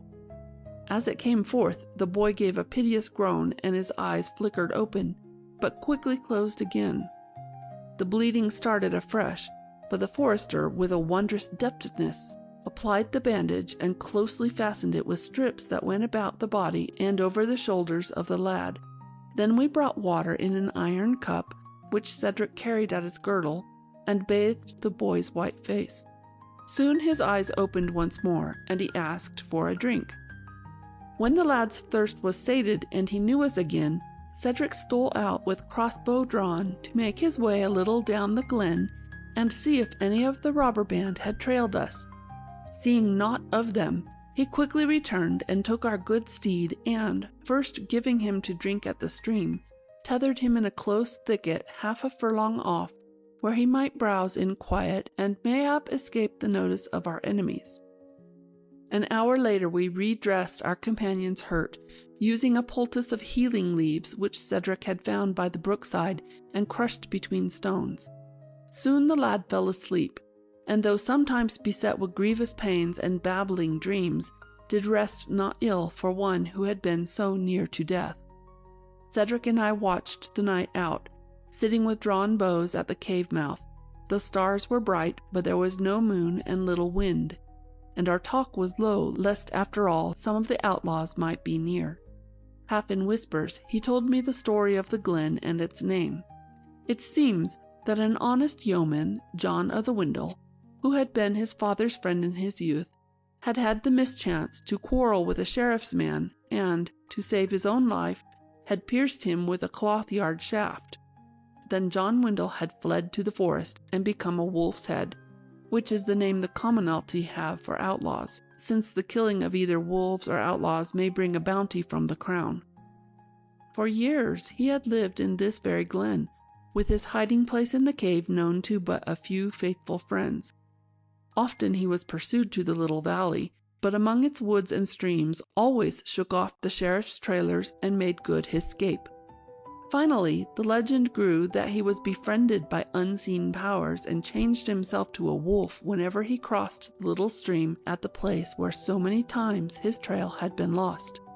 Cedric's father, Elbert of Pelhamwood, had once brought him to this spot to visit the outlaw after he had become old and was far gone in his last sickness, and a few days later the two foresters had buried the wolf's head near the cave where he had lived. Just after dawn, Cedric, sitting at watch, pierced with a crossbow bolt a hare that was hopping through the underwood 50 paces off. Most cautiously we built a little fire within the cave and roasted the meat for our breakfast, we being of sharpest appetites through having eaten naught since the middle of the day before.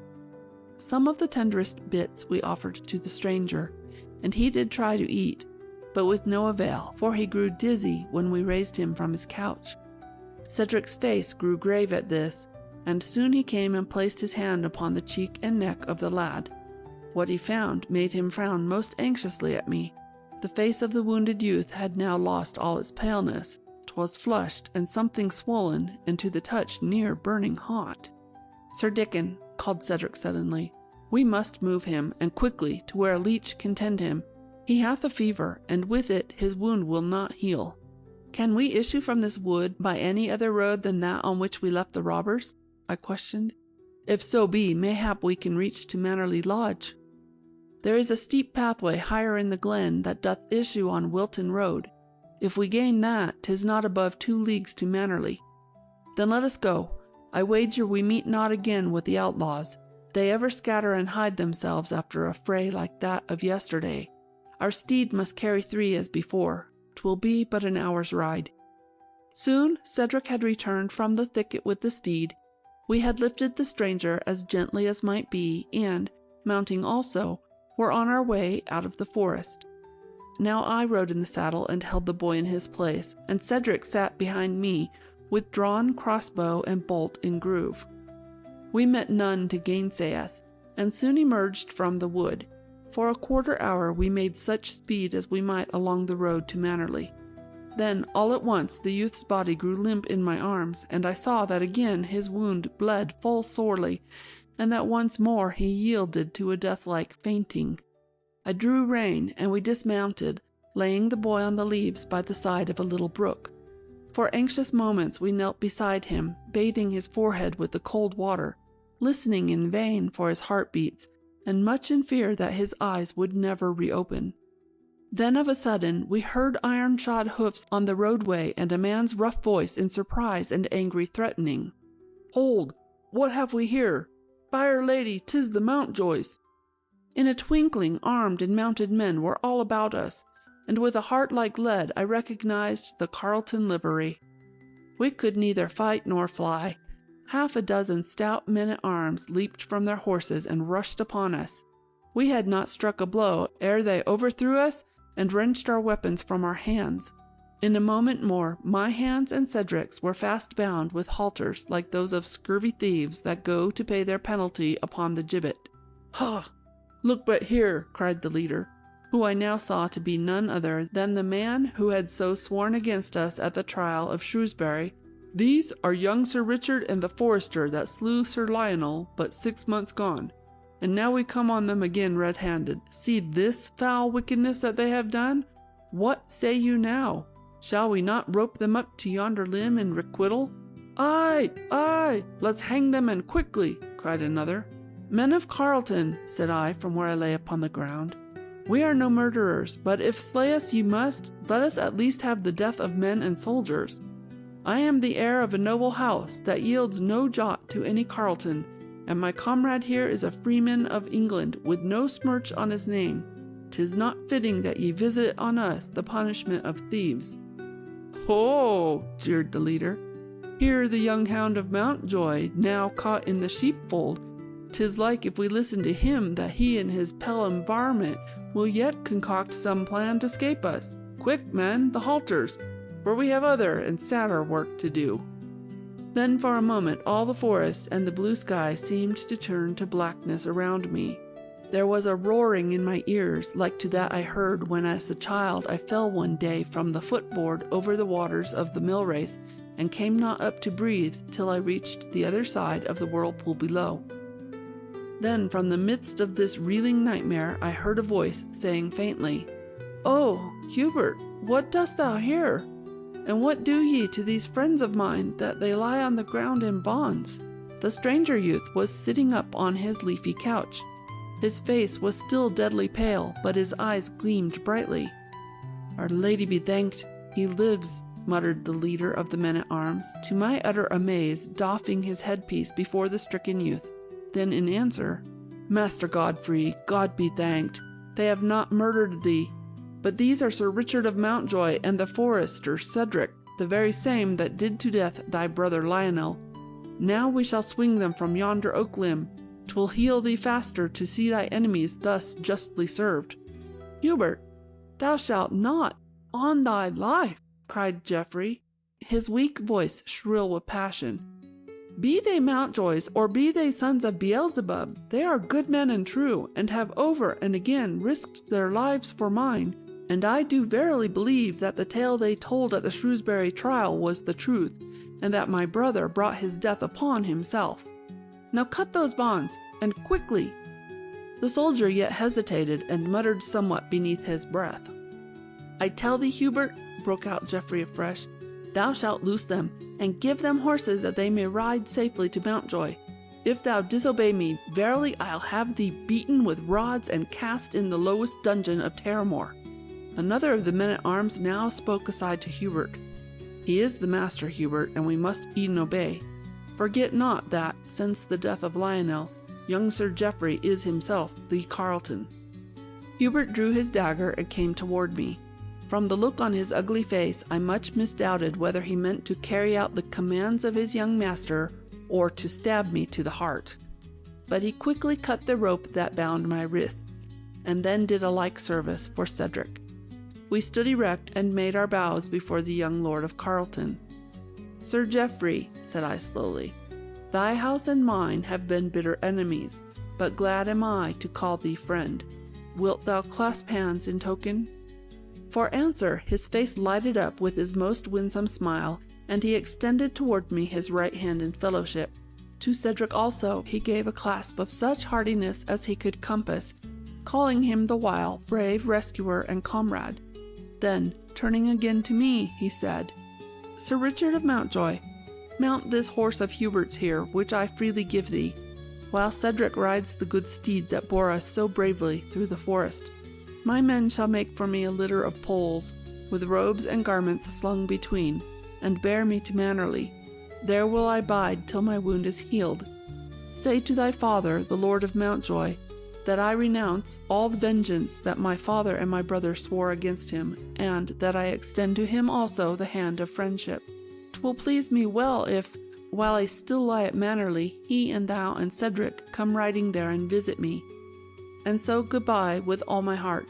May thou win safely home, and heaven's blessing follow thee." Gladly we mounted and reined our horses' heads toward home. As we left the little glade, we turned for one more look at the pale youth, lying half prostrate on his couch of leaves, and our hearts did swell with gladness to know his life was safe, and that no longer was he a stranger or an enemy. And once more we caught his winsome smile and the wave of his hand that bade us Godspeed. End of Chapter 6. Chapter 7. The Outlaws of Blackpool. 'Twas a fortnight after the fray with the outlaws on the borders of Blackpool Forest, where, all unknowing, we had saved the life of young Sir Geoffrey of Carleton, heir of the house that for so long had been our bitterest enemy, that my father and I rode with Cedric, my comrade and squire, and 6 stout men-at-arms over the hill road to Mannerley. There our new-made friend Sir Geoffrey lay recovering from his wound. Lord Mountjoy wore helmet and cuirass, and his good 2-handed broadsword swung by his side, while both Cedric and I wore shirts of linked mail, and our followers each a quilted shaft-proof leathern jacket.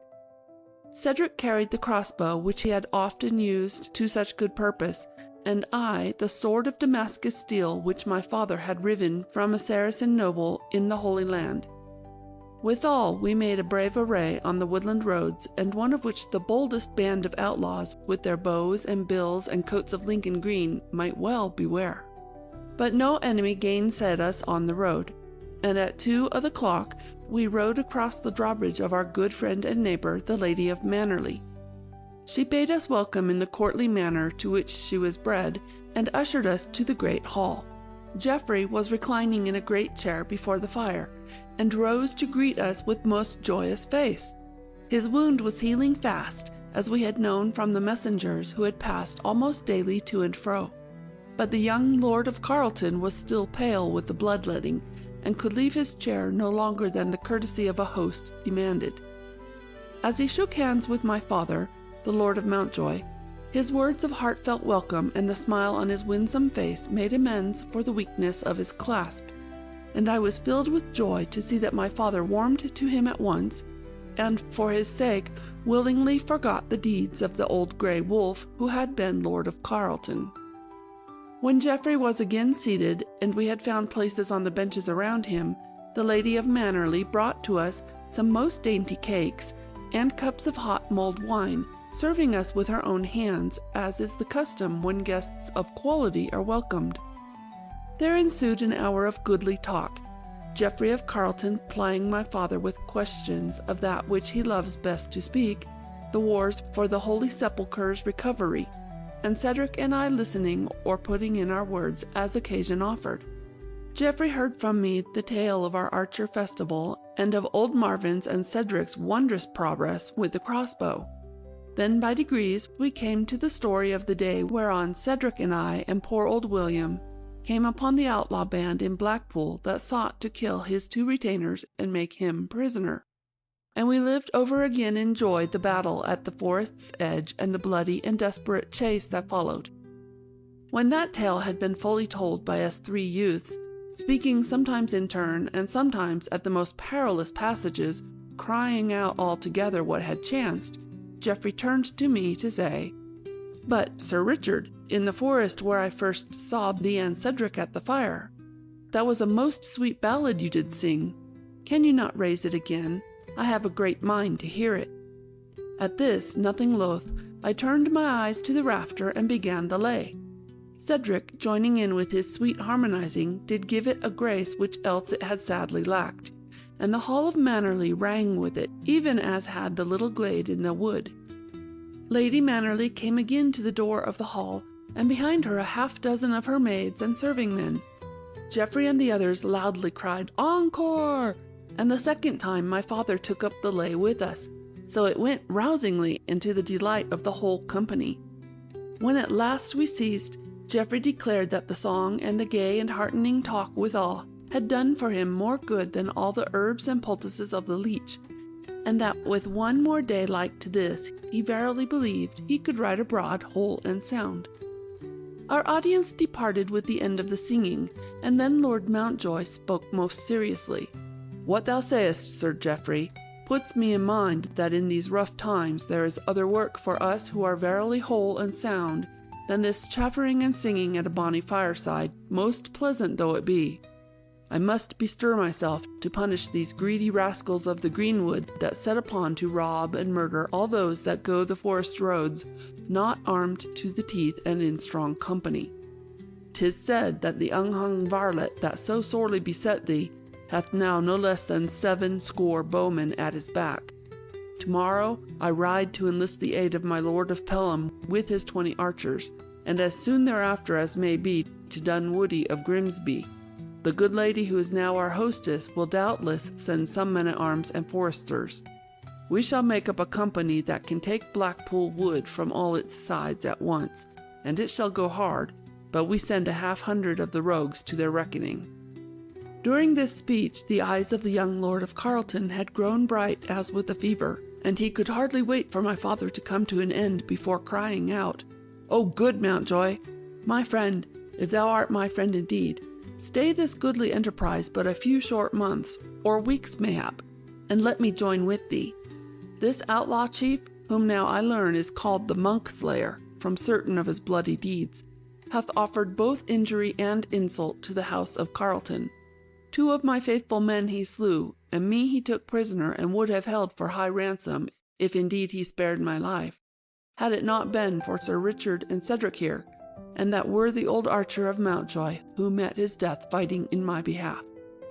Give me but 2 short months, I ask no more, to heal me of my wound and make some practice of arms, and I will ride with thee to the hunting of this outlaw and his band with 40 men at arms, and 80 archers from Carleton and Terramore. So shall we make short and sure work of it."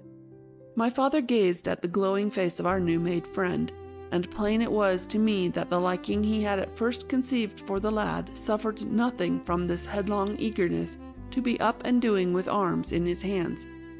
Turning to Cedric and me with a broad and happy smile, Lord Mountjoy said, "Well, lads, 'twas your quarrel and Sir Geoffrey's at the first. What say you? Shall we risk the scattering and escaping of these rogues by waiting till the fall for him? For I plainly see that, with all good will, he cannot rightly ride and fight before that time in such a rough campaign as this will be." "Oh, let us wait, father," I cried. "Sir Geoffrey hath the right in saying 'tis especially the Carletons' quarrel, and 'twill be a fine sight for all the countryside to see the banners of Mountjoy and of Carleton waving together in so good a cause after all these years of enmity. Mayhap Sir Geoffrey will return with usury the arrow shot he had from those scurvy knaves. If so, 'twill not be an ill beginning for his career in arms." Cedric, who was ever of few words, nodded his head at this speech of mine, and so 'twas settled among us. Through the summer months we would strike no blow at the outlaws save in defense, but at the fall of the leaf, when the woods made not so close a cover, we would fall upon them in their fastnesses with all our forces at once, and so destroy and scatter them that the woodland roads of the whole county would be free of their kind for years to come. A week later, Sir Geoffrey took his way to his great castle at Terramore under a strong escort of Carleton men-at-arms. 10 days thereafter, Cedric and I rode thither to pay a promised visit and to talk of the outlaw hunt and our great plans for the days to follow. Sir Geoffrey showed himself a most gracious host, and we passed some goodly hours in the Carleton hall and in the courtyard, where Cedric did try most manfully to impart to Geoffrey and me some measure of his crossbow skill. For my own handling of this weapon, I fear that all Cedric's and old Marvin's teachings are bootless, and that never shall I shoot with any certainty. But to Cedric's huge delight, Sir Geoffrey took to the exercise like one born in a forester's cottage. In half an hour he was striking marks at 50 paces that were small enough for Cedric's own aim at twice that distance, and his instructor was prophesying he would be a bonny archer long before he could well handle a broadsword. This I thought likely enough, for Geoffrey, though his age lacked but half a year of Cedric's and mine, was somewhat lightly built and had not yet the reach and the forearm muscles that make a swordsman. 'Twas plain that among us 3 I should long remain the master with this best of weapons, and with this thought to console me, I took it not ill that I should prove such a poor third at the archery. That night, as Cedric and I sat at board with my father and mother, we were full of talk of the day's doings, and I was already planning festival days and nights when the Carletons and the Mountjoys, and all our friends of Pelham and of Mannerley, should foregather at Mountjoy or at Terramore for feasts and dancing in such ways as had been in days of yore. Suddenly my mother interrupted all this talk and planning with a sober question. "And the lady of Carleton, Geoffrey's mother, did she greet thee full courteously to-day, Dickon?" At once I felt as one who treads in icy water where he had thought to meet firm ground. "Nay, mother, we saw her not at all, save for a glimpse at chamber window as we rode toward the drawbridge." "Ah, then she was not abroad, it seems." "Nay, she kept her chamber. Mayhap she was not well. Did Sir Geoffrey make for her excuse? My face, as I could feel, grew burning red as I made answer. Nay, he said no word of her. Then Lady Mountjoy turned to my father, who had been closely listening. It seems, my lord, that we shall not soon ride toward Terramore. My father sadly shook his head and gazed at the board before him. He had been glad at heart at the thought of the healed breach between the two houses, and now it seemed that all such thoughts were vain. Mayhap Lady Carleton will ride over with Sir Geoffrey when next week he comes to Mountjoy as he promised, I offered. My father again shook his head. Mayhap she will, Dickon. If so be, she shall have the right hand of welcome. But much I misdoubt her coming to Mountjoy. When all is said, 'tis but natural she cannot bring herself to call us friends. It was we of Mountjoy that did to death her husband and her eldest son. And though we know well, and have maintained it by oath and by arms, 'twas both in fair battle, on our part at least, and that they brought their deaths upon themselves, yet perhaps 'tis too much to expect her to credit our words and deeds that give the lie to those of her own house. Nay, I see it now. She will never be a friend of Mountjoy." He sighed deeply and turned again to his carving. None of us had more words, and it seemed that a cold fog, like those that come from the western sea in springtime, had settled on our spirits. 4 days later Sir Geoffrey came to Mountjoy, attended by a well-armed retinue, but his lady mother was not with him, and again he said no word of her. We made the young heir of Carleton full welcome to Mountjoy, and spent the day with meat and drink and the practice of arms. With the crossbow he did even better than before, and showed himself not too dull a learner at the foils. But the gaiety we had had at Terramore was not with us at Mountjoy. 'Twas as if some shriveled witch had envied us our merriment, and put a spell upon us to destroy it. Something of this Sir Geoffrey seemed to feel at last, and the sun was yet 3 hours high when he took horse for his return. So passed the summer. We did not ride again to Terramore, nor did Sir Geoffrey come to Mountjoy. Once I learned that he visited the Lady of Mannerly, and Cedric and I took the same day to pay our own respects. We had much good talk of the outlaw band and of the great day that was now fast approaching, but of Lady Carleton and the new peace that reigned between Mountjoy and Carleton no word was spoken. Came a day in fair October that minded me full sharply of that one a year agone, whereon I had met Lionel of Carleton in the woods of Terramore. The men of Mountjoy were easily astir, and 80 strong, counting the men-at-arms, the crossbowmen, and the foresters with their long bows and cloth-yard shafts, were making toward their posts on the hither side of Blackpool Wood. On our left, 2 furlongs off, were Lord Pelham and his archers. To the right, the 60 or so of Mannerly retainers and Squire Dunwoodie with 50 yeomen.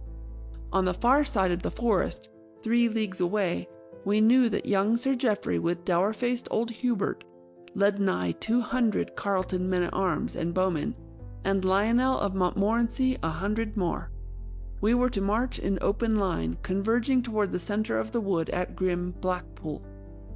Any of the robbers found in hiding were to be captured or slain, and whichever leader first encountered the outlaws in force was to give 3 long notes on his hunting horn.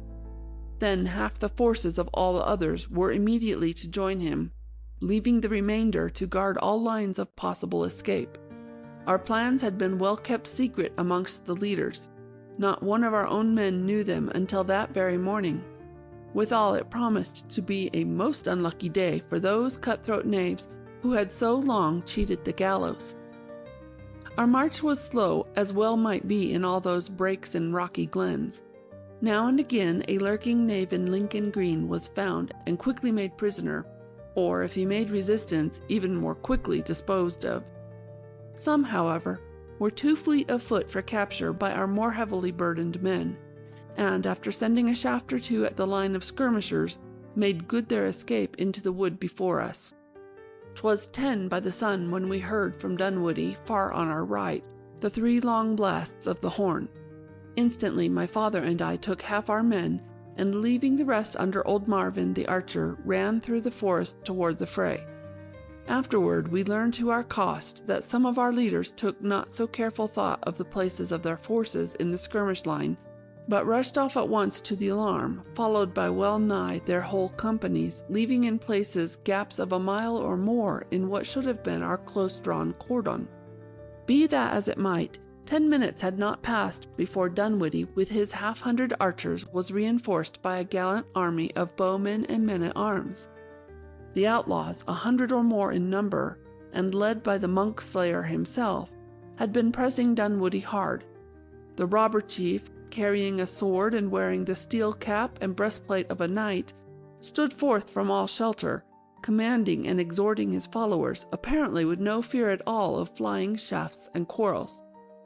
The men of Dunwoody Manor fought from behind trees and rocks, and most of them had quilted leathern jackets, but they were no match in archery, for the outlaws, many of whom, by virtue of their skill with the longbow, had lived for years in the forest and never lacked for venison or greatly feared the sheriff and his men.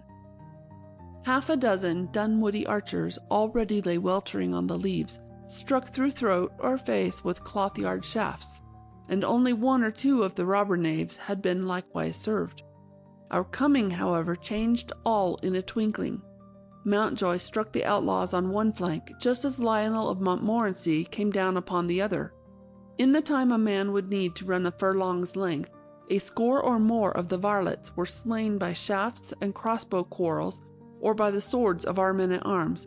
50 more had clasped their hands above their heads in token of surrender, and the monk slayer and the remainder of his crew had taken flight toward the center of the forest. My father, who had been chosen leader by the other nobles, now called a halt and sent out a half-dozen messengers to right and left to see and report to him the state of our cordon.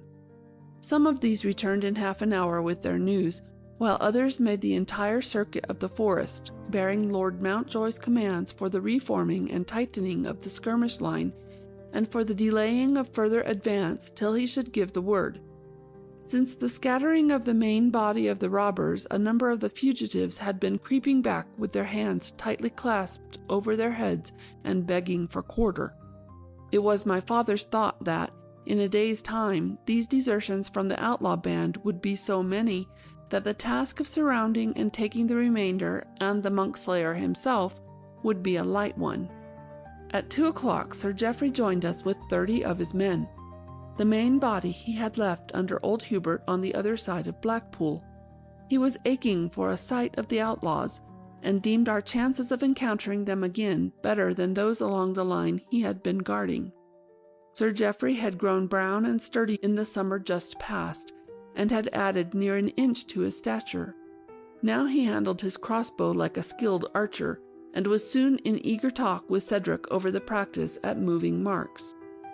Our camp was made in a fair and pleasant glen, some 2 or 3 miles from Blackpool. We had eaten of the bread and meat in our pouches, and sat at ease about our campfires, my father having well seen to it that sentinels were posted against any sortie of the enemy. Suddenly one of these, half a furlong away in the wood, called out to us and pointed down a pathway to where it crossed a stream a bowshot below our camp. There were approaching 2 men in the Lincoln green, and bearing a cloth of white which had been tied to a rough pole standard. "Ha!" cried Squire Dunwoody, "here come 2 of the varlets with a message. We shall hear it, and if we like it not, we'll hang them up to yonder limb." "Nay," cried my father angrily, "we shall do no violence to bearers of a flag of truce, be they honest men or thieves.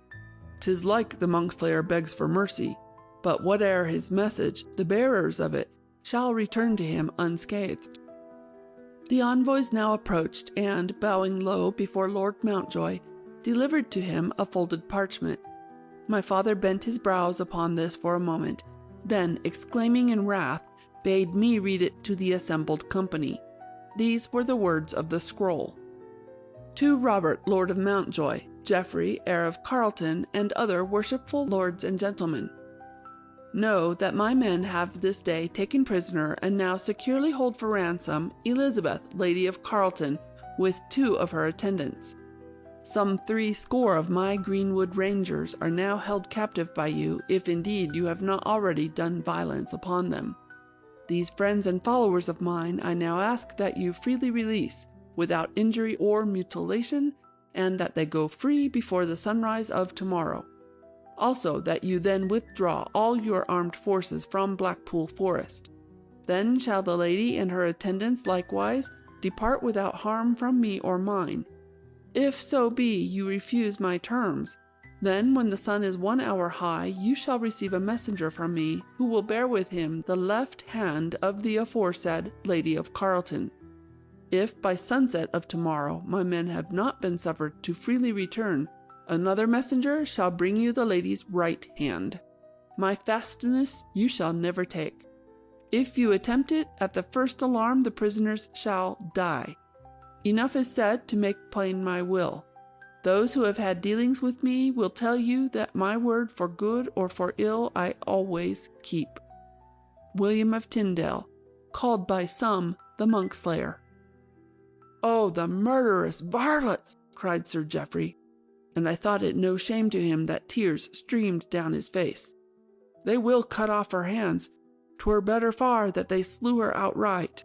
Oh, to have that bloody villain for a moment within sure aim, I would willingly die the instant after." "How could she have been taken?"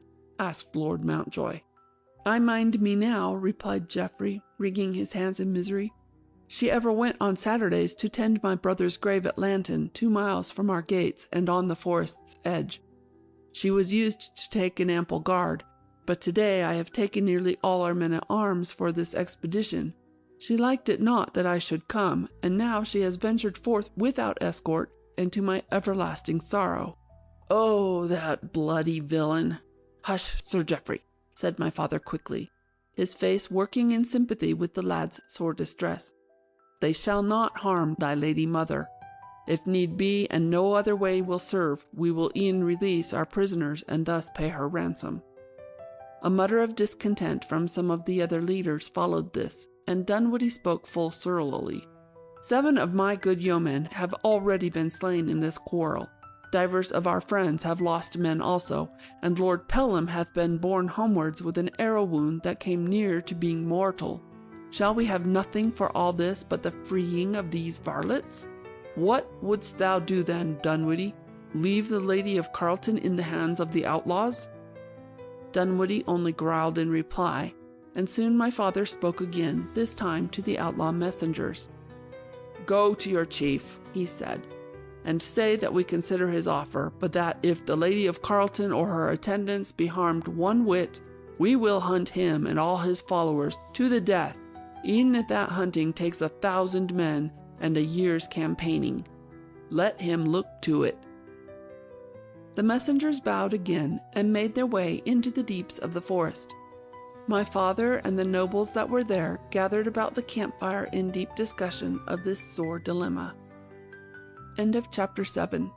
Chapter 8. The Fortress of the Monk Slayer. Cedric plucked at my sleeve and drew me aside. "Thou and Sir Geoffrey, come with me a little," he whispered. "I have somewhat to say on this." Quickly I sought out Geoffrey, and led him away into the bracken in which Cedric had already disappeared. A bowshot away from the camp we came up with him. "Sir Richard," he said, speaking far more quickly than was his wont, "I have a thought of the whereabouts of this fastness that the robber speaks of in his letter." My heart leaped within me. "Hast thou, Cedric?" I cried. "If any one of all our company should know, it would be thou who art native to these woods and knowest them as the very deer that run them." "Aye," he replied shortly. "I believe 'tis not 2 miles hence. What sayest thou? Shall we reconnoiter?" "With all my heart," I answered. Geoffrey drew his crossbow cord and placed a bolt in groove. "Lead on, Cedric," he said in a low voice. "I will follow thee if 'tis to a lion's den." "Come then," replied Cedric, and moved away through the underwood. He took a roundabout course to avoid our own sentries and their questions which might be hampering. In 5 minutes we had passed the line where a little ravine ran between the posts of 2 of the archers who stood on guard, and were hurrying through the wood, crouching for shelter behind trees and rocks, and crossing the more open places in stooping runs, lest we encounter the arrows of the outlaws. We saw none of our enemies, however, and in an hour were on a deeply wooded hillside amidst huge rocks and brawling streams, half a league and more from our camp fires. Now we knew from the added caution of our leader that we approached the spot he suspected as the fortress of the outlaws. He crouched and crawled like a serpent, and fully as silently, turning to us from time to time to lay a finger on his lips. At last he paused at the foot of a huge old oak that yet bore most of its leaves, and, motioning us not to follow, quickly drew himself up among the branches. For half a minute he lay on a great limb 6 yards above the ground, and peered obliquely down the hillside at a point where we could see naught but a little stream that issued between huge ledges. Then his face lighted up of a sudden, and he looked down to us and beckoned us to join him. This we managed with no more noise than might well be covered by the rustling of the oak leaves, and soon lay on the limb beside Cedric, and, peering out betwixt the branches, beheld that to which his finger pointed. There was a narrow pathway which led up between the ledges, and at a bend in this, where they were concealed from any in the wood below, stood 2 tall archers in Lincoln green, with axes in their belts, longbows in hand, and arrows ready notched. They neither saw nor heard aught of us, and we might have fired on them with goodly chance of slaying one or both, but Cedric now motioned us down to the ground again, and soon joined us beneath the tree. Without a word he retraced his steps through the forest, and by sundown we stood again amongst the ferns in the place where he had first revealed his thought. Then he spoke again. "'Tis e'en as I thought. The monk-slayer hath his fastness in a wide cavern at the head of yonder gully. There is no approach save by that winding path you saw, where a half-dozen men might well stop 1,000. He thinks to guard my Lady Carleton there until her ransom be paid, and whether even then he will let her go unharmed, we know not." Sir Geoffrey ground his teeth in rage. "Hast thou any plan?" I asked of Cedric. "Aye," he replied, "though 'tis something ticklish, and if it fail 'twill be an ill chance indeed." "Say on, Cedric," said Geoffrey eagerly. "This is my thought," said Cedric. "We have till tomorrow's sunrise before any harm shall befall thy lady mother. Now it would be disastrous to attack the fastness openly, but it may be that with 20 of swordsmen creeping on them just before the dawn, we can take them by surprise. Your archer is all at disadvantage in fighting at arm's length, and if such a force can reach the cavern's mouth, I warrant we snatch away the prisoners almost before they are aware. The cave is broad but not deep. I remember it full well. There is no room in it for hiding." "But Cedric," I cried, "how shall we reach the cave's mouth without alarm? Hast thou forgotten the 2 sentries in the lower pathway?" Cedric smiled broadly. "And hast thou forgotten, Sir Dickon, the oak tree from which we spied them but now? Old Marvin and I together shall care for the sentries." I drew a deep breath as I caught the full working of his plan. "Cedric," I said, "thou wilt never remain a simple squire. Thou hast a head as well as an arm. The king hath need for such in many places of trust." "Let us first make this plan succeed," replied Cedric evenly, though I could see that my words had warmed him to the heart. "Now, shall we tell Lord Mountjoy?" "Aye," said I. "Let us have him from the camp at once. I warrant you he'll kindle at our news, and he knows which of our swordsmen will carry themselves best in such a venture." "And I have 20 men of Carleton here that can be trusted," put in Geoffrey. "Right," said Cedric. "'Twill make us amply strong. We must have no blunderers, though, for look you, some of these greenwood men have ears that can hear a twig break at 200 paces. We must urge Lord Mountjoy to hold all at a safe distance till the signal." 2 hours after the midnight, we set out through the forest for the storming of the robber fastness. Cedric, as pathfinder, was in the lead, followed close by Lord Mountjoy, Sir Geoffrey, and me. After us, and treading most cautiously amongst the leaves and brush, came old Marvin the archer, and 30 chosen swordsmen of Mountjoy, with a score or more of Geoffrey's men. There was no moon, and the faint stars gave but little light in the forest deeps. Our way lay, as often as not, over steep and rocky slopes where our faces were torn with thorns and our legs bruised against the unseen rocks. We had made little more than half of our way to the outlaw stronghold when Lord Mountjoy, in coming down a streamlet bank on the darkness, stepped heavily on a stone that rolled beneath his weight, and went to the ground with his right foot twisted under him. He gave a groan of pain, yet in an instant was up again to resume his march. But then 'twas found this could not be. His ankle had been most sorely wrenched, and would not at all endure his weight. He sank down again on a leafy bank, and called us to him. Amidst half-stifled groans and grumblings at his ill fortune, he declared he could not move from thence without assistance. There was no help for it, he must await our return. Therefore he gave o'er to me the leadership of the venture. We left with him 2 stout men-at-arms, and went quickly on, for now it seemed the sunrise could not be long in coming. At the 4th hour of the morning we lay by the streamlet bed 200 paces from the robbers' sentry posts in the rocky passage. Cedric and old Marvin had left us to climb the hillside by another route and gain the branches of the great oak tree. Already there was a grayness in the dark that told of the coming dawn. Half an hour passed, and by little and little the trunks of the trees grew more clearly to be seen, and we could well make out each other's faces. Roosting wildfowl roused themselves and flew away with a clatter of wings. We knew that Cedric and Marvin awaited the daylight to make sure their aim. At last, on the top of a tall tree above me, I spied a beam of sunlight. Immediately, as it seemed, there came from the oak tree the call of an owl, twice repeated. This was the signal for which we waited, and we sprang up together and ran as silently as might be toward the pathway entrance. We gained it unmolested, and with Geoffrey and me in the lead, quickly came upon the bodies of the sentries. Cedric and Marvin, from their post in the tree, had well done their work. The sentinels had perished silently, each with a bolt through his skull. We rushed forward, and now some of our arms rang against the stones, and there was a cry from above us. This was no time for stealth and creeping.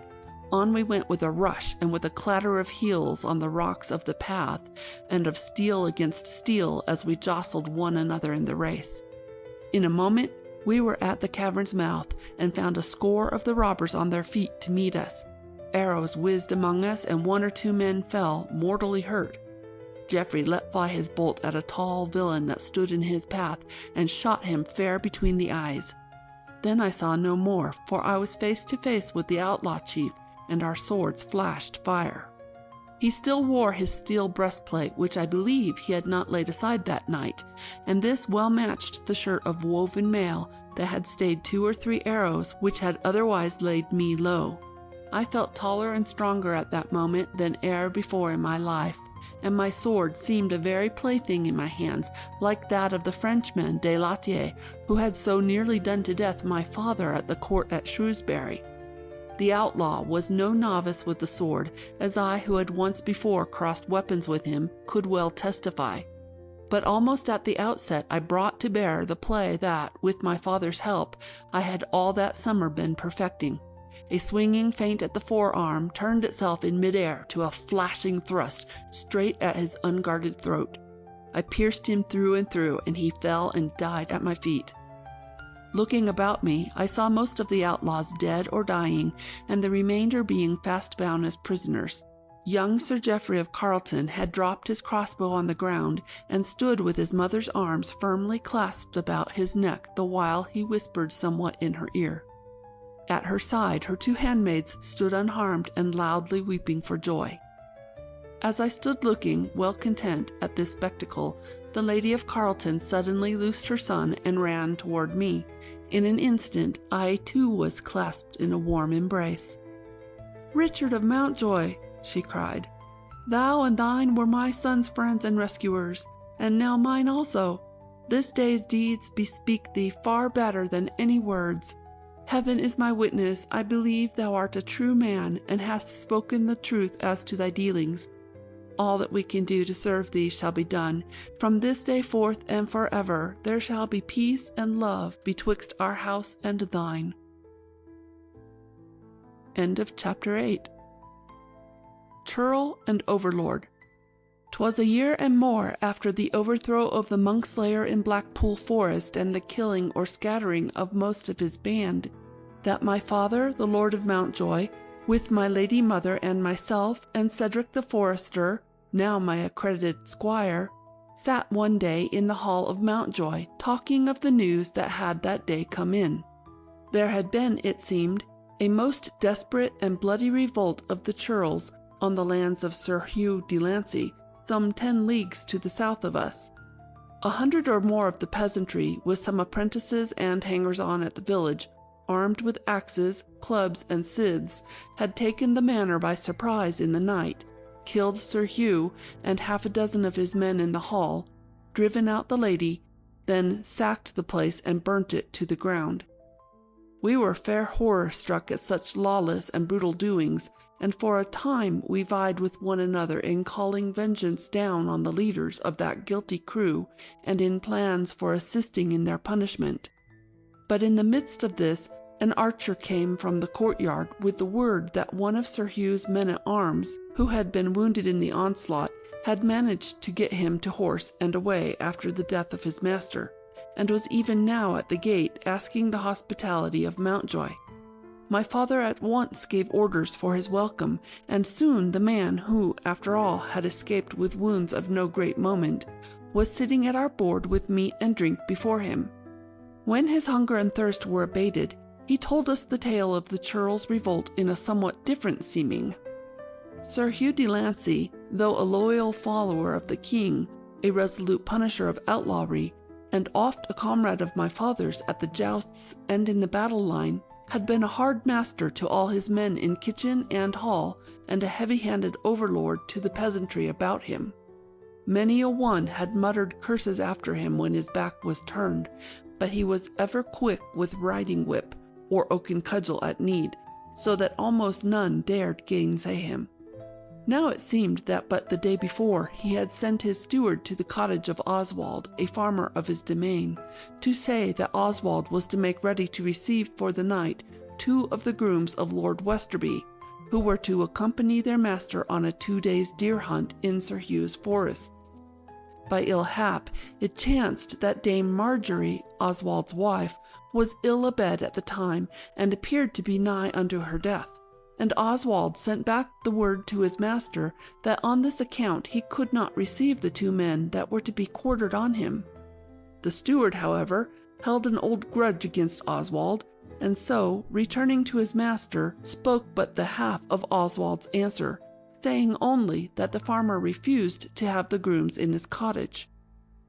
When Sir Hugh heard this, he flew into a rage, called for his horse and rode to Oswald's door, followed at a little distance by this retainer who now told us the tale.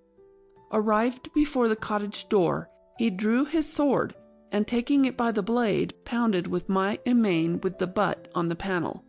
Oswald came forth, and, angered by this unseemly noise at the door of what would soon be a house of mourning, spoke roughly to his liege lord, requesting him to withdraw and leave the dying in peace.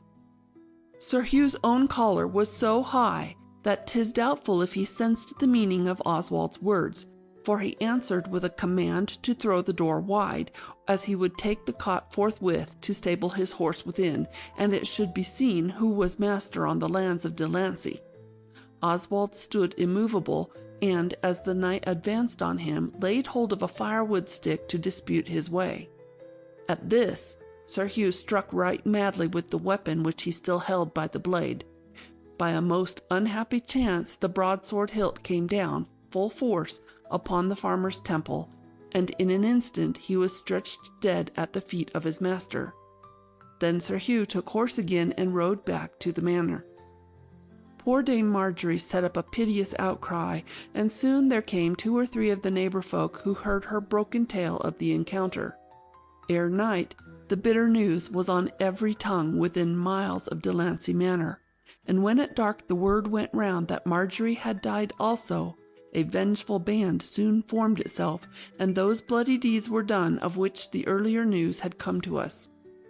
Scarce had the Delancey man finished his tale and been taken to his lodging, where the leech should tend his hurts, when a messenger rode up to our courtyard gate and demanded admittance in the name of the Lord High Constable. He brought us the news that the constable was already in the saddle, and with 100 lances at his back was riding to Delancey Manor for the quelling of the mutiny and the punishment of Sir Hugh's murderers.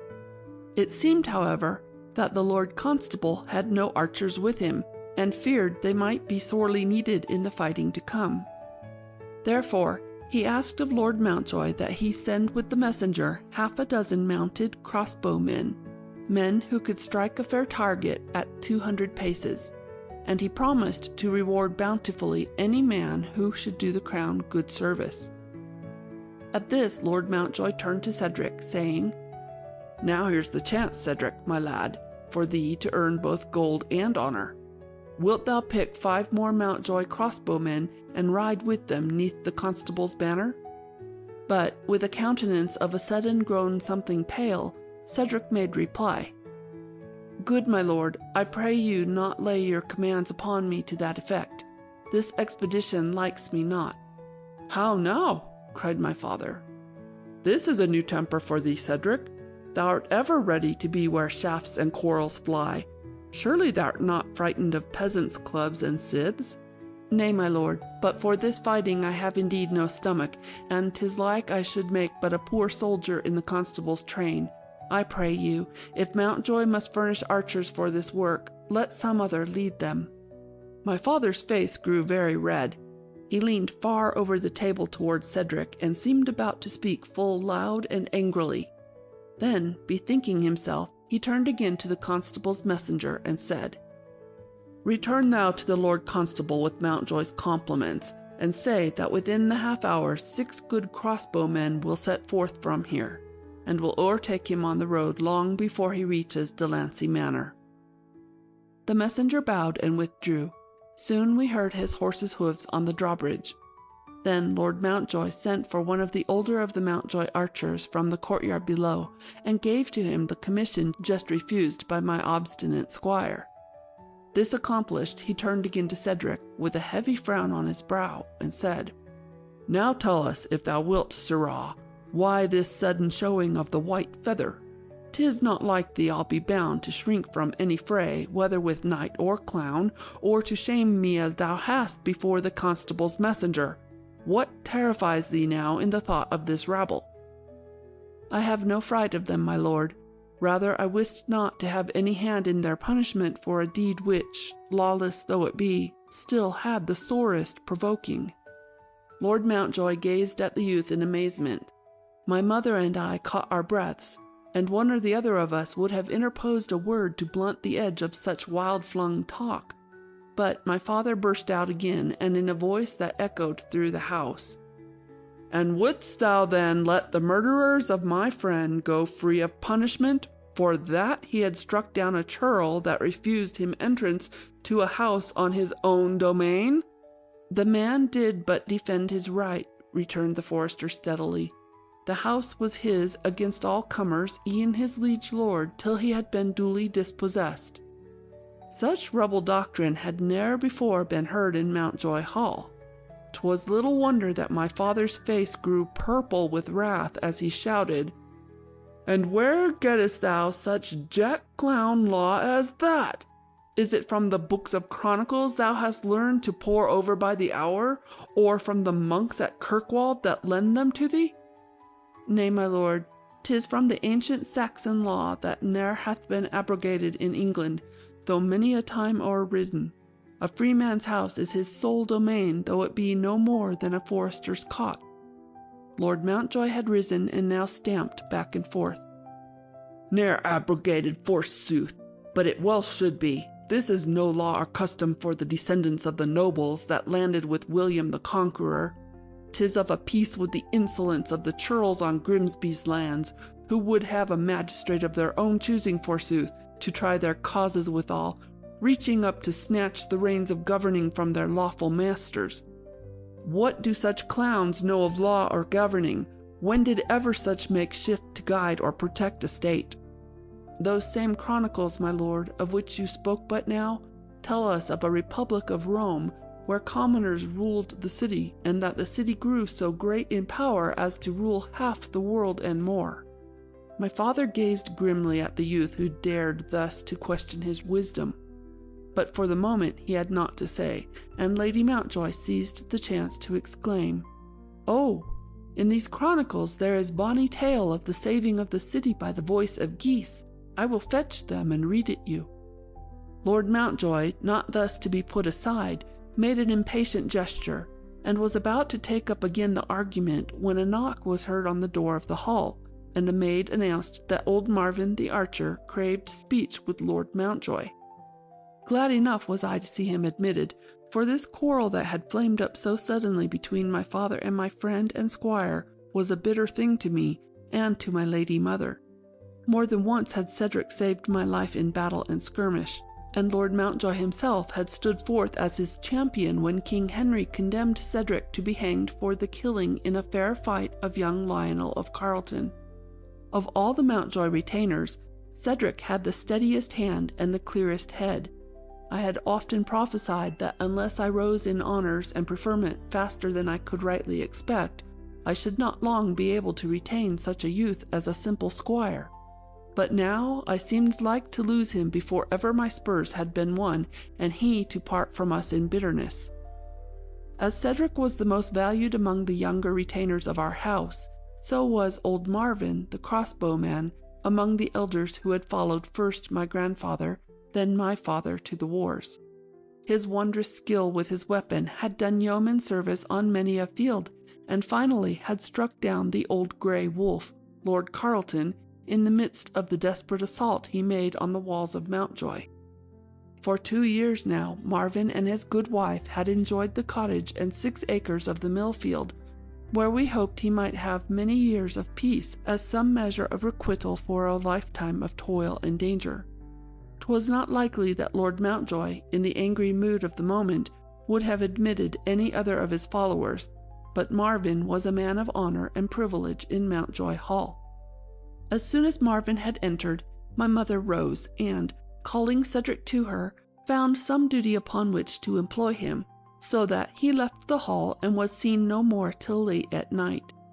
Meanwhile, the old archer had explained to us that a message had just come to him from his brother, who was a forester on the lands of Lord Morton, a day's journey to the north. Marvin had not seen his brother for 20 years, and when last they parted it was in some coldness, but now the other, who was a few years older than Marvin, was lying sick in his cottage at Morton, and asked his brother to come to him that they might be reconciled ere he died. He offered, if Marvin would come and stay with him to the end, to settle upon him as his heir any goods or savings he might have. Marvin now craved leave to join a merchant's caravan which was just setting forth in that direction, that he might comply with his brother's last request. On hearing Marvin through, my father instantly gave his leave, and ordered furthermore that a good horse from the Mountjoy stables be placed at his disposal. Thereupon our faithful old retainer bade us a hasty good-bye, for the caravan was already on the road, and we wished him a safe return. My mother and I did hope and plan that Lord Mountjoy might easily forget the dispute he had with Cedric, and to that end found means to keep Cedric busily employed throughout the following morning, and at the midday meal did turn the talk toward the great tournament that was soon to be held at Shrewsbury. But some imp of mischief had his way at last, for at mid-afternoon my father entered the hall and found Cedric by the fireside, deep in the great book of Chronicles. This was enough to bring to mind the heresies that Cedric had found therein, and in a moment all the anger of the day before flamed up again. Soon Lord Mountjoy was shouting in his wrath, declaring that the nation went to the dogs where curs and clowns were not duly subject to their lawful masters, and that if Cedric would mend his fortunes he must first cast out such folly from his mind. Cedric replied, in lower tones indeed, but by no means meekly, upholding what he called the rights of English freemen to household and to peaceable assembly and to trial when accused by juries of their peers. At last my father checked his speaking, and said slowly and in cold anger, "I tell thee, sirrah, thou'lt mend thy clownish ways of thinking if thou'rt to remain in Mountjoy Hall. We'll have no rebel firebrands, no alehouse ranters with their crazy mouthings, stirring up our yeomanry through thee. While I hold the fee of Mountjoy, every man jack in cot or in castle must be a loyal subject of the king and of his liege lord." At this my squire made a low bow and said, "I thank you then, my lord, for all your kindness, and will say farewell. I can say naught but the truth for either friend or foe." "Cedric," cried my mother, "thou canst not mean it. Think what Mountjoy means to thy fortunes, and think again of the good will we all bear thee. Say to Lord Mountjoy that these were but thoughtless words, and be our man again." Cedric shook his head, but trusted not his voice to speak. Thereat my father drew from his pouch a purse of gold and offered him. "Thou hast given the Mountjoy right loyal service. Take this in token." But Cedric again shook his head. "Nay, my lord, such service as I gave was not for gold, and I cannot receive it. With your leave, I will take the steed that was the Carleton's, and since called mine, and ride away from Mountjoy, where my words and thoughts are dangerous." More talk there was, and further urgings from my mother and from me, but Cedric's will remained unmoved. Lord Mountjoy paced back and forth before the hearth, with hands clasped behind his back, and with a deeply furrowed brow. The Forester bowed low again, and left the hall, and soon thereafter we heard the tramp of his horse on the drawbridge. Then I took me to the battlements, and watched my loyal squire and comrade till his figure grew dim and disappeared on the road that lay to the south and east toward London town. 3 mournful days went by.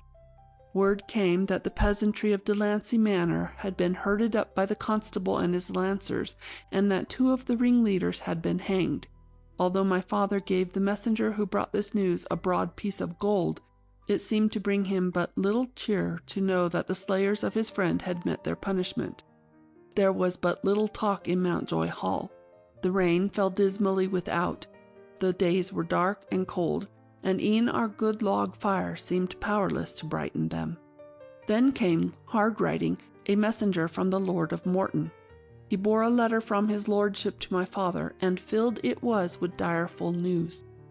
Old Marvin of Mountjoy had been sorely wounded at Morton in some fray for which Lord Morton blamed no other than his own son, who, it seems, had perished in the fighting. Lord Morton wrote in noble fashion of his grief that our retainer should have come to harm through any of his house, and said that Marvin had the best of care at Morton, and that, so soon as he should be sufficiently recovered, he should be borne to Mountjoy in a litter, and that all of the goods of his brother, who had lately died, should be honorably bestowed upon him. The letter was brief withal, and when my father had finished reading it to us, we yet remained sore puzzled at this happening. We turned again to the old serving man who had brought the message, and him Lord Mountjoy questioned sharply. "Knowest thou aught of this affair, my man, save what is set forth in this letter?" "Aye, my lord," he answered heavily. "Much of this sad work I saw. 'Twas an ill time indeed, for my Lord of Morton is far gone in years, and now this misfortune hath robbed him of his only son and heir." "Tell us of it, I pray thee," said my father eagerly, "if so be thou canst do so with full loyalty to thy house." "Nay, my Lord Morton conceals not. It was Sir Boris, his son, that was to blame, and he denies it not. Lord Morton is an upright man and a just, but for years he hath tried in vain to curb the wildness of young Sir Boris. Drink and dice have been the young lord's ruin as of many a better man before. Only a fortnight since, Lord Morton forbade him, on pain of his worst displeasure, to bring any dice, those tools of the devil, into Morton Hall. More than that, he drove from the very door 2 of the young bloods from Shrewsbury, who had been the young lord's boon companions in drinking and gaming." "But how did this touch our Marvin? He was not lodged in Morton Hall, I trow." "Nay, my lord. Marvin came 3 days ago to the cottage in Morton Wood where his brother, the Forester, lay in his last illness. 'Twas none too soon, in faith, for hardly more than a day later old Gilbert breathed his last. That was toward sundown, and Marvin, who had been joined by some stranger lad, prepared to spend one more night in the cottage to look after his brother's body, which they planned to bury on the morrow. This I knew, for my Lord Morton had sent me there for word of the Forester, and I brought back the news to the hall. A little later I had commands from young Sir Boris to join him in his hunting lodge in the wood, for that he should meet some friends there in the evening, and I should wait on them with food and drink. I well knew that this was but a trick to set at naught the orders of my Lord Morton, and now I have sorrow that I did not instantly acquaint him with it. But Sir Boris was a wilful man and very ill to oppose, so I obeyed him, thinking that 'twas better there should be at the lodge one man at least of sober head, than that the party should be served by some of our young kitchen knaves who think of naught themselves but drink and lawless living. But alas, that night's revel was far worse than ever I had thought. There was young Damien of Lancaster, Sir Henry Walcott, and Guy de Montalvan, roistering and dissolute blades all of them, and 2 or 3 more whose names I knew not. I had brought a fair venison pasty to the lodge, but for this they cared nothing. 'Twas the love of drink and gaming that brought them there, and the fires were scarce lighted and the table spread ere they had broached a cask of wine, and the dice were rattling on the boards. Their gaming soon was fast and furious, and the stakes grew ever higher. Young Boris at first won nearly every cast, till his pouch was bulging with gold pieces, but by 10 of the clock his luck had turned, and he lost and lost. All his winnings went, then all the gold he had or could borrow. Next he wagered the suit of armor which had been his father's gift when he was knighted, then the great white horse which bore him in the tourney. In another hour all of these were lost, and young Guy de Montalvan was richer far than e'er he had deserved. By now all of them were much the worse for wine, and when Sir Boris wished to continue the play when he had naught more to wager, they disputed him with oaths. Then my young master bethought him for a space, whilst the others played on regardless. At last he burst out with a shout. "I know the whereabouts of gold that is of right the Mortons. Gilbert, the old churl who was our forester, hath died this day. At his cot he had, I doubt not, store of gold pieces which my father and I have given him from time to time. Now I have a need of them, and will proceed to take what is mine own. Who follows me?" There were shouts and laughter at this, and clapping of hands. Sir Boris started up, and, sword in hand, ran out the door. Then, before I could say or do aught to stay them, the whole rioting crew had seized cloaks and weapons and were streaming forth into the forest on the way to Gilbert's cottage. I left the lodge and ran with all my might along the path to the castle to arouse Lord Morton. But 'twas half a mile and more, and when I reached there my master was deep in sleep. He roused him up at once, and soon, with half a dozen stout men-at-arms at his back, was running through the wood to put a stop to those mad doings. But alack a day! He was too late to do aught but view the scene of ruin and dishonour to his house, and to gather up the bodies of the slain and those who lay in wounds and blood. The rest of the tale I had from old Marvin himself as I tended him but yesterday, and piteous it was, not for him only, who will recover of his hurts, but for all of us who love the name and fame of Morton. 'Twas near midnight when he and the stranger youth, who were lying on the floor, covered with their cloaks, were roused by blows of sword hilts that rang upon the door, and by shouts and drunken yells.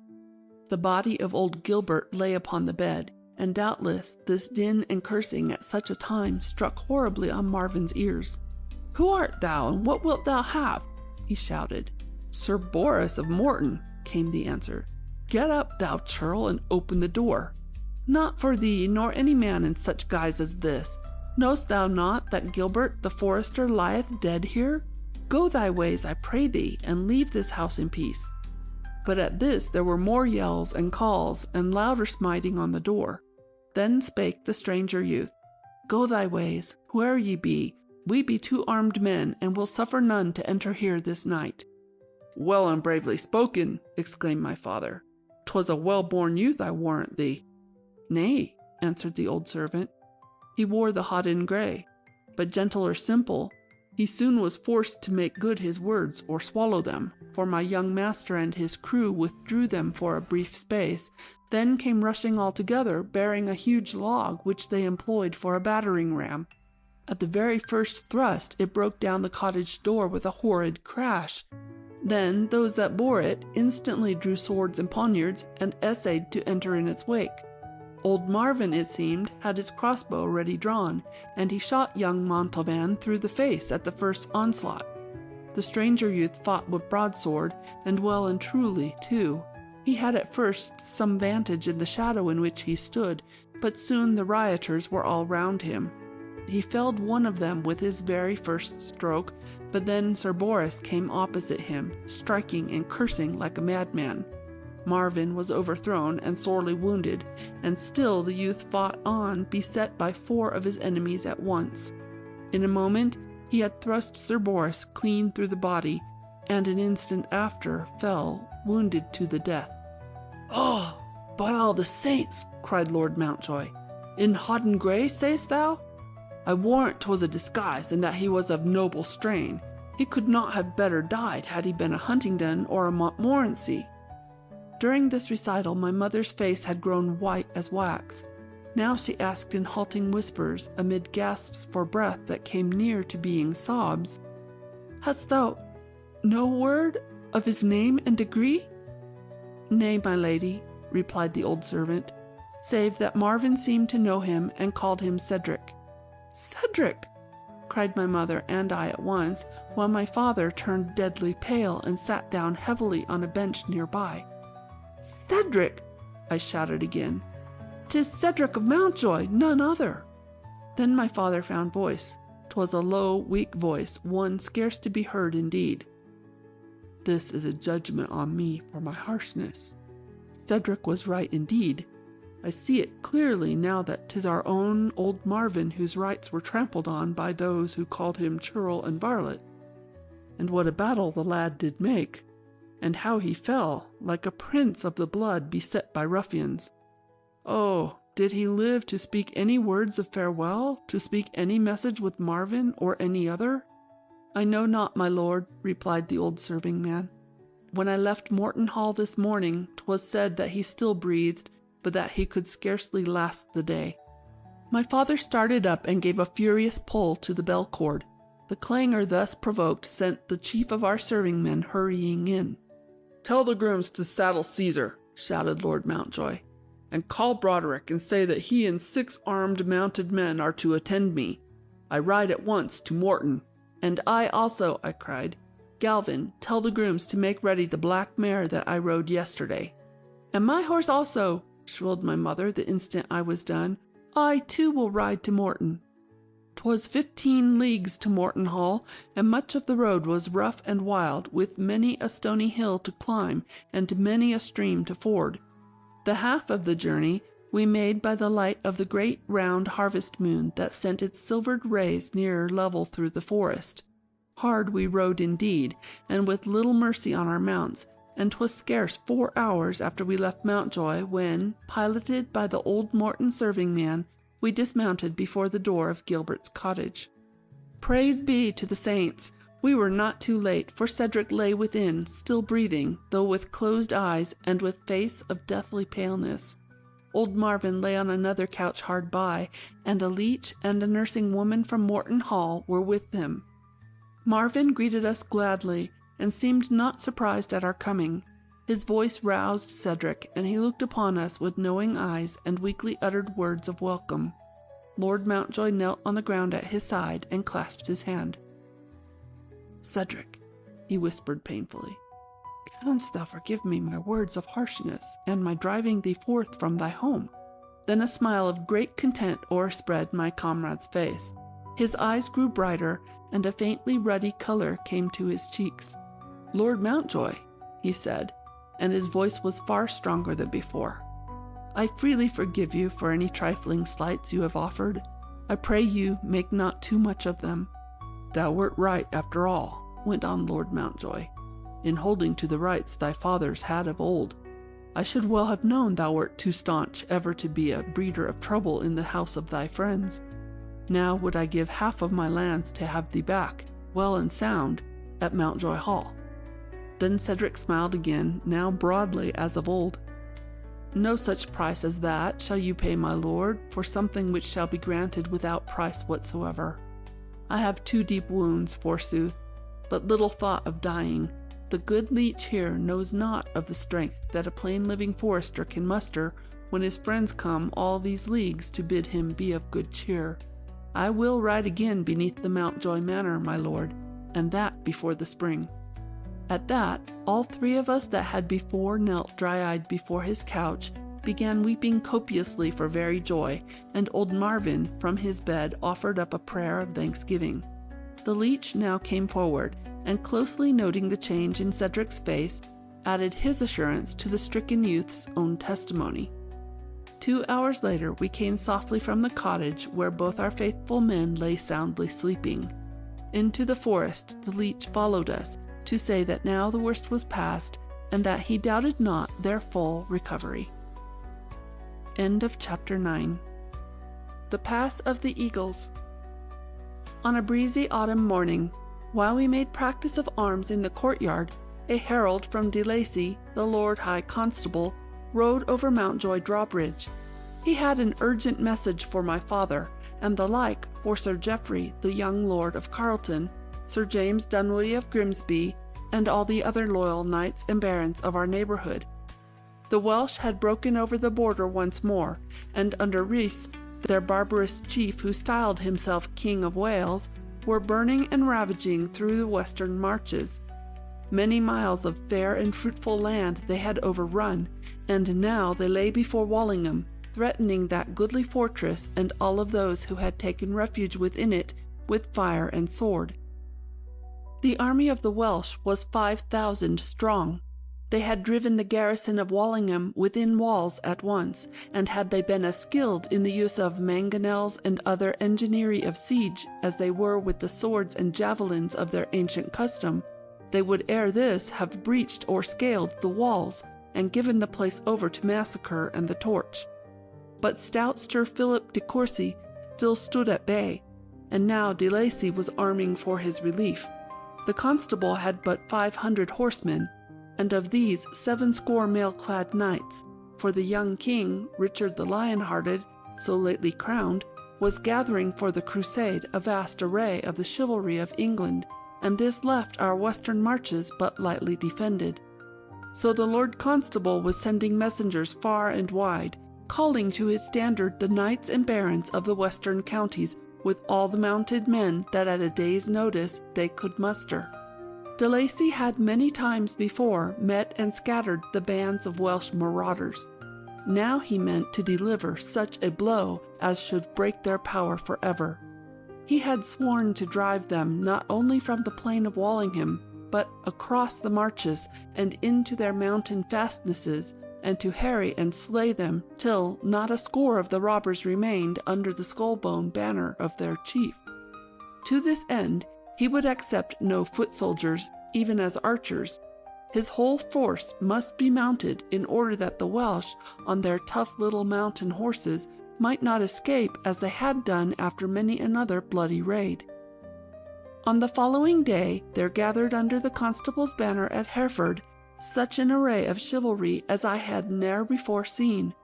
400 mail-clad knights were there, and near 1,000 men-at-arms in good steel caps and braced and quilted leathern jackets, and bearing the stout shields and heavy broadswords of their trade. Then there were 1,200 and more of archers, mostly armed with crossbows, but some with longbows and cloth-yard shafts, some having quilted caps and jackets, but more being lightly clad in the forester's Lincoln green, or peasant's hodden grey. All, as by the constable's command, were mounted in some sort, though truly some of the sorry old nags and hairy-legged plough-horses that they bestrode might have much to do to overtake one of the wiry and long-shanked Welsh who fled on foot, to say naught of their ponies that could run all day without tiring on their moorland tracks and winding mountain ways. Geoffrey, the young Lord of Carleton, with 200 men, was at the meeting place when we arrived.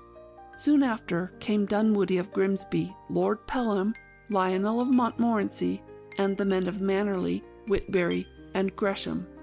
By the commander's order, each man had in his pouch store of bread and dried meat for 3 days' campaigning. Beyond that time, we must find our eating where we could. 'Twas mid-afternoon ere our force was assembled, but we took the road straight away, and by nightfall were encamped at Hardiston, half-way to Wallingham. For Geoffrey of Carleton, for myself the heir of Mountjoy, and my squire and comrade Cedric of Pelham Wood, this was the first sight and sound of war on such a scale, and we were fairly lifted up by the thought of what the morrow would bring. Cedric and I had each 19 years at Candlemas, and Sir Geoffrey but 6 months less. Many bloody frays had we seen in the petty warfare of our countryside, with robber baron and with banded forest outlaws, and each of us already knew the pang of hostile steel. Cedric, indeed, was but lately recovered from the wounds he had a year before at Morton, where he had been accounted as one dead. But the tramp of an army of mounted men, and the sweet music of their clinking armor and weapons, we heard for the first time that day. We rode near the middle of the line, and, glancing forward and back at the gallant train, that seemed a whole crusade on the narrow roads, could scarce believe that there existed anywhere an enemy that could stand before its charge. Our mail-clad knights alone, riding under the lead of the stern old constable, seemed invincible. The Welsh, we knew, fought without defensive armor, save their bull's-hide shields, and almost I pitied them for their nakedness when I thought of the terrible Norman spears and swords in the hands of men long trained in their skilful use, and hardened by years of warfare. It seemed scarce fair indeed that knights and gentlemen should fight at such advantage. The arrows and javelins, and e'en the sword-strokes of their enemies would touch them not, while their own well-aimed blows would cleave through flimsy defenses and scatter wounds and death. Thus mused I in my youthful ignorance, but ere 2 days had passed, I was both sadder and wiser. Never again will I pass such hasty judgment on the power of an enemy I have not surely tried. Though both Sir Geoffrey and I were as yet knights by courtesy only, not having won our spurs, we were armed and equipped for the expedition like the older knights about us. Cedric also, though a yeoman born, wore a coat of woven mail, and had a good broadsword at his side. But slung upon his back the while was his steel crossbow, his first and favourite weapon, and the one with which he had such wondrous skill. He could strike a running hare more surely than I could one that sat stock still beneath a bush, and he had managed to impart to a dozen and more of the Mountjoy archers some measure of his craft, so that 'twas acknowledged we had the best crossbow-men in the countryside. Geoffrey of Carleton had gained much in the 2 years just past in breadth of shoulder and length of arm, and could now dispute with me on almost even terms with the foils, or the wooden targets and broadswords of our martial play. I had already the height and reach of my father, who had a name for bone and brawn and feats of knightly strength. And Cedric, though a hand's breadth shorter, had the shoulders and thighs of a smith. He could hang by one arm from a bough and draw himself up to the chin, and I have seen him crumple a gold coin in his hand by way of making good his word when he had declared it over thin and light. Though Cedric was born and had lived till his 16th year in the woodland cottage of his father, the Forester of Pelham, his speech was not as that of the churls around us, and at Castle Mountjoy he had learned the ways of gentleness as readily as one of noblest blood. My lady mother was never aweary of lessoning such a pupil in the manners of a knight and gentleman, and now had reason to look with pride on her work. Withal, Cedric ne'er forgot the class from which he sprung, nor carried himself as a lord over them when given authority. We made but a short night of it at Hardiston. By 3 of the clock we were in the saddle again, and pricking forward toward the plain of Wallingham. By sun-up We were within 3 leagues of the castle, and the constable had sent forward light-armed scouts to bring us word of the siege. Then spake my father, with the freedom of an old comrade of the constable's and veteran of many a hard campaign.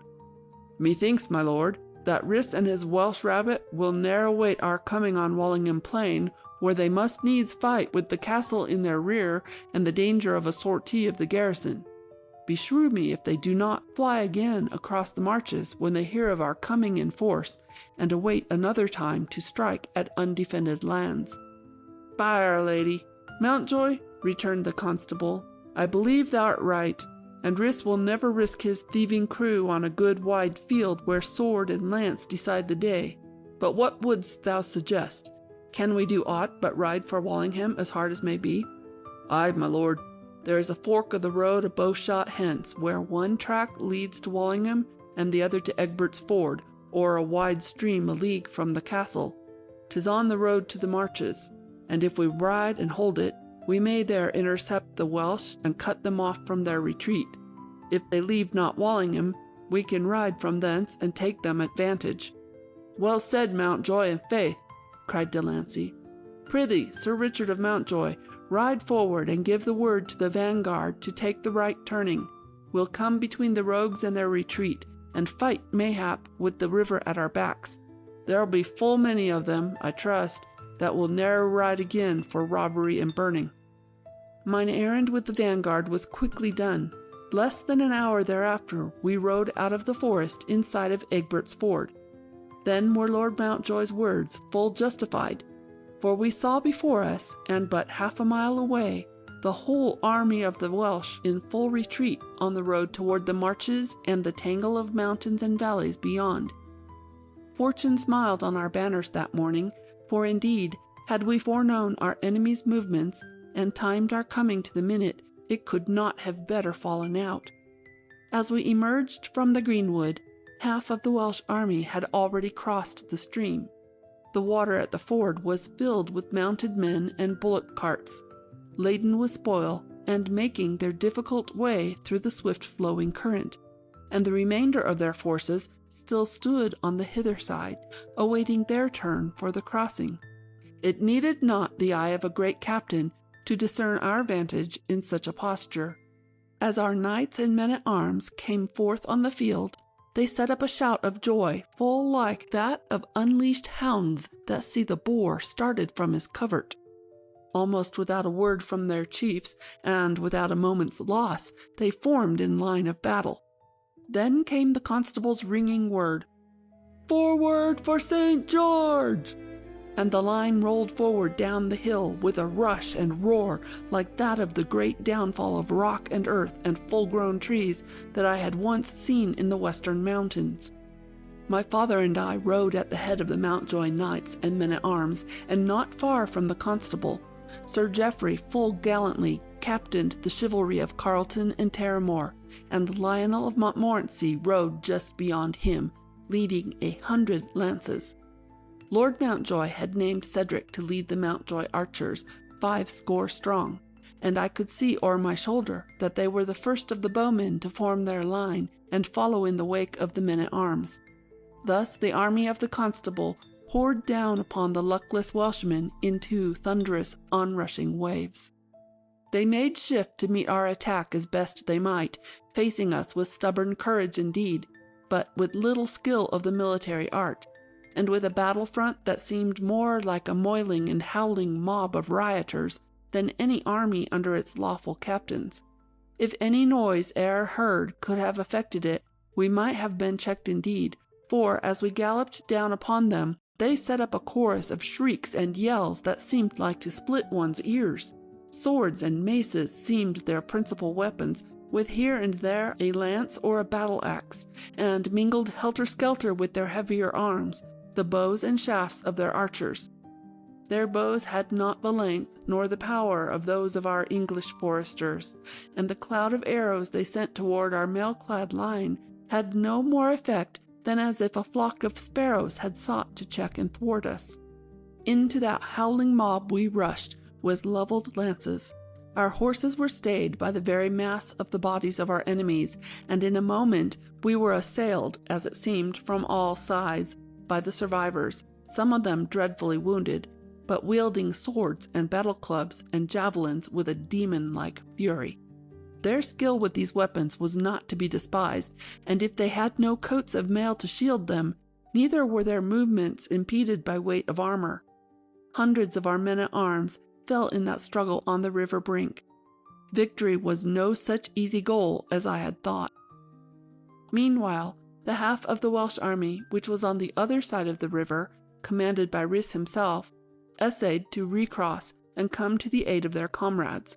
They might well have succeeded, and mayhap found some means of outflanking us, had it not been for the watchfulness of Cedric of Mountjoy. He and our whole array of archers had been close behind us, striving to do their share by way of shooting between our bodies at the mass of Welshmen. But soon the tangle was such that their bolts seemed as like to slay friend as foe, and they had gradually desisted. Then Cedric caught sight of the Welsh entering the water on the farther side, and, drawing the Mountjoy archers to the left of the main battle, began sending a stream of quarrels in their direction. The Lord Constable, having just then a moment's respite, saw what was toward, and sent word to the other leaders of our bowmen to follow the tactics of the Mountjoy men. In a moment the air above the stream was filled with a cloud of bolts and shafts, and the waters became clogged with dead and dying men and horses. Such a rain of death and wounds was not to be endured by unprotected men. Soon the Welsh warriors were turning their horses' heads again toward the bank, and those that regained it, with their fellows who had not yet re-entered the ford, fell back to a safer distance. Now the battle on the river bank went swiftly to its close. The struggling and yelling Welsh grew ever fewer, and our knights gained room for yet more deadly work with sword and lance. Soon the half of the Welsh forces that had occupied the hither bank had been destroyed or scattered, and our army was crossing the river in pursuit of Rhys and his remaining warriors, who were riding for life toward the mountains in the west. True to his sworn purpose, the constable lost not a moment in the chase. The Welsh horses were fresher than ours that had already traveled far that day, and they were more lightly burdened, else we might have ridden them down and finished the work so well begun at Egbert's Ford. As it was, our enemies, by abandoning their spoils and lashing their ponies forward without mercy, managed to keep well beyond bowshot for the half a dozen leagues that lay between the ford and the entrance of a narrow valley that led up into the mountains where they had so often before found safe retreat. Into this defile we rode at 3 o'clock, cutting down or making prisoners of a dozen stragglers whose horses had failed them at the beginning of the upward road. Without pause we spurred on up the stony pathway for a mile and more, then found the valley narrowing to a pass between high walls of rock. Through this the army of the Welsh had gone, leaving a guard of 100 or more to stay our progress. Our leader well knew the tactics fit for such a juncture. He halted his main force and sent forward the archers, the longbowmen under Simon of Montmorency, and those with crossbows under Cedric of Mountjoy. Soon the defenders of the pass were whelmed with a cloud of arrows and quarrels. They sheltered themselves as best they might amongst rocks and trees, but the arrows came like rain, searching every cranny of the pass. In scarce half an hour, the last of the Welsh rearguard was slain or had fled, and the way was open before us. The constable left 200 men-at-arms and archers, under an old and trusted knight, to guard the pass behind us, and we rode forward into the wide valley. The day was now far spent, and the sun had passed from sight behind the mountains that rose ever higher toward the west. The scattered oaks and firs, and the great rocks that strewed the valley on either hand, might well have sheltered an ambush, and we rode forward more slowly, with lines of skirmishers well to the fore and to the right and left. And now it seemed that Fortune, who with the sun had smiled upon us all day long, withdrew her favor also, for we had traversed scarce a league of the rocky track along which Rhys and his army had fled, when thick clouds obscured the narrow sky above us, thunder roared and rumbled in the mountain passes, and torrents of rain began to fall. The darkness swiftly enclosed us, and we had perforce to halt lest we should lose our way amongst the woods and rocks. There, drenched and chilled and worn with a day of riding and battle, we made bivouac, and ate of the food in our pouches. Mindful of the skill and daring of the Welsh in night attacks, the Lord Constable posted double lines of sentinels, and we seized such sleep as we might, wrapping in our dripping cloaks, and lying upon the grass and leaves. At last, I, for one, slumbered heavily, and it seemed but an hour ere our leaders roused us, and we saw the black shadows of the mists around us turning grey with morning light.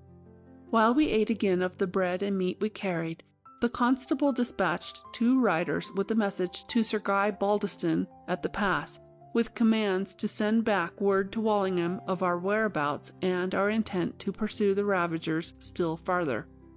In half an hour we were again in saddle, and de Lacy was giving directions for our better ordering to guard against surprise upon the march, when one descried our messengers returning at full gallop and lying low upon their horses' necks, as if in fear of arrows that might come from wayside rocks and trees. They rode indeed not like the soldiers of a victor's army, but like men who are hunted and flee for their lives. In a moment more they had attained our lines, their horses loudly panting with the labor of such galloping over rough and stony paths, and the foremost rider cried out to the commander, "Oh, my lord, Sir Guy and all his men are slain, and the Welsh have the pass again. We but narrowly escaped being taken ourselves." The constable sat on his great war-horse, gazing and frowning at the messenger for a length of time that an arrow shot strongly upward might have needed to come again to earth. Then he said sternly, "And how closely didst thou see all this?" "My lord, we rode within the bowshot. 'Twas something dark and misty, and we knew not what was toward. The pass is filled with Welshmen, and they raise the skull-bone banner. 'Tis an army such as we encountered yesterday." De Lacy glanced about him at his leaders. "My lords and gentlemen, you hear what has chanced. Shall we attack again from this side, or fare onward?" "We must ride onward, my lord, and that quickly," answered Lord Mountjoy. "We cannot force that narrow pass against such an army as our messenger describes. Doubtless they hold also the crags above, and from thence they can roll down rocks that would fell and crush any force that attempted it." "We saw many hundreds of them on the crags above," put in the messenger.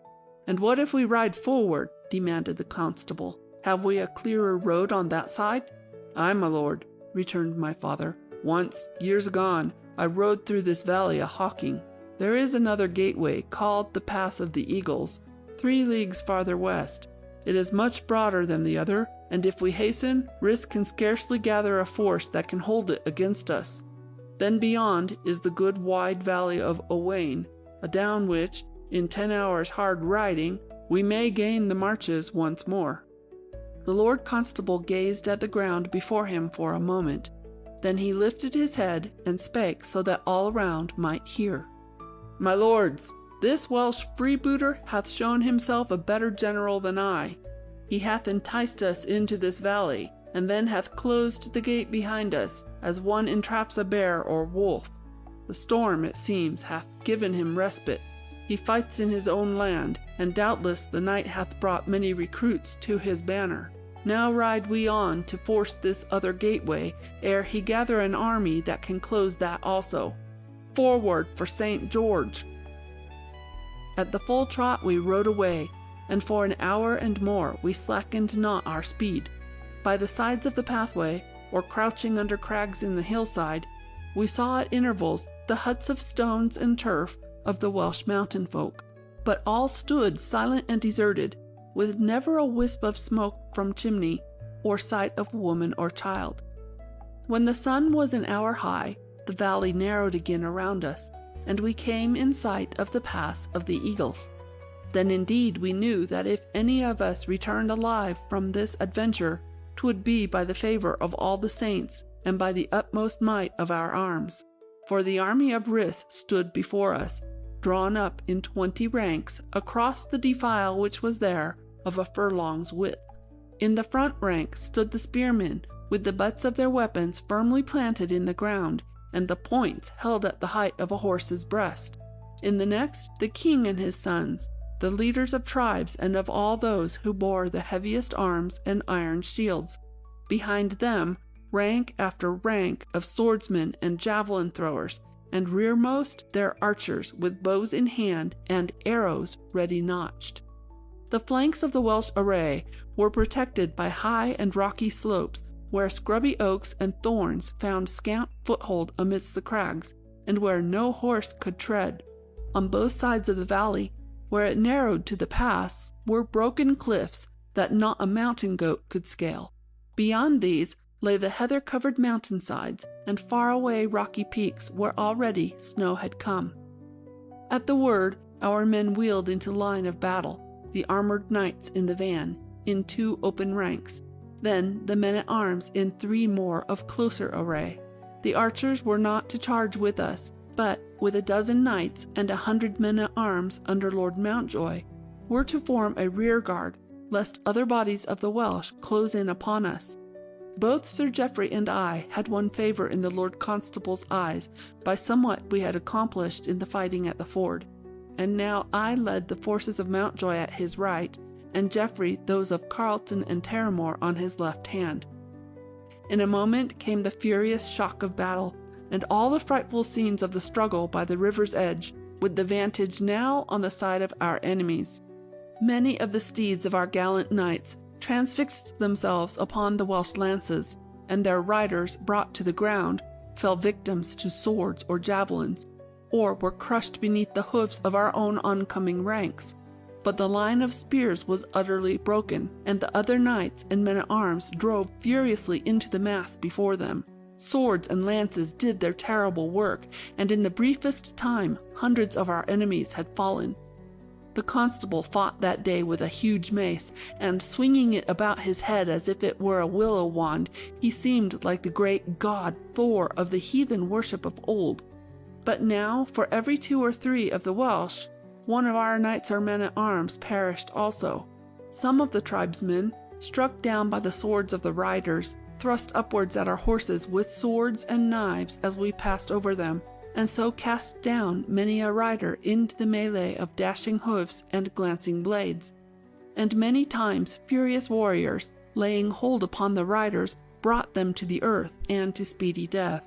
Their archers and javelin throwers aimed at our necks and faces, and though many of their shafts flew wide or even struck down their own, others found their marks indeed, and added to our fatal losses. From one desperate moment to another, for a length of time ever unknown to me, the struggle and the slaying went on unchecked. Our numbers grew ever fewer, and we were gaining scarce a yard of ground. For all the heaps of fallen, the Welsh fought on with undiminished fury, and 'twas evident that they would slay the last of us ere we could force the pass. Lionel of Montmorency had fallen with half his men, as also Dunwoodie and Sir William his brother and heir. The Lord Constable himself was wounded, and, panting with fatigue and loss of blood, had dropped his mace to fight again with broadsword. Sir Geoffrey of Carleton had once saved him from the hands of a huge Welsh warrior, who sought to drag him from his saddle, and now the two fought almost back to back, in an ever-narrowing circle of enemies.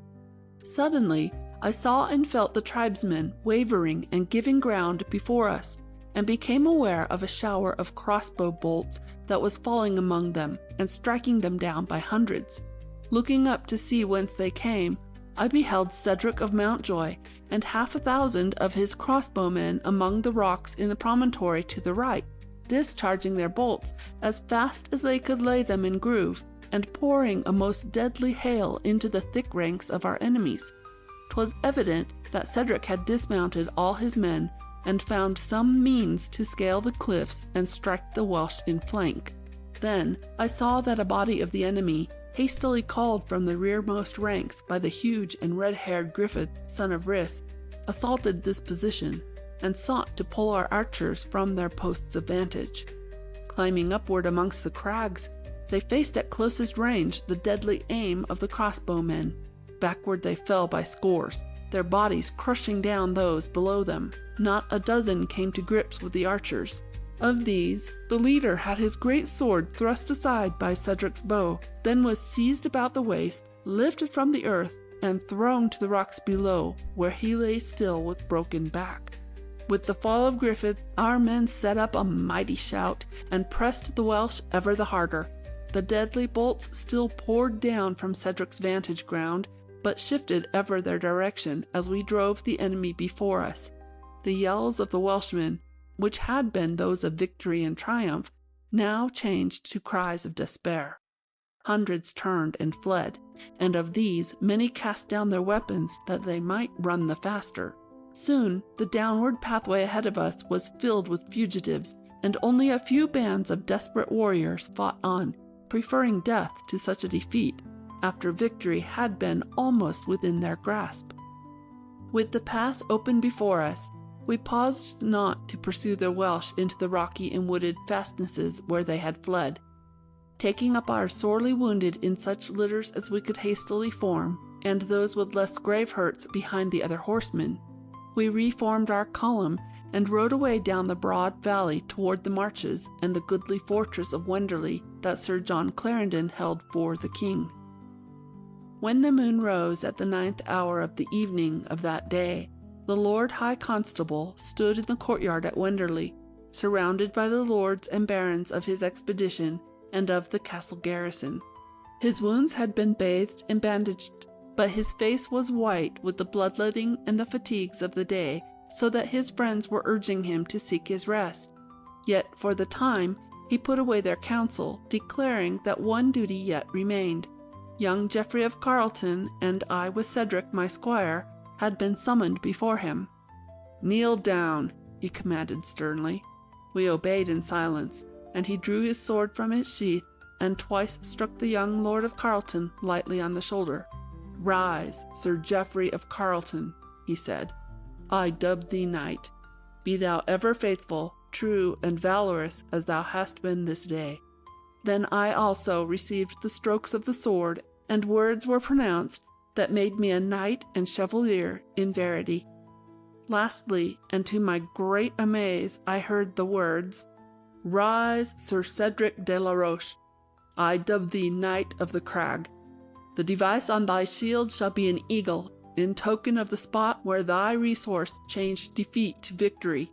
Be thou ever faithful, true, and valorous, as thou hast been this day, and England hath gained a stout defender, and King Richard of the Lionheart a worthy support to his throne." End of chapter 10. By Kimberly Mote. After the Battle of the Pass, we had a season of quiet at Mountjoy. King Richard had sailed on the Great Crusade, leaving his brother John as regent, and the people of England, nobles and commons alike, learned that there was a far worse rule than that of stern old Henry of Anjou, for John Lackland, his younger son, had at once the greed of a tiger and the meanness of a rat.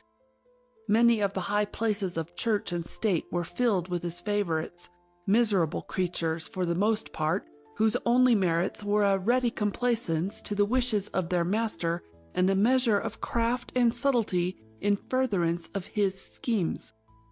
Sheriffs and bailiffs of a yet more contemptible strain hurried to do the bidding of these velvet-clad beggars and thieves, and honest and forthright men led a hard life indeed, unless they were themselves high in power and of numerous following. Among these last might be reckoned the Mountjoys and their friends and allies, the Carletons of Terramore. We were too strong and too valuable in the defense of the western marches to be meddled with, save for the greatest cause, so the land for some leagues about us was in a measure free from the ills which now and again brought other portions of the kingdom to the verge of rebellion. Sir Cedric, as now we gladly styled him, was high in the councils of Mountjoy. My father consulted him as often as myself on the gravest questions, and Lady Mountjoy willingly spent uncounted hours in bettering his knowledge of polite and courtly ways, and of those divers little matters of knightly bearing, to which in our rough western land we give mayhap too little heed. At the books, to her amaze, he soon had far outstripped her. An uncle of his was one of the monks at Kirkwall Abbey, and a famous Latin scholar. For a year past, Cedric had been making frequent journeys to the abbey, and once we had old Father Benedict at Mountjoy for a month or more. For hours together they would pore over dusty and ancient tomes that made me ache with weariness but to look upon them. The first we knew, our Cedric was better at the Latin reading than any layman we had seen or heard of. History and chronicles were good meat and drink to him, and often, with his head between the covers of a book, his dinner would be quite forgot but for my lusty calling. Withal, he was no pale bookworm, but a lusty and rollicking lad, who in rough and tumble play could lay me on the broad of my back with scarce a minute's striving.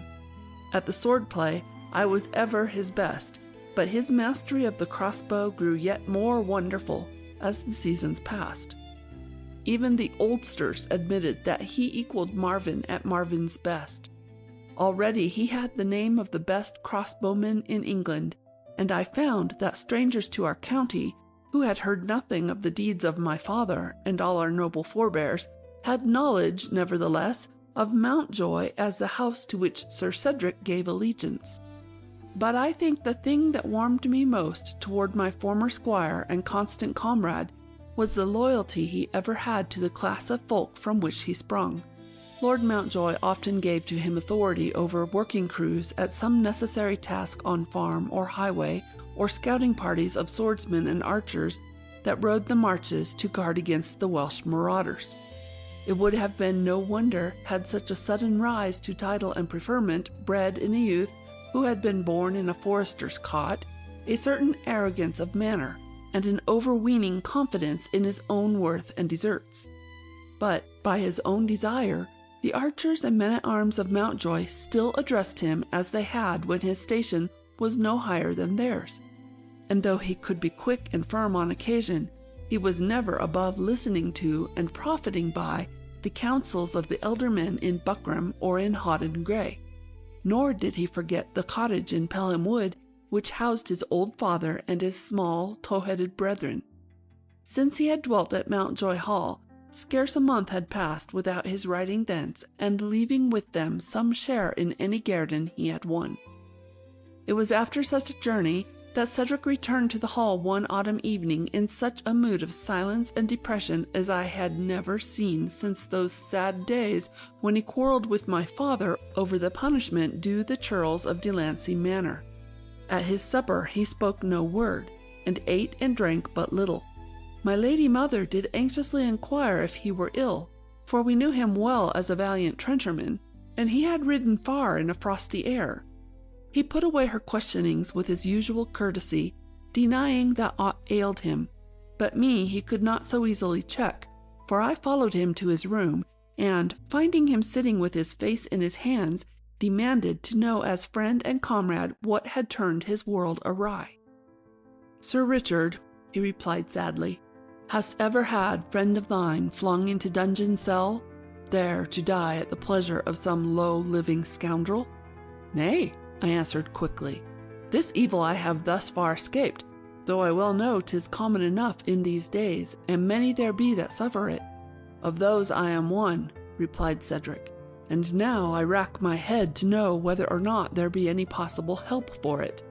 Wilfrid, son of the farmer of Birkenhead, was my comrade and playmate since ever I can remember.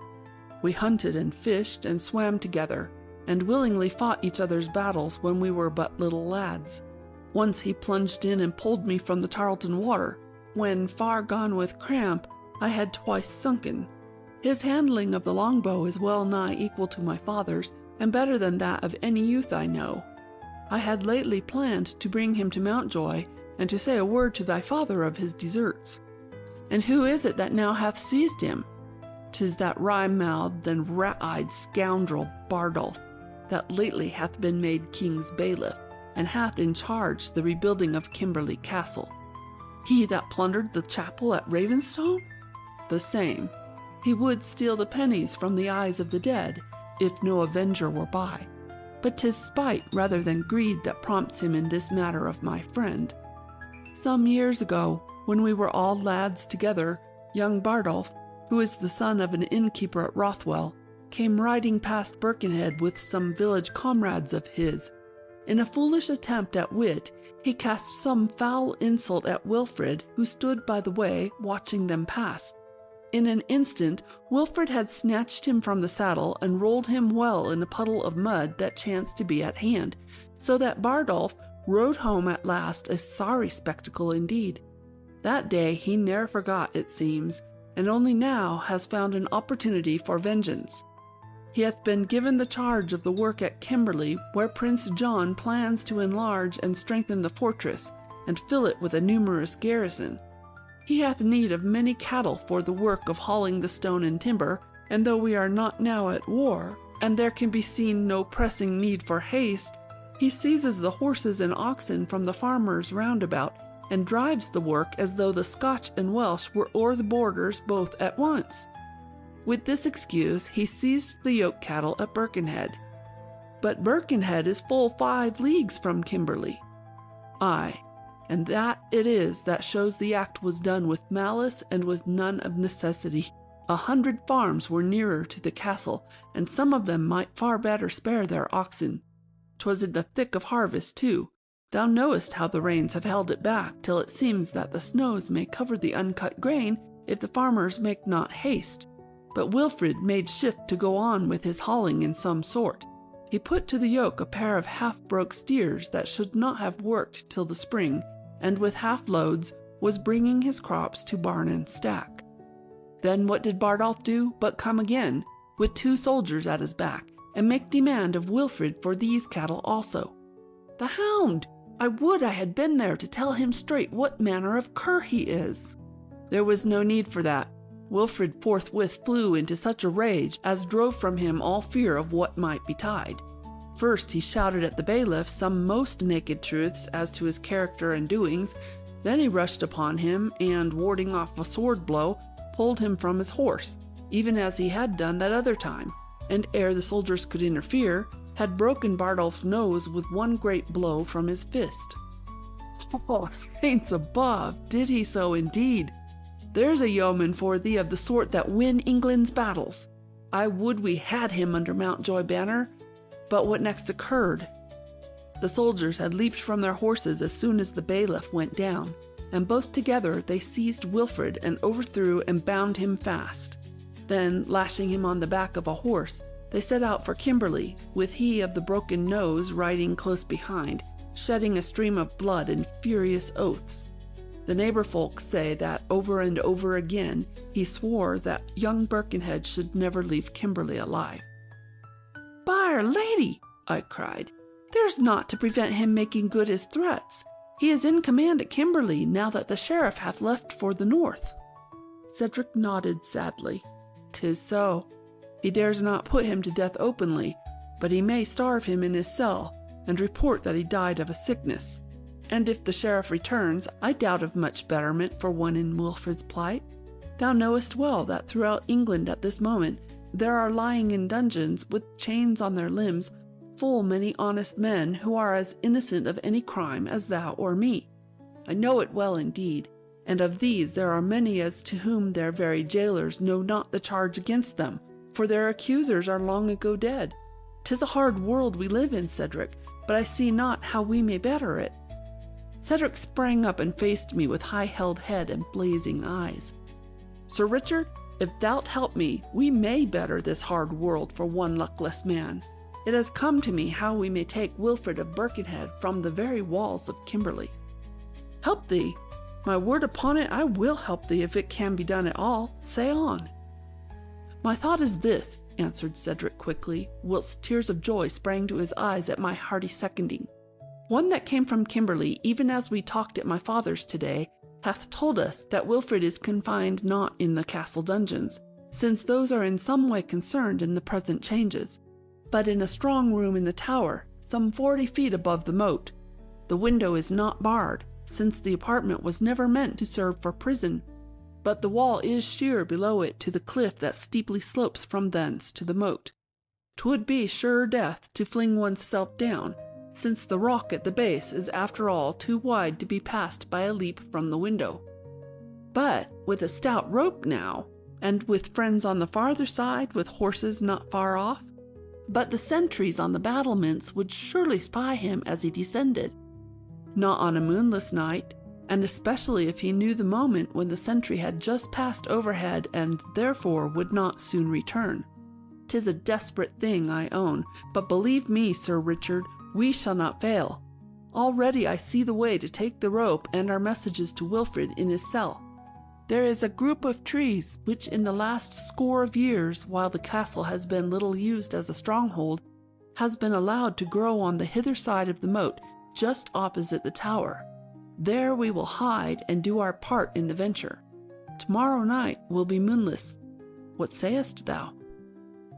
The next day at noon, soon after Bardolph of the Broken Nose had ridden away from Kimberley on some necessary errand, a stout old monk, in the flowing robe of his order, with hood and cowl closely drawn about his face, and bearing a basket on his arm, appeared at the gate of Kimberley.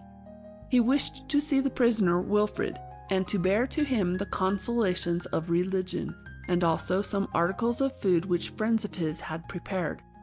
The clerkly youth, who seemed in authority in the absence of the bailiff, was much in doubt as to the wisdom of permitting any such entry, and indeed at first refused.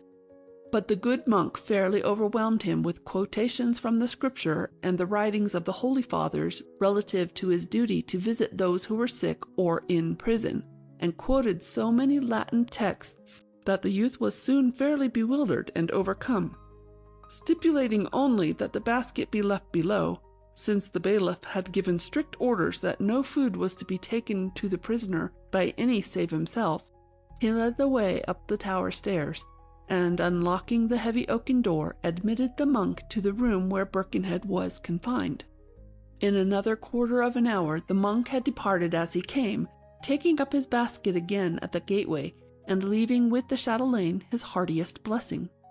To me, who had been anxiously watching from one of the village houses a furlong from the walls, it seemed that he walked with much firmer and more vigorous step as he returned o'er the drawbridge than he had when first he crossed it. But if this were so, none in the castle seemed to remark it. At any rate, the monk's departure was not interrupted, and he passed out of the village, looking neither to the right nor the left. Soon after I followed, and overtook him after he had entered a thick copse of yew and hazel half a mile away. Beneath that leafy screen, Cedric flung off the monkish gown and hood, dropped the basket on the ground, and stood gazing at it gloomily. "Sir Richard," he said at length, "Wilfrid of Birkenhead hath been for 3 days close shut in that tower room, and no least morsel of food hath been given him. Bardolph verily means to compass his death by starving." "The miserable hound!" I answered between set teeth. "'Tis a pity Wilfrid did not strike a thought harder and break his worthless skull." Cedric's face was wryed with pain and wrath. He stamped upon the ground in bitter impatience. Then, pulling from the basket the huge meat pie which had formed the greater part of the provision he had sought to carry to the prisoner, he dropped it before him and struck it with most vicious kick before it reached the ground. The crust flew off in a dozen pieces, and revealed the inner part as no juicy slices of flesh or fowl or pig, but a close-wound coil of hempen rope, such as no mortal man could feed upon. "Had I placed this beneath my armpits, as was my first thought," growled Cedric, "it would now have been safe hidden in the bundle of straw they have given Wilfrid for a bed. Fortune favoured us not, it seems, but mayhap that fickle jade will smile on our further contrivings. I made a new plan even as I climbed the tower stairs, and Wilfrid is well apprised of it. 'Tis not so simple as the first, nor seemingly so sure, but it may serve our turn." "Must we wait till the morrow and risk another entry of the castle?" I questioned. "Mayhap the bailiff will not ride abroad so opportunely." "Nay, we shall make the essay tonight," he answered slowly. Time presses, if Wilfred is not to be so weakened by fasting as to be incapable of any effort on his own behalf. Marcel hath already been told to have the horses here at 9, and wait our coming till dawn if need be. If we can come by a ball of fine, stout cord, like fishing lines, we will have that rope in the tower room by midnight. Then all the rest will be quickly done, and Wilfred a dozen leagues from Kimberley ere sunrise. An hour before midnight, Cedric and I lay under the group of saplings, 10 yards from the castle moat, and opposite the window of the room which held young Wilfred of Birkenhead. Beside us on the ground lay the ball of cord, with one projecting end fastened to the coil of rope.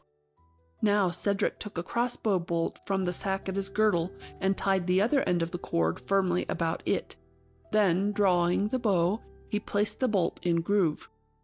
The sky was covered with thin clouds that half obscured the stars, and the moon had not yet risen.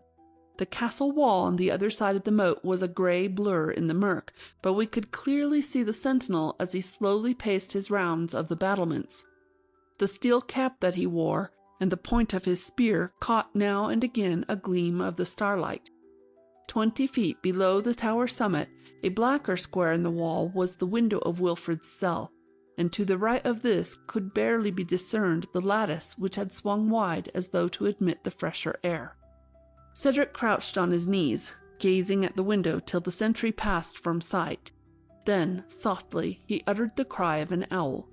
At once some white object fluttered in the blackness of the cell window.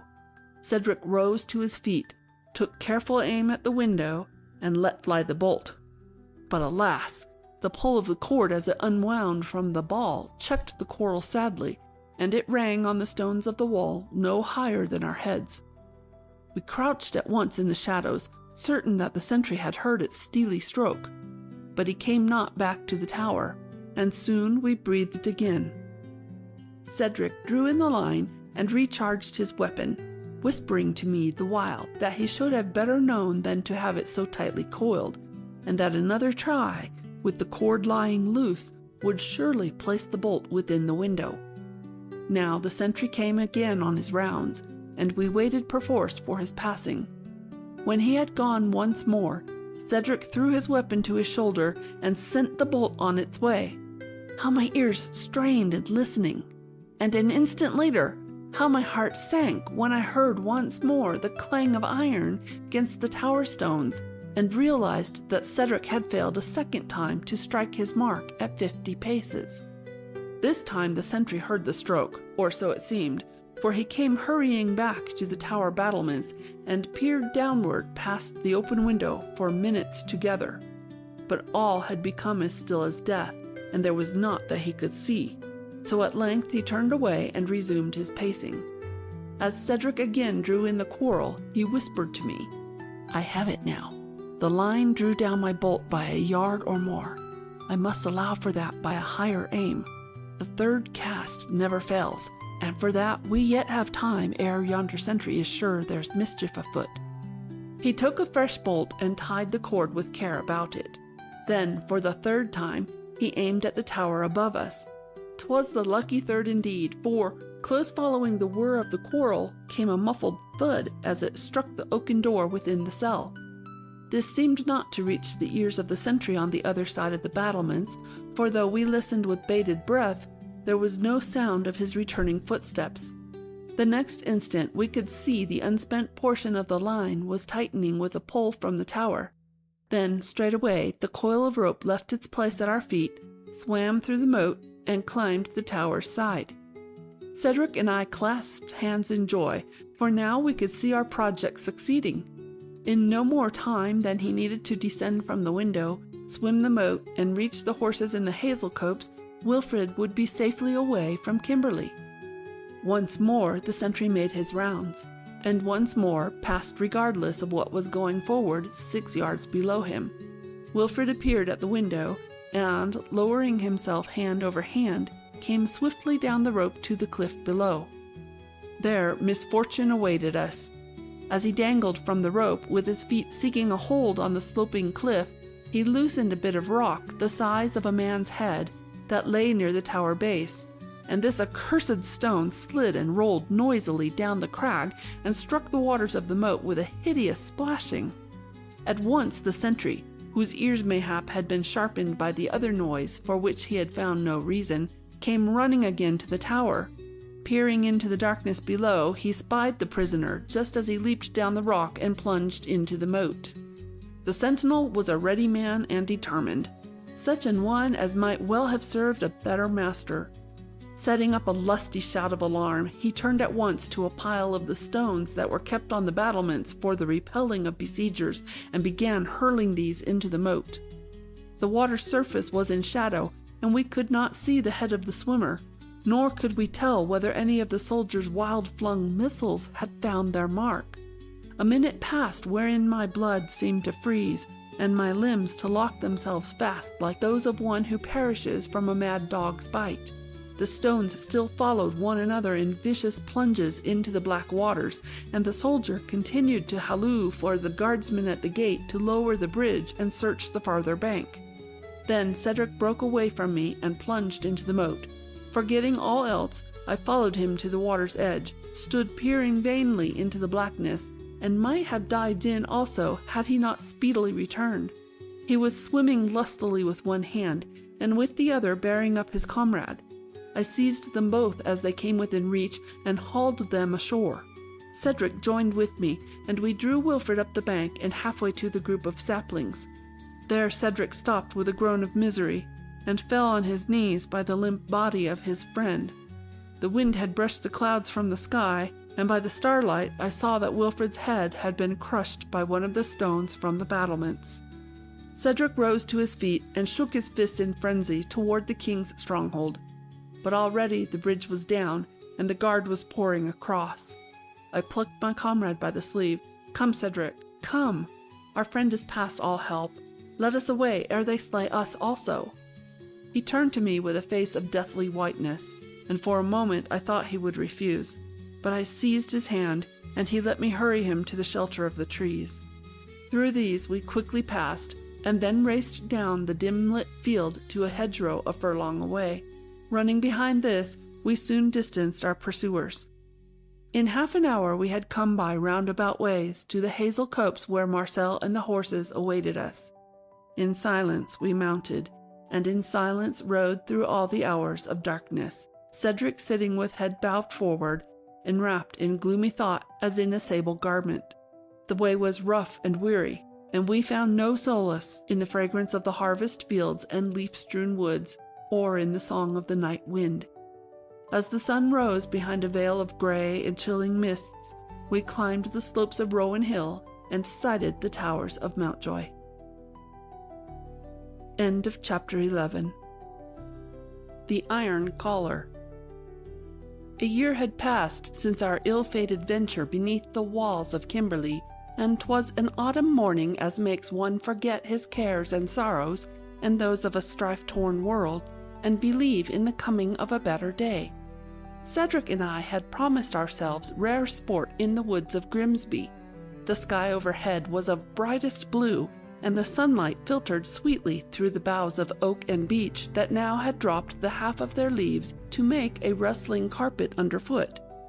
In the treetops the birds sang lustily, making the best of the smiling time that comes before the winter's winds and snows. Now and again a wood mouse scampered on fallen log, a hare sprang away from her form, or a moorfowl scuttled to cover in the bracken. To me there were never sweeter sights and sounds and fragrances than those of autumn woodlands, and to Cedric, the son of a Pelham forester, they were as native and joyous as the brown brook waters to the speckled trout, or the green hill pastures to the Mountjoy kine.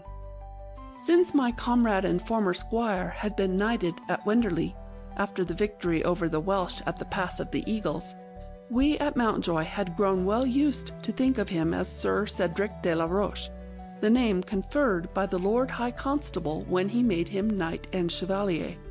But a newer honour had come to him but 4 months past, and though 'twas well deserved, and most gracious act of our liege lord the lion-hearted Richard, we yet could scarce conceive of its reality.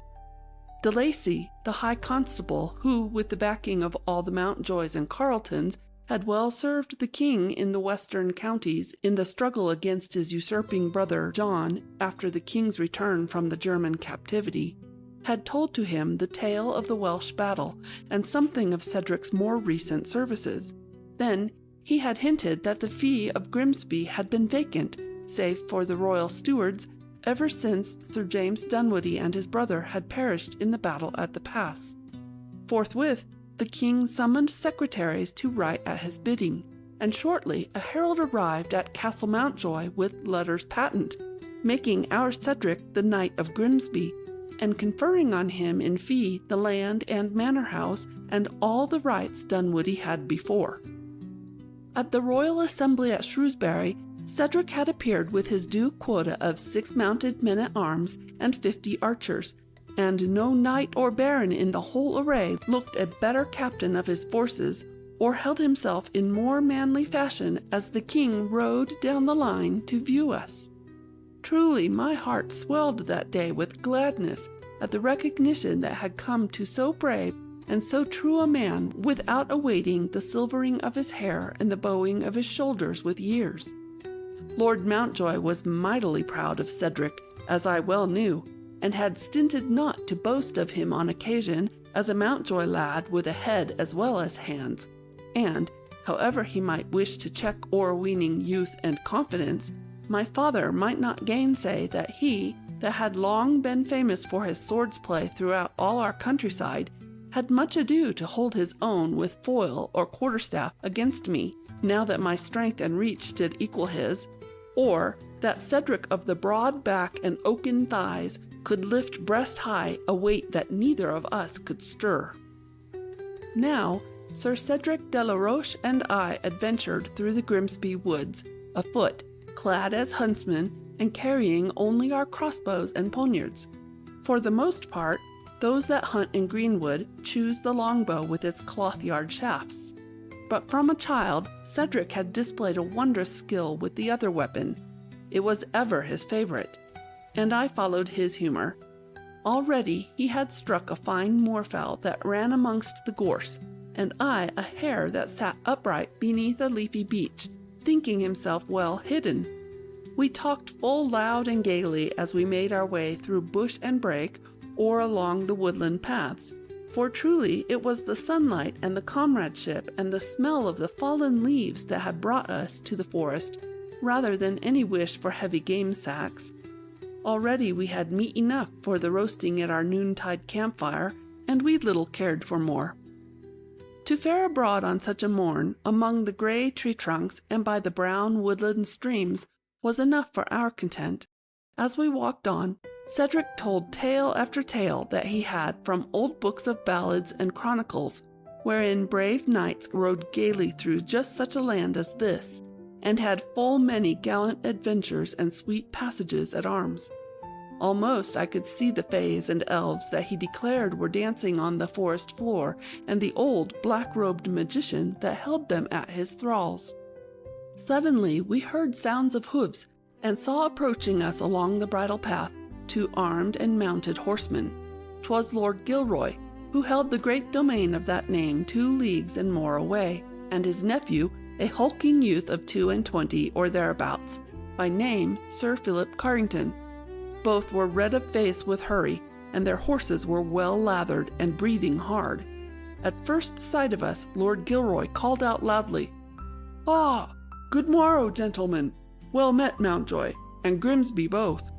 Grimsby, we have to crave thy leave to ride through thy lands in search of a murdering villain that hath escaped us at Gilroy." "A murderer, sayest thou?" answered Cedric. "Whom hath he slain?" "'Tis Simon, my dog-master.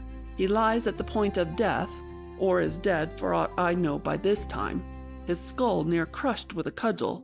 'Twas my thrall Egbert, a surly fellow well deserving of the hangman's noose, that thus assaulted him.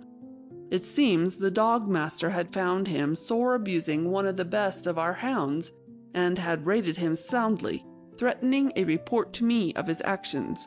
I saw but the end of the matter, and that from a distance, and with Philip here have ridden hard after him. The varlet made at once for the woods and has thus far escaped us, but we will run him to earth if it take the whole of Gilroy." "A surly fellow indeed!" exclaimed Sir Cedric. "'Tis well that he be apprehended quickly, else he'll join some outlaw band, and bid us all defiance. Thou mayst ride through my lands at will for his capture, or we may chance upon him in the wood. How may we know him?" Lord Gilroy smiled, but in a hard, grim way he hath, that is more menacing than any frown. "'Tis easy knowing him. He wears an iron collar, like all my thralls, bearing his own name and mine in graven letters. It makes the hunting of them far easier when they have done some violence, or if they attempt to fly from my lands. But give you good day, messieurs. We must fare on. If so be you get sight of him, a crossbow quarrel would not be amiss if he stopped not on order. And if you take and send him to me, I will be much beholden. Our thralls must be kept well in leash, e'en if that leash be on occasion a hangman's knot. Come, Philip, ride to the left, I pray thee, while I follow this path through yonder thicket." Cedric and I walked on, talking of this bloody mischief, and of the chances of the thralls' recapture. Somehow the brightness had gone from the sun-glints, and the woodland seemed no longer a forest enchanted, where nymphs and elves might dance away from hollowed tree, or the grey-haired wizard Merwin be seen upon a mossy rock, summoning by magic spells a troop of Arthur's chivalry. "'Tis true, this fellow must be taken," said Cedric sadly, "for such as he make up the outlaw bands that now and again give trouble sore to honest men. But I know not for the life of me why men that are born and die upon this green earth like any others, and that have as good a wish to live unhampered as you and I, should wear upon their necks collars of iron that mark them forever as slaves and bondmen.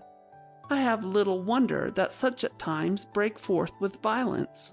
Nay, I have the more that ever they remain quiet like oxen in a paddock awaiting the ploughman's yoke." Cedric had stopped short in the path and was facing me. Upon his broad and comely face was the same stern look he had worn that day he withstood my father in the matter of the churls at Delancey Manor.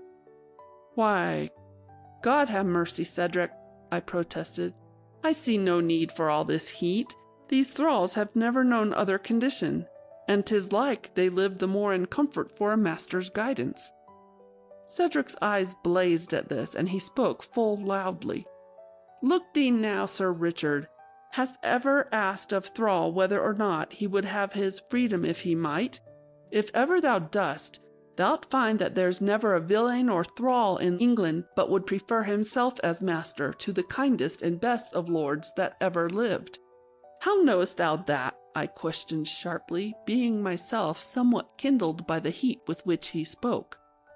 "Hark thee, Sir Richard, thou hast on Mountjoy lands no thralls, for that thy grandfather made free men of them all.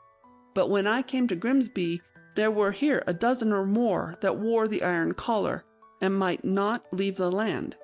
I had not been here a fortnight ere I loosed the collars from their necks, and bade them go or stay as pleased them, for that now they were free men. Some were youths like ourselves, some strong men of middle age, and others old and white-haired.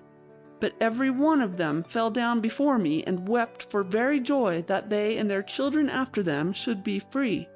Forsooth, I liked it not that men with sons older than me should pay me homage as I were a heathen caliph on his throne. 'Tis nearly 4 months since, and not one of them has left the lands of Grimsby, and every one would fight for me against any man on earth.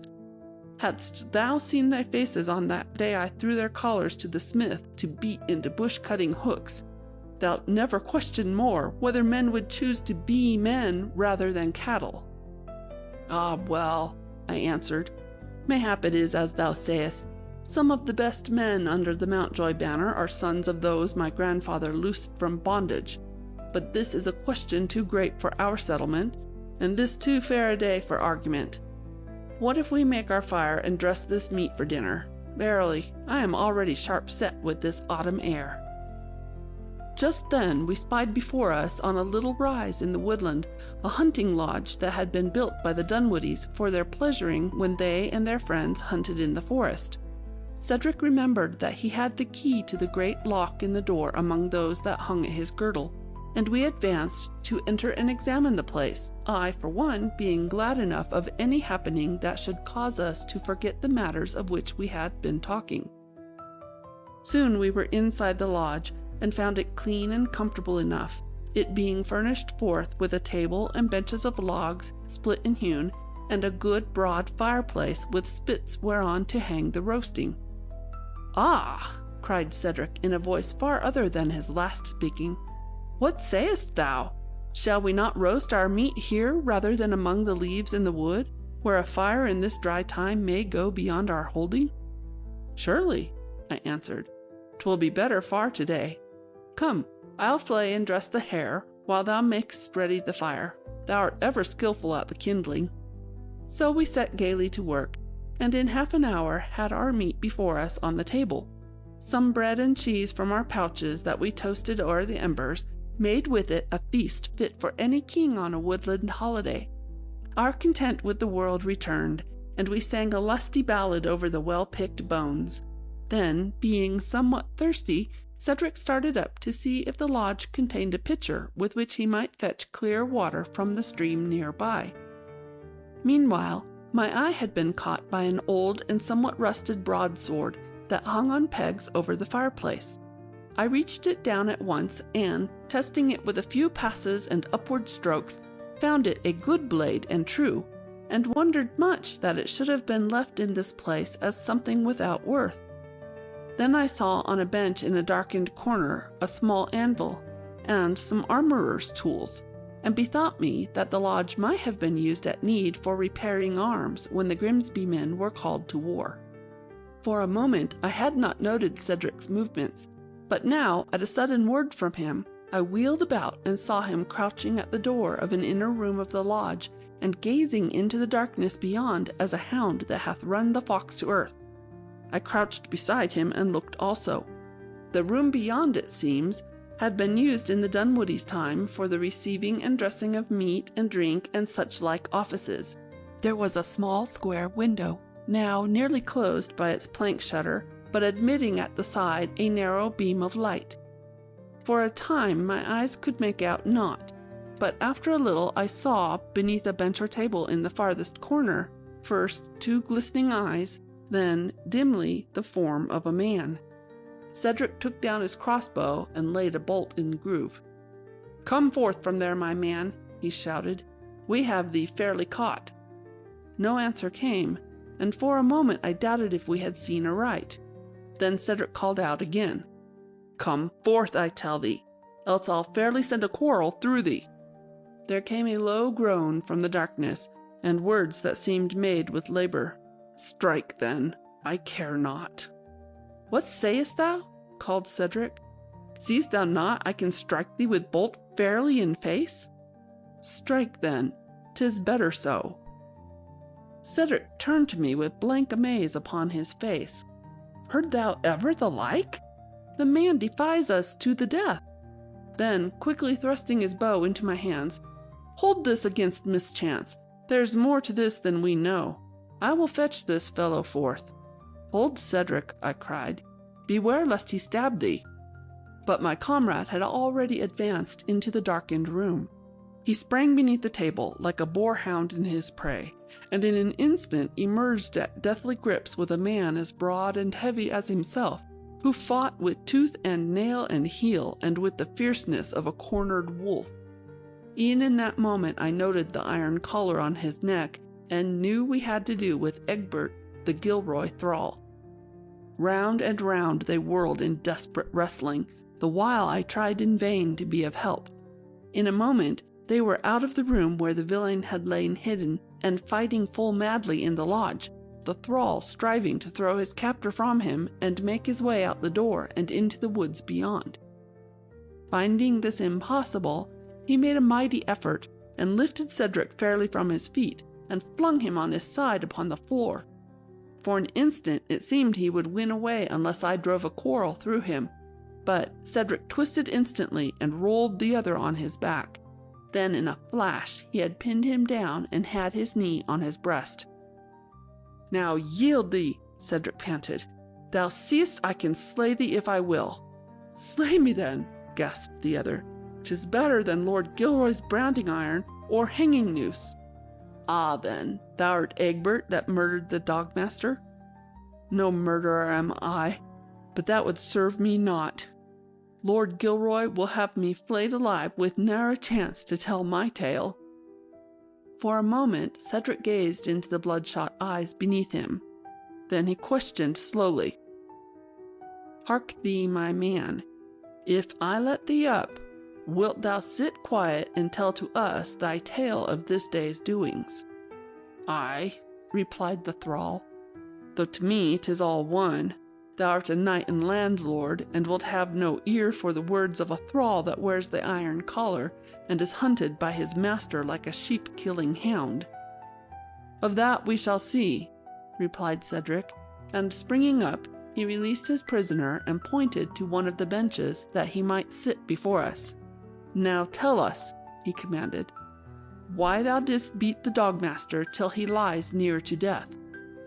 Egbert the thrall took seat as he was bidden, loosed the garment that had tightened about his throat in the struggle, and began. "Simon, the dogmaster, ever had a grudge toward me, for what I know not. And when I went to him 3 days ago to say that one huge hound of his pack had come a-roaring at me as I worked in the field, and forced me to climb on a hayrick to escape his jaws, he only laughed, and said that thrall meat would be cheaper far for such a valued beast than beef or mutton. This morn, at 9 of the clock, I crossed the hayfield at the back of the kennels, and out-leaped this same hound with frightful growls and roars, and widely opened jaws as if he would devour me forthwith. No tree or hayrick was at hand that I could climb, and I seized me a stone the size of my right fist, and with it felled the beast so that he lay still enough upon the grass. This was no sooner done than I heard behind me the running feet of Simon, the dogmaster. He had his dog whip in his hand, and when he came in reach, he struck at me with all his might. The lash curled about my face, and made the weals you still may plainly see. Such despite was more than I could bear. I seized the whip from his hand, and although I knew full well it meant the branding iron or the gallows, I struck him thrice o'er the head with the loaded butt he keeps for the savage and unruly ones among his pack. Simon fell down in a heap, and then I saw Lord Gilroy riding toward me from a hilltop a furlong off, and made for the woods where his horse could not follow. They hunted me all morning, but I would have won away hadst thou not found me." When the thrall had ceased speaking, it was very still in the lodge. Cedric looked at me with a painful expression in his eyes. What my own looks answered I know not, save from his words that quickly followed. "Egbert," he cried, "thy act may have been lawless, but we will not judge thee, and thou shalt not be sent back to the lash or the branding iron by act of ours. Neither shalt thou long wear that badge of slavery about thy neck. Here's that which will sever it." Striding to the darkened corner, he took from among the armorer's tools a stout, long-bladed file, then, springing back to Egbert's side, seized the iron ring with one hand and set to work upon it with lusty strokes. Soon the band was half cut through. Then Cedric dropped the file and, taking the collar in both his sinewy hands, gave a mighty twist, broke it apart utterly, and flung it as an accursed thing into the blackness beneath the armorer bench. Now he took his crossbow from the table and thrust it into Egbert's hands. "Take this for thy safer journeying," he cried. "Thou'lt need to travel fast and far for some few days. Then thou mayst take service under some true lord, as a ploughman or a soldier, as thou wilt. From this day forth thou art a freeman." Egbert gazed at Cedric with tears streaming down his face. Then he fell on his knees before him, but my comrade raised him almost roughly. "Up with thee, Egbert. Thou art a free man now, and should do utter homage to none but God, and there's work to do if thou wilt keep thy freedom. Thou must be far away from Gilroy before another morn." Egbert, among his sobs of joy, could say no word. I found in my pouch a little purse of gold and gave it to him. "Thou'lt need to buy thy food and lodging as a traveller," I said, "and not be taken as a prowling varlet. Look to it now." Then he that had been our prisoner found voice at last, and began to murmur broken words of thanks and to encumber his new-found liberty with oaths of lifelong fealty to ourselves. But Cedric again checked him with uplifted hand. "Hark!" he whispered. "What was that sound?" For a moment, all three of us stood silent and breathless, listening to the wind in the branches without and the faint snapping of coals on the hearth. Then came the noise again, a long-drawn, baying howl of a hound on a scent. "Some of our neighbors hunt the deer," I said. "Nay," answered Cedric quickly, "'tis no deer-hound. 'Tis a far deeper note." Meanwhile the face of Egbert had turned an ashen grey, and now his limbs shook with very terror. "'Tis the bloodhounds of Gilroy," he gasped. "My lord ever keeps 2 or 3 for just such as this. They follow on my track." Then from a window we saw, a furlong off in the open wood, 2 huge brown hounds that ran with noses close to earth and upon a path that led straight toward the lodge. Cedric seized his crossbow again from Egbert's hands. "Get thee back within," he commanded. "I will soon stop the coursing of these blood beasts." Egbert leaped through the door again to the inner room, and Cedric, throwing wide the shutter, was taking aim at the foremost of the hounds when I cried out from behind him, "Hold! Hold! It is too late! There come the horsemen!" From another point in the wood, not far from where the dogs had emerged, there were now riding toward us 6 mounted men. Cedric withdrew his weapon, and we gazed upon them in utter dismay. Lord Gilroy and Sir Philip Carrington were in the lead, and after them came 3 or 4 stout foresters, and last of all, upon an ambling palfrey, none other than Simon the dog-master, with his head bound round and round with a great white cloth. Cedric put away his bow, and unbarring the door of the lodge, stood on the step without, spurning away the hounds that sought to enter. "Good morrow, gentlemen," he called full jovially. "Good morrow, gentlemen, both," answered Lord Gilroy with a most wicked laugh. "Your hunting does not prosper," said Cedric, paying no heed to the affront conveyed in Gilroy's sneering words. "How not?" "Why, it would seem that your hounds have picked up our trail to the lodge here in place of that of their proper quarry, as the best of dogs will do at times." "Aye," answered Lord Gilroy, still with the evil smile on his face. "The best of dogs and men do err at times, and yet 'tis passing strange they are so set upon it. See, they course about and about thy little lodge, and will not leave it." Cedric cast a careless glance at the hounds. Then he said, "Come, messieurs, can ye not alight for a moment and rest within? I cannot offer meat and drink, for here we have none, but you may sit upon a bench by a fire while your men aid the hounds at finding the track again." Lord Gilroy threw his bridle rein to one of the foresters, leaped down from his horse, and strode toward the door, and his nephew did likewise. Simon and the others withdrew to a little distance, and dismounted by the brook, where they called the hounds to them. When our most unwelcome guests were within the lodge, Cedric made haste to place for them the benches before the fireplace, and again lamented that the place afforded nothing of refreshment. I made such talk as I might with Lord Gilroy and Sir Philip, asking them of the tourney at Winchester, where they had lately ridden, the deer on Gilroy lands, and other like matters of no import. Gilroy's keen grey eyes roved over about the lodge, and after 1 or 2 courteous replies to my questions, he asked of Cedric, "Art sure, Grimsby, that that inner room contains no cask or wineskin? 'Twould seem else that thy lodge is but meagerly furnished." "Aye, 'tis so," answered Cedric at once. Again our guest glanced keenly at Sir Cedric, while I breathed shortly indeed. But he said no more, and now I made diversion by asking Sir Philip if 'twas true that the Carringtons are Welsh descended. I knew full well 'twas not, and was hugely pleased when he denied it hotly, and went on at greatest length to prove his family of pure Norman blood by reciting all the quarterings on the Carrington shield and their origins in the days before the Conquest. At last Lord Gilroy stood erect, and said to my great and joyful relief, "Well-a-day, we must fare on, if ever we are to take that runagate. The sunbeams already slope far to westward, and 'twill soon be—" But there his words were of a sudden checked, and he stood staring at a point on the floor beneath the bench, 3 yards away. There, where half an hour before all had been deepest shadow, the sloping beam of the afternoon sun now rested and brought to clear and certain view the iron collar. With an oath he sprang forward and seized it. Holding it up before us, he read in a loud voice the graven words: "Egbert, thrall of William, Lord of Gilroy." Cedric stood facing him, and none of us spoke any word. Then Gilroy flung the collar on the floor and burst forth, "Ha, then! 'Tis even as I thought. One churl will help another in any strait."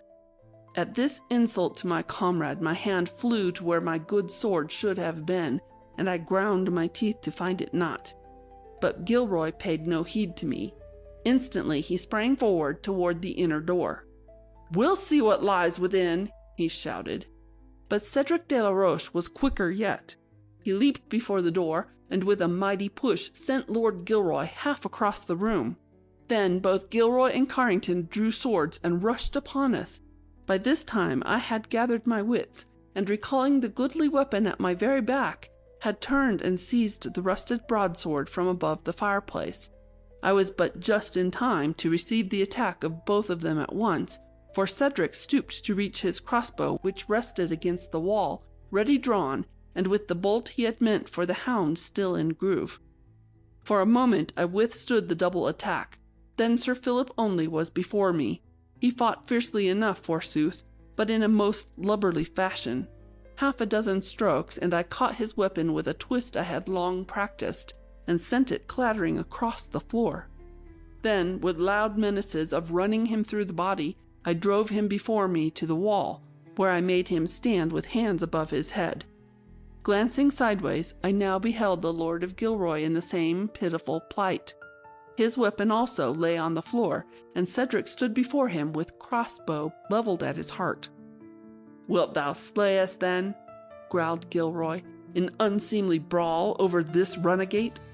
"Nay," answered Cedric sweetly, "but ye are our prisoners, duly taken. If we grant your lives and arms, you shall give us knightly word to retire from the lands of Grimsby, and give o'er this bloody hunting you were bent upon."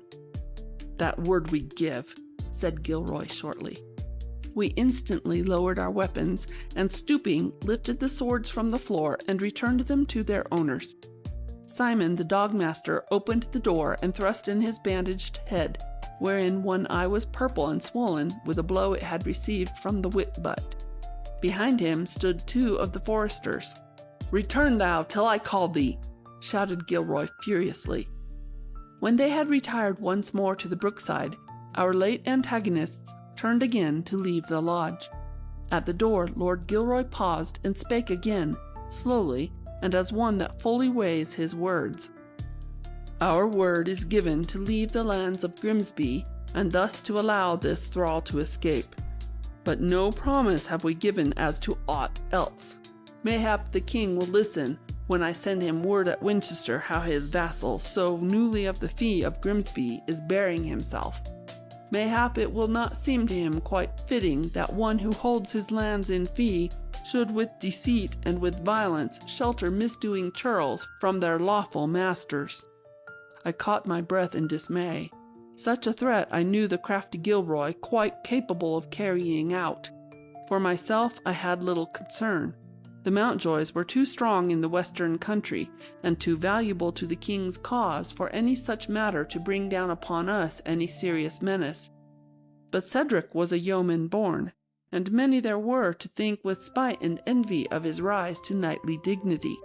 Sir Philip now burst forth with a cackling laugh, the first sound that had come from him since I had him at the wall with his hands o'er his head. "Ha ha! Grimsby," he jibed, "thou art not so great a victor as it seemed. Mayhap the fee of Grimsby will soon be vacant once more." Then Cedric spoke again, his words being pronounced with the same slow heedfulness with which the Lord of Gilroy had uttered his threat a moment since. "'Tis true, my lord, that naught prevents thee from sending or carrying this tale to the king. 'Tis also true, and this mayhap thou hast forgotten, that naught prevents me, in the event of thy wishing to carry this quarrel further, from taking to the king the full account, well known to me, though thou hast thought it hidden, of thy doings and those of the Carringtons during the weeks that followed the king's return to England, and while his traitorous brother, Prince John, with the aid of certain gentlemen who might have been more loyally employed, strove to keep him from his throne, and even, so 'tis said, to deprive him of life." Before the half of this had been spoken, the face of Lord Gilroy had grown pale as death, and he seemed to shrink a full hand's breadth in stature. His nephew gazed from one to the other of us with whitened cheeks and foolish open mouth. As soon as Cedric had finished, Lord Gilroy began in a tone far different from any he had used that day. "Nay, nay, Grimsby and Mountjoy both, why should we make of this trifling despite or a renegade thrall such a matter of bitter menacing? In truth, 'twere well should we all forget this day of petty quarrelling, and live in neighbourly peace henceforth." "Nothing would better please me," quoth Sir Cedric in reply. "And thou, Mountjoy," pursued Lord Gilroy, "what sayest thou?" "With all my heart," I replied. Lord Gilroy seemed about to offer his hand in token of our reconciliation, but mayhap something in our faces stayed him. With a hurried bow he turned once more to the door of the lodge. After him went Sir Philip, reminding me in his shrunken confidence of a rain-drenched chanticleer. At the brookside they climbed sullenly upon their horses' backs, and without a word to their followers spurred away through the forest. An hour later, Egbert, the freeman, astride a good horse from the Grimsby stables, with crossbow in hand and gold in pouch, was riding through the twilight on the road to Shrewsbury. End of chapter 12. On the road to Runnymede. I was in Stamford in the year of the great charter of King John. Half the knights and barons of all England, with a goodly following of men-at-arms and yeomanry, had been assembled under the banner of our stout marshal, Fitzwalter, and had seized by force and arms full many royal castles. Now, at the end of a truce, which to no avail had been secured by the Archbishop, we were ready to march towards London to bring to terms our most crafty and tyrannic lord and king.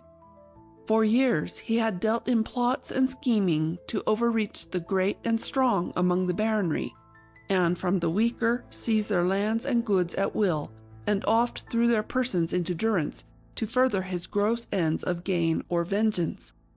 Now some hundreds of the barons of the north, with a dozen or more of us from the west counties and the Welsh marches, and a sprinkling of churchmen, who no less than ourselves had suffered from the king's o'erreaching, were gathered in Bermondsey Hall to agree, if we might, upon a scroll of the grievances that the king must remedy when our further assaults should have forced him to sue for peace. Geoffrey, Lord of Carleton and Terramore, leader of 100 lances and 50,000 bowmen, rose from his seat amid a clamour of disputing voices, and saluted the marshal and the assembled company. "I propose, my lords and gentlemen," he said in that high, sweet voice of his which yet is far heard and commanding, "the name of Sir Cedric de la Roche, Knight of Grimsby and bold defender of our western marches, for the 5th and final member of this group. He is a brave man and true, and hath, as we often say in the West, a head as well as an arm. He is both soldier and scholar, forsooth, and knoweth more of the Latin tongue than any layman among us. You have named Sir Richard of Mountjoy to serve you in this matter because, 3 months agone, he took the castle of Tournoi, which the king's men were strongly holding with greater forces than his own, and from whence they might have sorely threatened us. but most of you know not that 'twas Cedric de la Roche who gained entrance to the castle in disguise, and full well deceived the garrison, then at midnight overpowered, gagged, and bound the sentinel at a little postern gate, threw it open, and admitted the Mountjoys. Lacking him and his stratagem, we might still be hammering at the walls of Tournoi, and our whole campaign be sore delayed. For the Latin we have the Abbot of Moberly, said old Lord Esmond from his seat on one of the benches at the right. What need have we of another clerk? The Reverend Abbot, answered Carleton, will do the cause good service, I doubt not, in making clear for our commissioners the substance of old scrolls and charters which they must study, and mayhap in inditing in fair Latin hand the articles which we present to the king. In his hands we may be sure the interests of his order, and particularly of the Abbey of Moberly, will not suffer. But I say 'tis well that we of the baronage have a representative of our own number, who can see that this scroll, for which we risk our lives and fortunes, truly and amply provides for remedy of the wrongs we suffer. And I say, shouted Lord Esmond, springing to his feet the instant Carleton had finished, that if we are to have a representative of our order on the inditing of this scroll, as my Lord Carleton says, we should have a representative indeed. De la Roche is a true man and a capable soldier, as none will deny. But we have here many lords and gentlemen of longer service and of purest Norman blood. The Knight of Grimsby, as all may know, is yeoman and Saxon born. Such a man, be he never so learned, must ever think as the folk from whom he sprung, and can never rightly guard our rights and privileges. For an hour we had debated of our wrongs and the measures that should put an end to them, each speaker being fiercely bent upon the thing that should lift the oppression that had borne most heavily upon him, and caring little for aught else.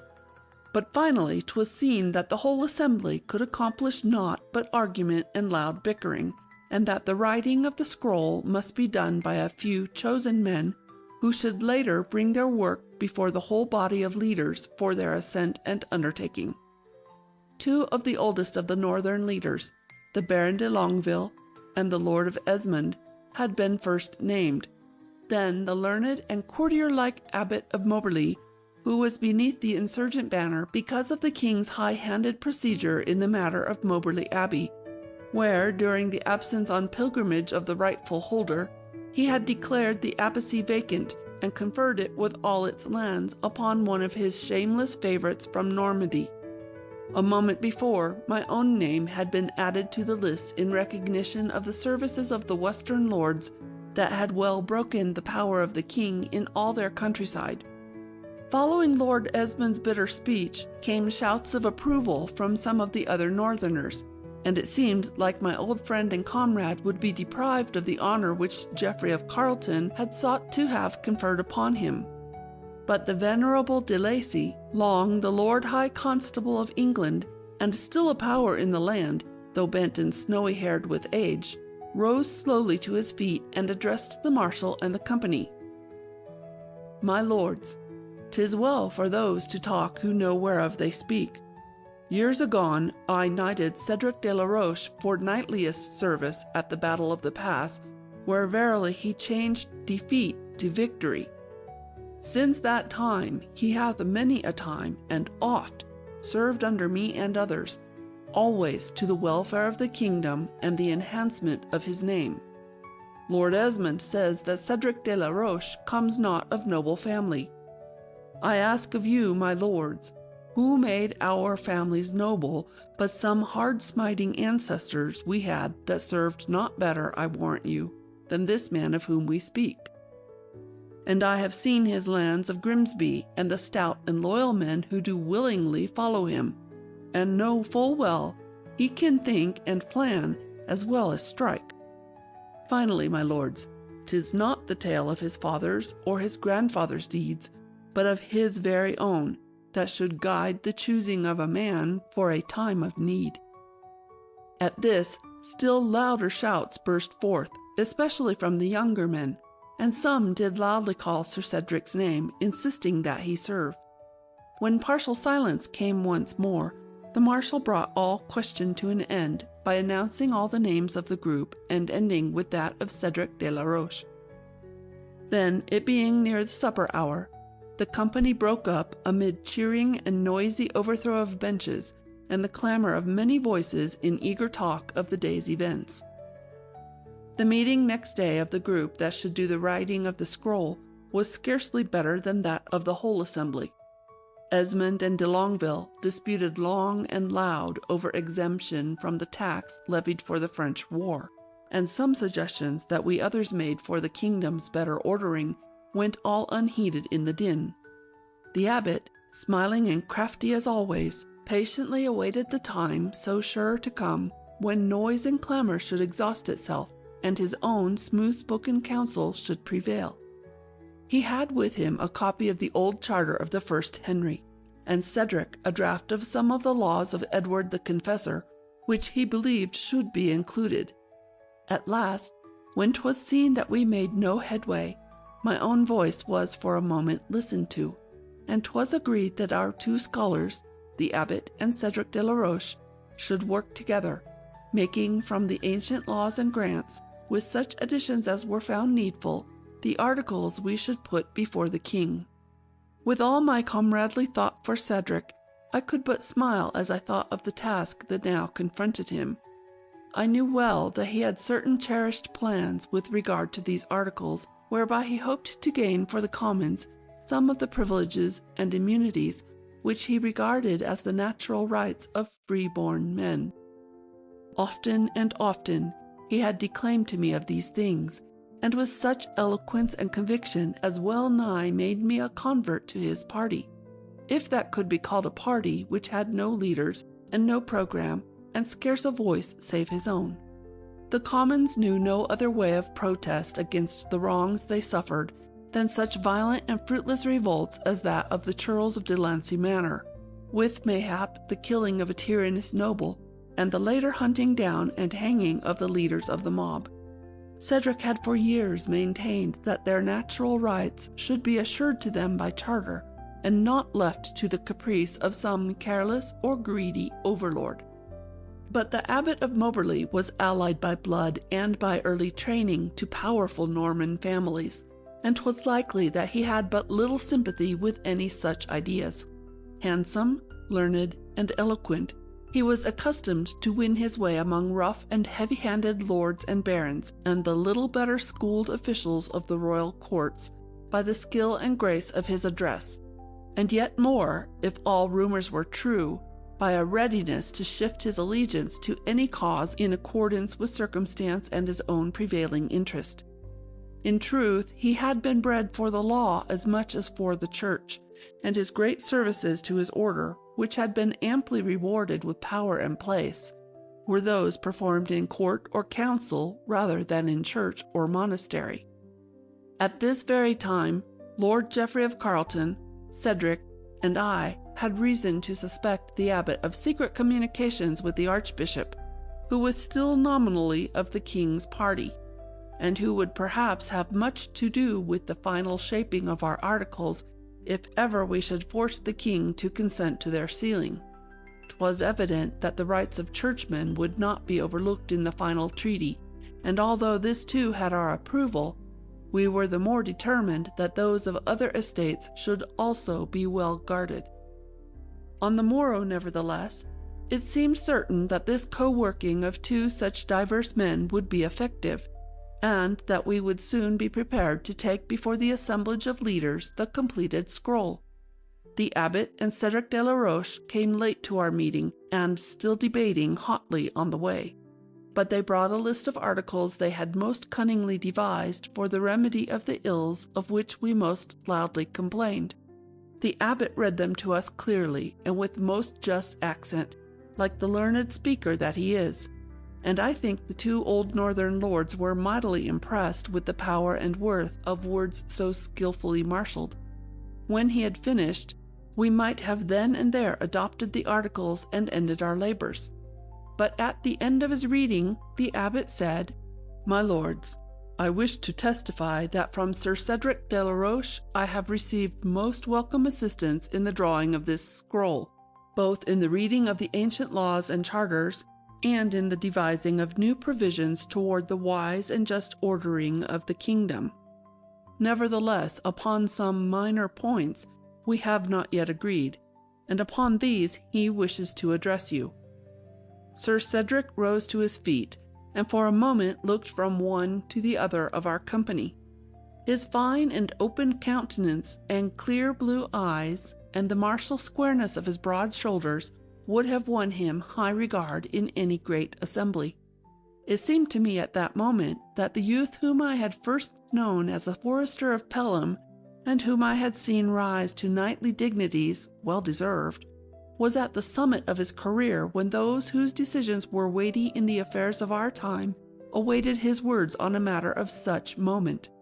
Baron de Longueville was looking at Cedric with no unfriendly eye, but the Lord of Esmond, who had wished to adopt the articles at once, frowned with impatience at the end of the abbot's speech, and now gazed moodily at the floor. "My lords," began Cedric clearly, "we have as the 20th of these articles, 'Let no sheriff or bailiff of the king take horses or carts of any free man for doing carriage, except with his own consent.' Upon the next page we have the provision, 'Let not the body of a baron, knight, or other noble person be taken, or imprisoned, or disseized, or outlawed, or banished, or in any way destroyed, nor let the king go or send upon him by force, except by the judgment of his peers or by the law of the land.' These things are just and right, but to my thinking they go not far enough. Why should we not deserve the good wishes for the triumph of our cause, and the strong right arms not only of the baronage, but of all the freemen of England? Why should not these provisions be altered to guard their rights also?" Lord Esmond raised his head and gazed sharply at Cedric's face. "And how wouldst thou amend them?" he growled. "I would say, in the first instance, 'Let no sheriff or bailiff of the king, nor any other person, take horses or carts of any free man for doing carriage except with his own consent.'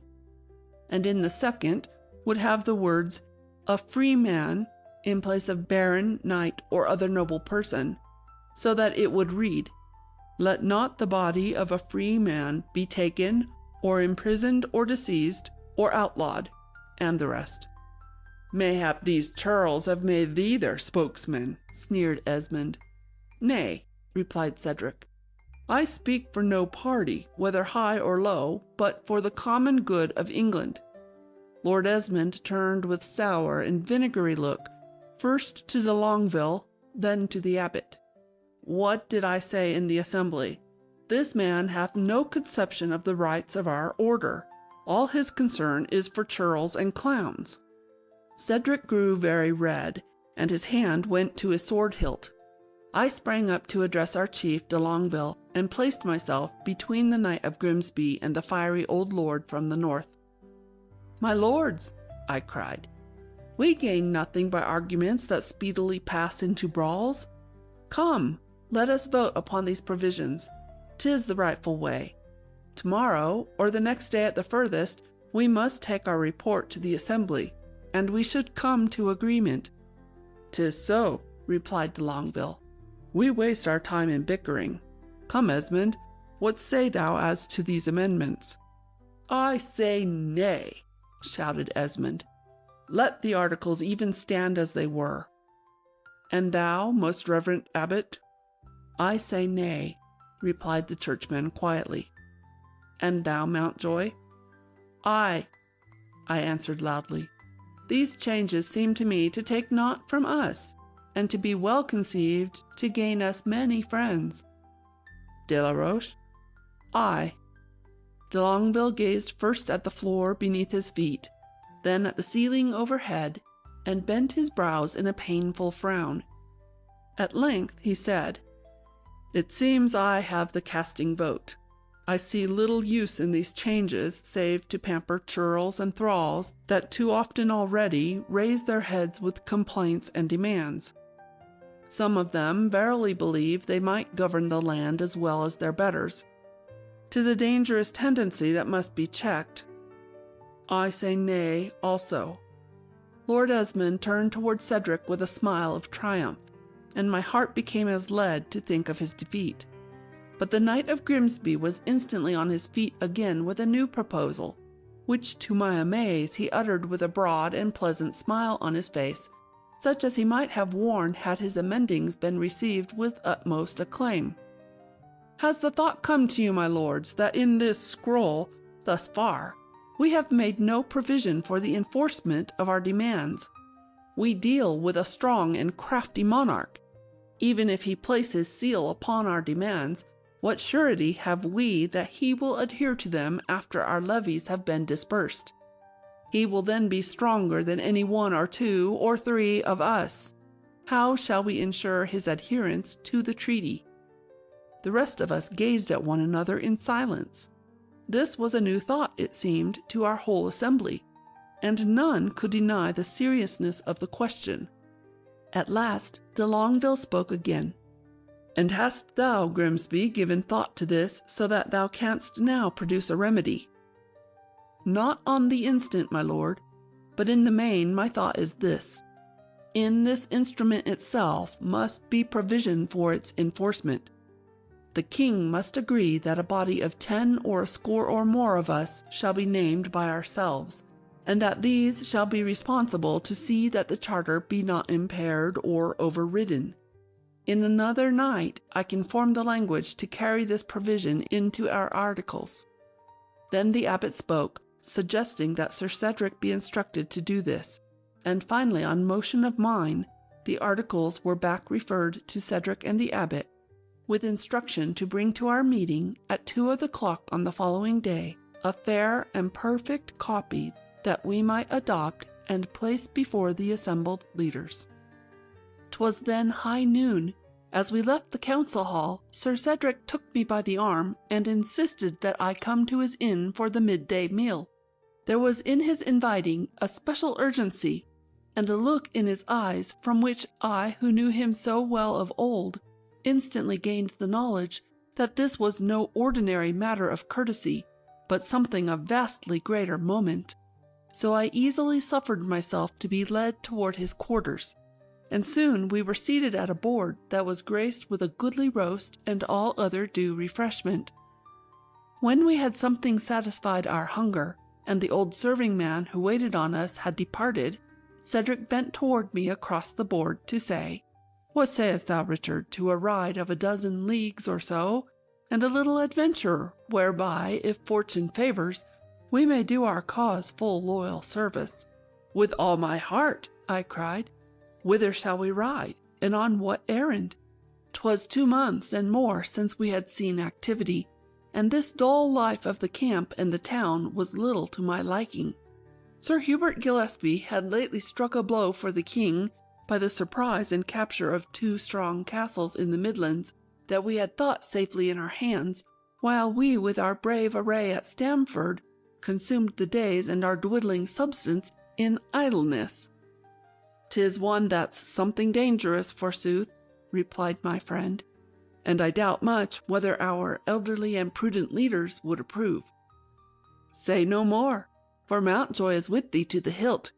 What followers shall I bring, and with what arms?"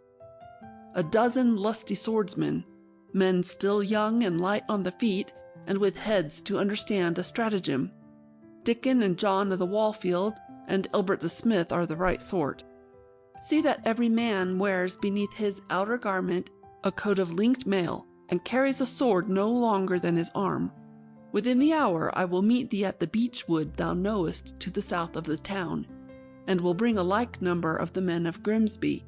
We shall ride hard and far, so look to it, I pray thee, that thy men be well mounted. We may have cause for speed on the homeward road." An hour later, with 24 proper men, Cedric and I rode out of the beech wood, and took the high road toward the south, where, but 5 or 6 leagues away, the castles and most of the towns were still in the hands of the king's mercenaries.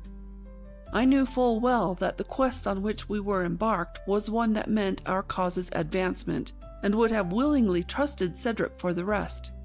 But now we drew ahead of our horsemen, and he explained full clearly his design. 'Twas such a plan as only Cedric would have formed, and its outcome, in truth, exceedingly dubious. But we were comrades of old in many a venture that would have been refused by prudent men, and now he had no labor in convincing me that this was worth the trial. After an hour's riding, we came to a thick wood, and turned aside in this into a little glade, where we halted to rest our mounts and to bring about a most surprising change in our appareling. At a word from Cedric, each of the Grimsby men proceeded to withdraw from his saddlebags some garments which, being unfolded, appeared as the long grey cloaks and hoods of palmers. Each, it seemed, had brought a costume for himself and for one of the Mountjoy men. And now, in less time than the telling takes, we had all laid aside among the bracken any headwear or other dress that might not properly consort with these, and stood forth as a body of pilgrims in the dress that marked those who had accomplished the toilsome journey to the Holy Land. Soon we were on the road again, and, save for now and then the rattle of a sword hilt or a robust, laughing word, might not have been distinguished from a cavalcade of devout returning pilgrims, such as were not uncommon on our roads. Without mishap, we pursued our way into a region where all the points of vantage were held by our enemies, and where armed parties, far too strong for our gainsaying, patrolled the roads or watched them from the hilltops. In the late afternoon we came within sight of the castle of Moberly, which was held for the king by Sir John Champney, with 100 lances and 60 crossbowmen. On the left, and but half a mile from the castle, lay the abbey where William de Bellairs, favourite of the king, renegade cleric and forsworn crusader, held usurping sway over the monks and lay brethren, and the fields and vineyards that had been the rightful domain of our associate at Stamford, whom we still greeted as the Abbot of Moberly. At a like distance from Moberly Castle was a fork in the road just beyond a timbered bridge or a stream. There the left-hand track led to the abbey, and that on the right went straight to the castle gates. At the full trot we took the former turning, and soon were calling for admittance at the abbey doors.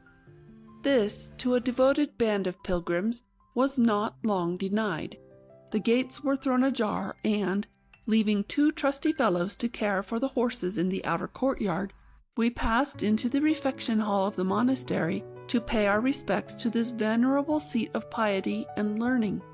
Our worthy palmers scattered themselves about the great room with its timbered ceiling and mighty fireplace, and engaged in talk with the monks, or in reverent examining of the painted series on the walls, the work of an earnest, though not too highly skilled, lay brother, and setting forth the story of Joseph and his brethren. After a little, Sir Cedric, acting as our leader, sent word to the abbot, whom we had not yet seen, that here was a group of 80 and more of palmers, who now paid their first visit to the far-renowned Abbey of Moberly, and who wished to have speech with the reverend master of the house ere they departed. This message, with its accompanying compliments, accomplished its intent, and soon William de Bellairs, in all the robes of his office, entered the hall from an inner door and seated himself in his great chair on the dais. If ever the character and history of a man were written on his face, 'twas so with the false Abbot of Moberly. My gorge rose within me at the sight of his red and bloated countenance, that told so plainly of a life the very opposite of that led by a true monk and churchman. His mean and shifty little grey eyes were all but covered with folds and wrinkles of fat, yet quite sufficiently revealed a nature compounded of fox and pig. De Bellairs was one of a group of dissolute Frenchmen who had won the favour of the king and the hatred of true Englishmen by supporting our lawless and grasping sovereign in all his schemes for the seizure of power and wealth. It was against them, nearly as much as the king, that our banner of revolt had been raised, and in our articles of Stamford we had already named 6 of the worst of them, who must be deprived of all offices and banished from the kingdom. 'Twas no blame to the church that such miscreants profaned some of her holy offices. In defiance of her rites of ancient usage, they had been thrust by their royal master into the places they disgraced, oftentimes in reward for services which would not bear recording. "Reverend Father," said Cedric, bowing low, "we congratulate ourselves upon our visit to this ancient and honorable abbey, and we have here some gifts and tokens to bestow upon thee as the head of this worthy brotherhood." De Belair bowed deeply in acknowledgment of this greeting. When he raised his head again, what was his amaze and horror to find that he that had addressed him so respectfully had sprung upon the dais, pulled from his shoulders the palmer's cloak, and now rushed upon him as a hound upon his quarry.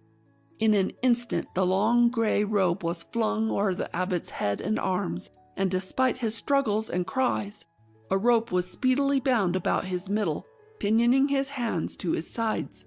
Then he was lifted bodily and hurried toward the courtyard door. Some of the monks set up a hideous outcry, and one or two sought to intercept those who carried the bound and struggling abbot. But where they thought to deal with unarmed pilgrims, they found themselves confronted with 22 stout fellows, each of whom had drawn from beneath his flowing cloak a short-bladed sword, and flourished it in most menacing way. They fell back before us, overawed, and understanding nothing of what had passed. Only one of the monastery people did preserve his wits at this amazing juncture, and this an acolyte youth of 16 years. Slipping out of the hall and through the rear of the abbey, he ran, as we afterwards learned to our cost, with might and main to take the news of this mad foray to the castle's governor. In the outer yard we spent some time in adjusting more firmly our captive's bonds, and in cutting slits through the cloak that bound his head, so as to allow him to breathe, but nowise to see, and scarcely to make himself heard with calls for help.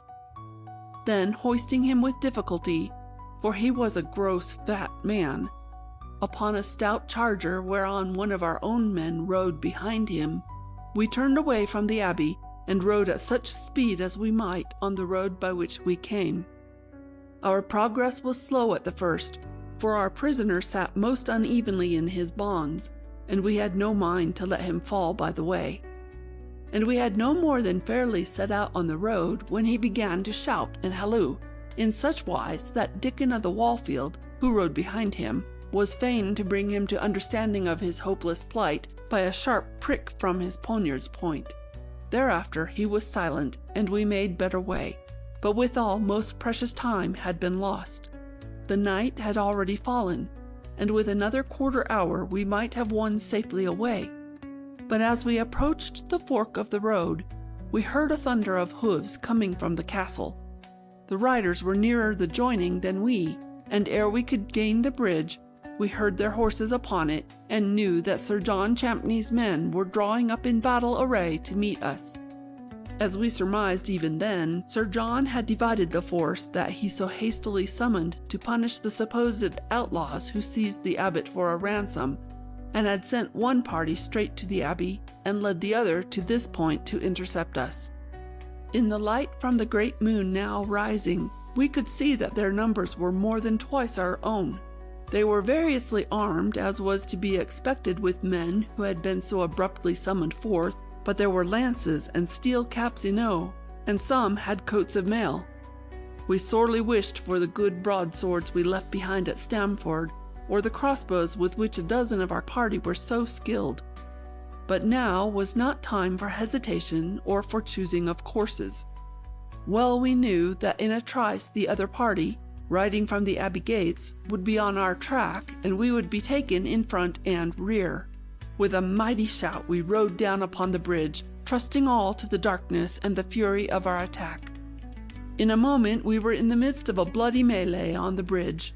Our men thrust back their hampering robes, and hewed and slashed with deadly effect, but those opposing us were no weaklings nor novices in war. Sir John Champney slew 2 of our men with downright broadsword strokes, and another was pierced through throat by a lance. I rode in a closer press of fighting than I had seen since the Battle of the Pass, and once or twice was near beaten from my horse, though some of those that rained their blows on me fared worse indeed. Then Cedric came face to face with Sir John Champney, received a broadsword stroke on his uplifted mail-clad arm, and countered with a blow that sent his enemy to earth. Instantly the cry arose that Sir John was slain. Most of his followers were French and Flemish mercenaries, and now they melted away before us, fleeing to the fields on either side of the bridge, or leaping to the shallow waters below. We paused long enough to learn that our men who had fallen were past all help, then rode forward at a gallop up the moonlighted way, with our prisoner still safely bound and in our midst.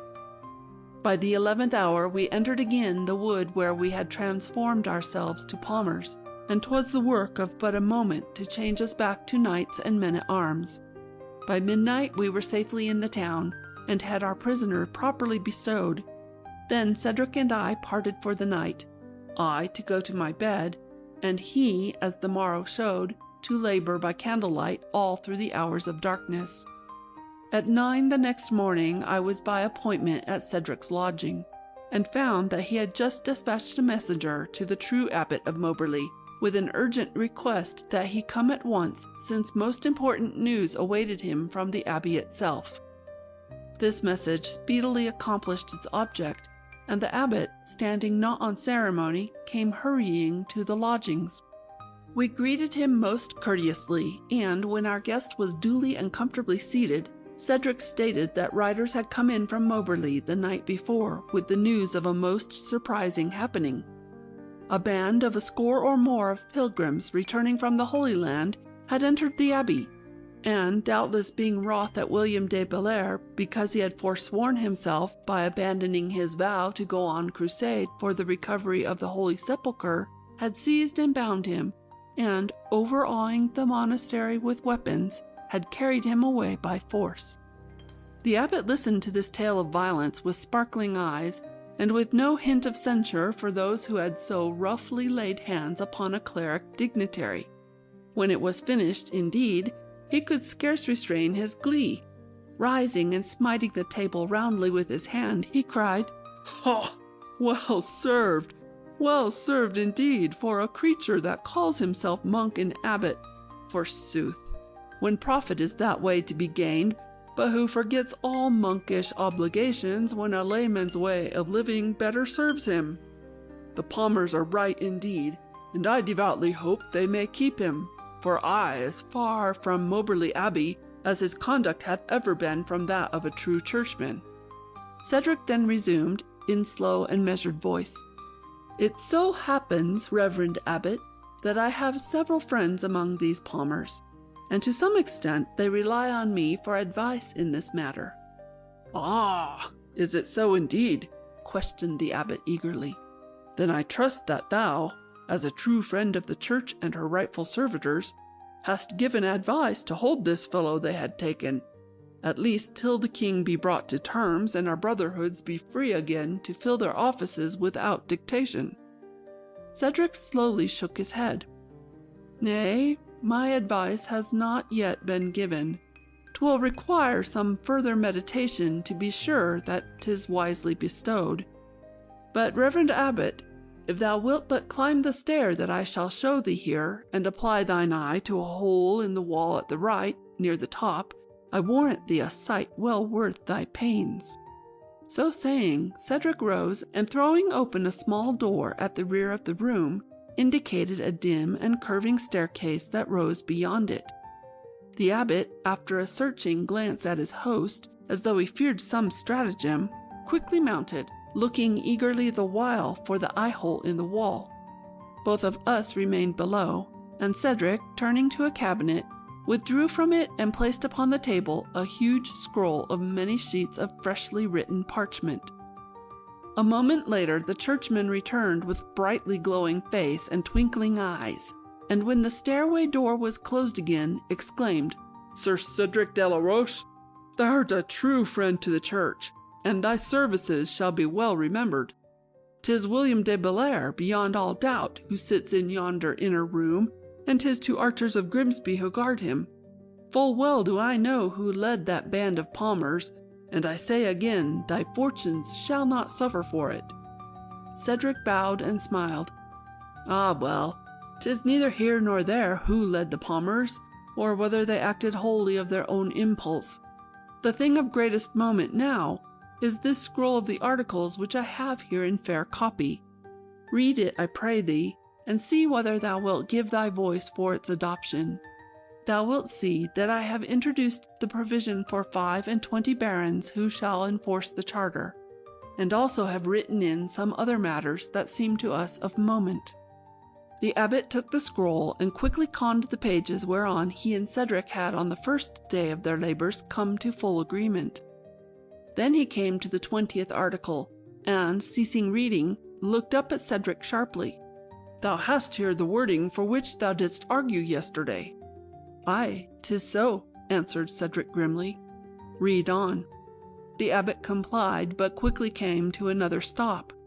"Let not the body of a free man be taken or imprisoned," he read. "That again is the very language that was yesterday rejected." Cedric nodded in assent. "Read on," he said. For some pages the abbot went on in silence. Then he uttered an exclamation of surprise, and paused to read again, this time aloud, an article that appeared near the end of the scroll. "All the aforesaid customs and liberties which the king hath conceded, to be held in the kingdom as far as concerns his relations to his men, all in the realm, as well ecclesiastics as laity, shall on their part observe toward their men." The abbot leaped to his feet, his face red with wrath. "What means this, Delaroche? Would thou have all these things for which we risk our lives and lands extended to every churl and varlet in the kingdom?" "Aye," answered Cedric steadily, "and if thou'lt look abroad through our camp, thou'lt see some thousands of those same churls and yeomen that do risk their lives in this cause as much as thou or me." The abbot shook his head with impatience. "'Tis beyond reason, Delaroche. I cannot give my word for it." Cedric for a moment gazed out of the window. Then he said to me, "This keeping endurance of an ecclesiastic who was appointed to his place by the king, and moreover stands high in his favour, is a difficult and dangerous business. 'Twill be better if we take him to the town's edge and turn him loose to find his way back whence he came." The abbot gazed at Cedric with parted lips and bated breath, while one might have told 20. Then of a sudden he flung the parchment on the table and laughed full loud and long. "Thou hast won, Delaroche. I yield me. Thou hast won, and fairly. Thou'rt a most persuading speaker, I'll be bound. I will go before our group this day, and make them adopt these articles whether they will or no. Then tomorrow I will speak for them before the whole assembly. Thou shalt see what I can do when I am well put to it. Depend upon it, the articles of that very scroll that lies before us will be the ones our party will present to the king. And thou, on thy part, shall have due watch and ward kept of thy prisoner, and see to it that he by no means gains his liberty until the king hath sealed our charter and pledged himself to interfere no more in our clerical elections." The abbot was as good as his word. That afternoon he delivered such an address in eulogy of the articles, as they appeared in this latest scroll, as I had never heard before on any subject whatsoever. He marshalled all the arguments Cedric had used, together with many more he had not thought on. His speech was filled with grace and eloquence, and was of an enthusiasm that carried all away. He showed beyond all doubt the power that would accrue to our party through this inclusion of the rights of the commonalty in our charter. When he was done, de Longueville as strongly favoured these provisions in the articles as on the day before he had opposed them. Lord Esmond grimly held his peace, though oft shaking his grey head in denial, and soon the scroll had been adopted by our vote of 4 to 1. The following day our ardent champion made a yet more eloquent speech before the full assembly, and the articles were approved by acclamation. All know the remainder of the tale of Magna Carta, how the king, 3 days later at Brackley, where the articles were read to him, refused them with an oath, furiously declaring that the barons might as well have asked of him his kingdom, how we resumed the war forthwith and the taking of his castles, how the gates of London were opened to us, and the king was at length brought to terms at Runnymede. There again 'twas Cedric de la Roche and the Abbot of Moberly who conferred with the Archbishop and the other commissioners of the king, and satisfied themselves and us that the completed scroll that received the royal seal was to the same effect as our articles of Stamford and Brackley. And now King John is dead, and little lamented, and a wiser sovereign rules the land. Already men begin to see how great a thing was done at Runnymede. 'Tis said that the Great Charter will be for centuries to come the basis of our English law, since it affirms with equal voice the rights of all our 3 estates, the nobility, the clergy, and the commons. It seems to me that later generations will find in its provisions the authority and the suggestion for many a reform that we dare not yet attempt, and that freer and happier men may date the beginning of better things to our bitter struggle with King John. If so be, may they think not overmuch of us that were noble-born and fought for lordly privilege, but may they never forget that in our day there were true men of lowly birth who risked their all for the rights of their fellows. Of these was none more worthy of honor than he whom I am ever proud to call my friend and comrade, Cedric the Forester of Pelham. The End. Recording by Lynette Caulkins. End of Cedric the Forester by Bernard Gay Marshall. We hope you enjoyed tonight's Sleep audiobook. If you liked this audiobook and want to listen to more, please check out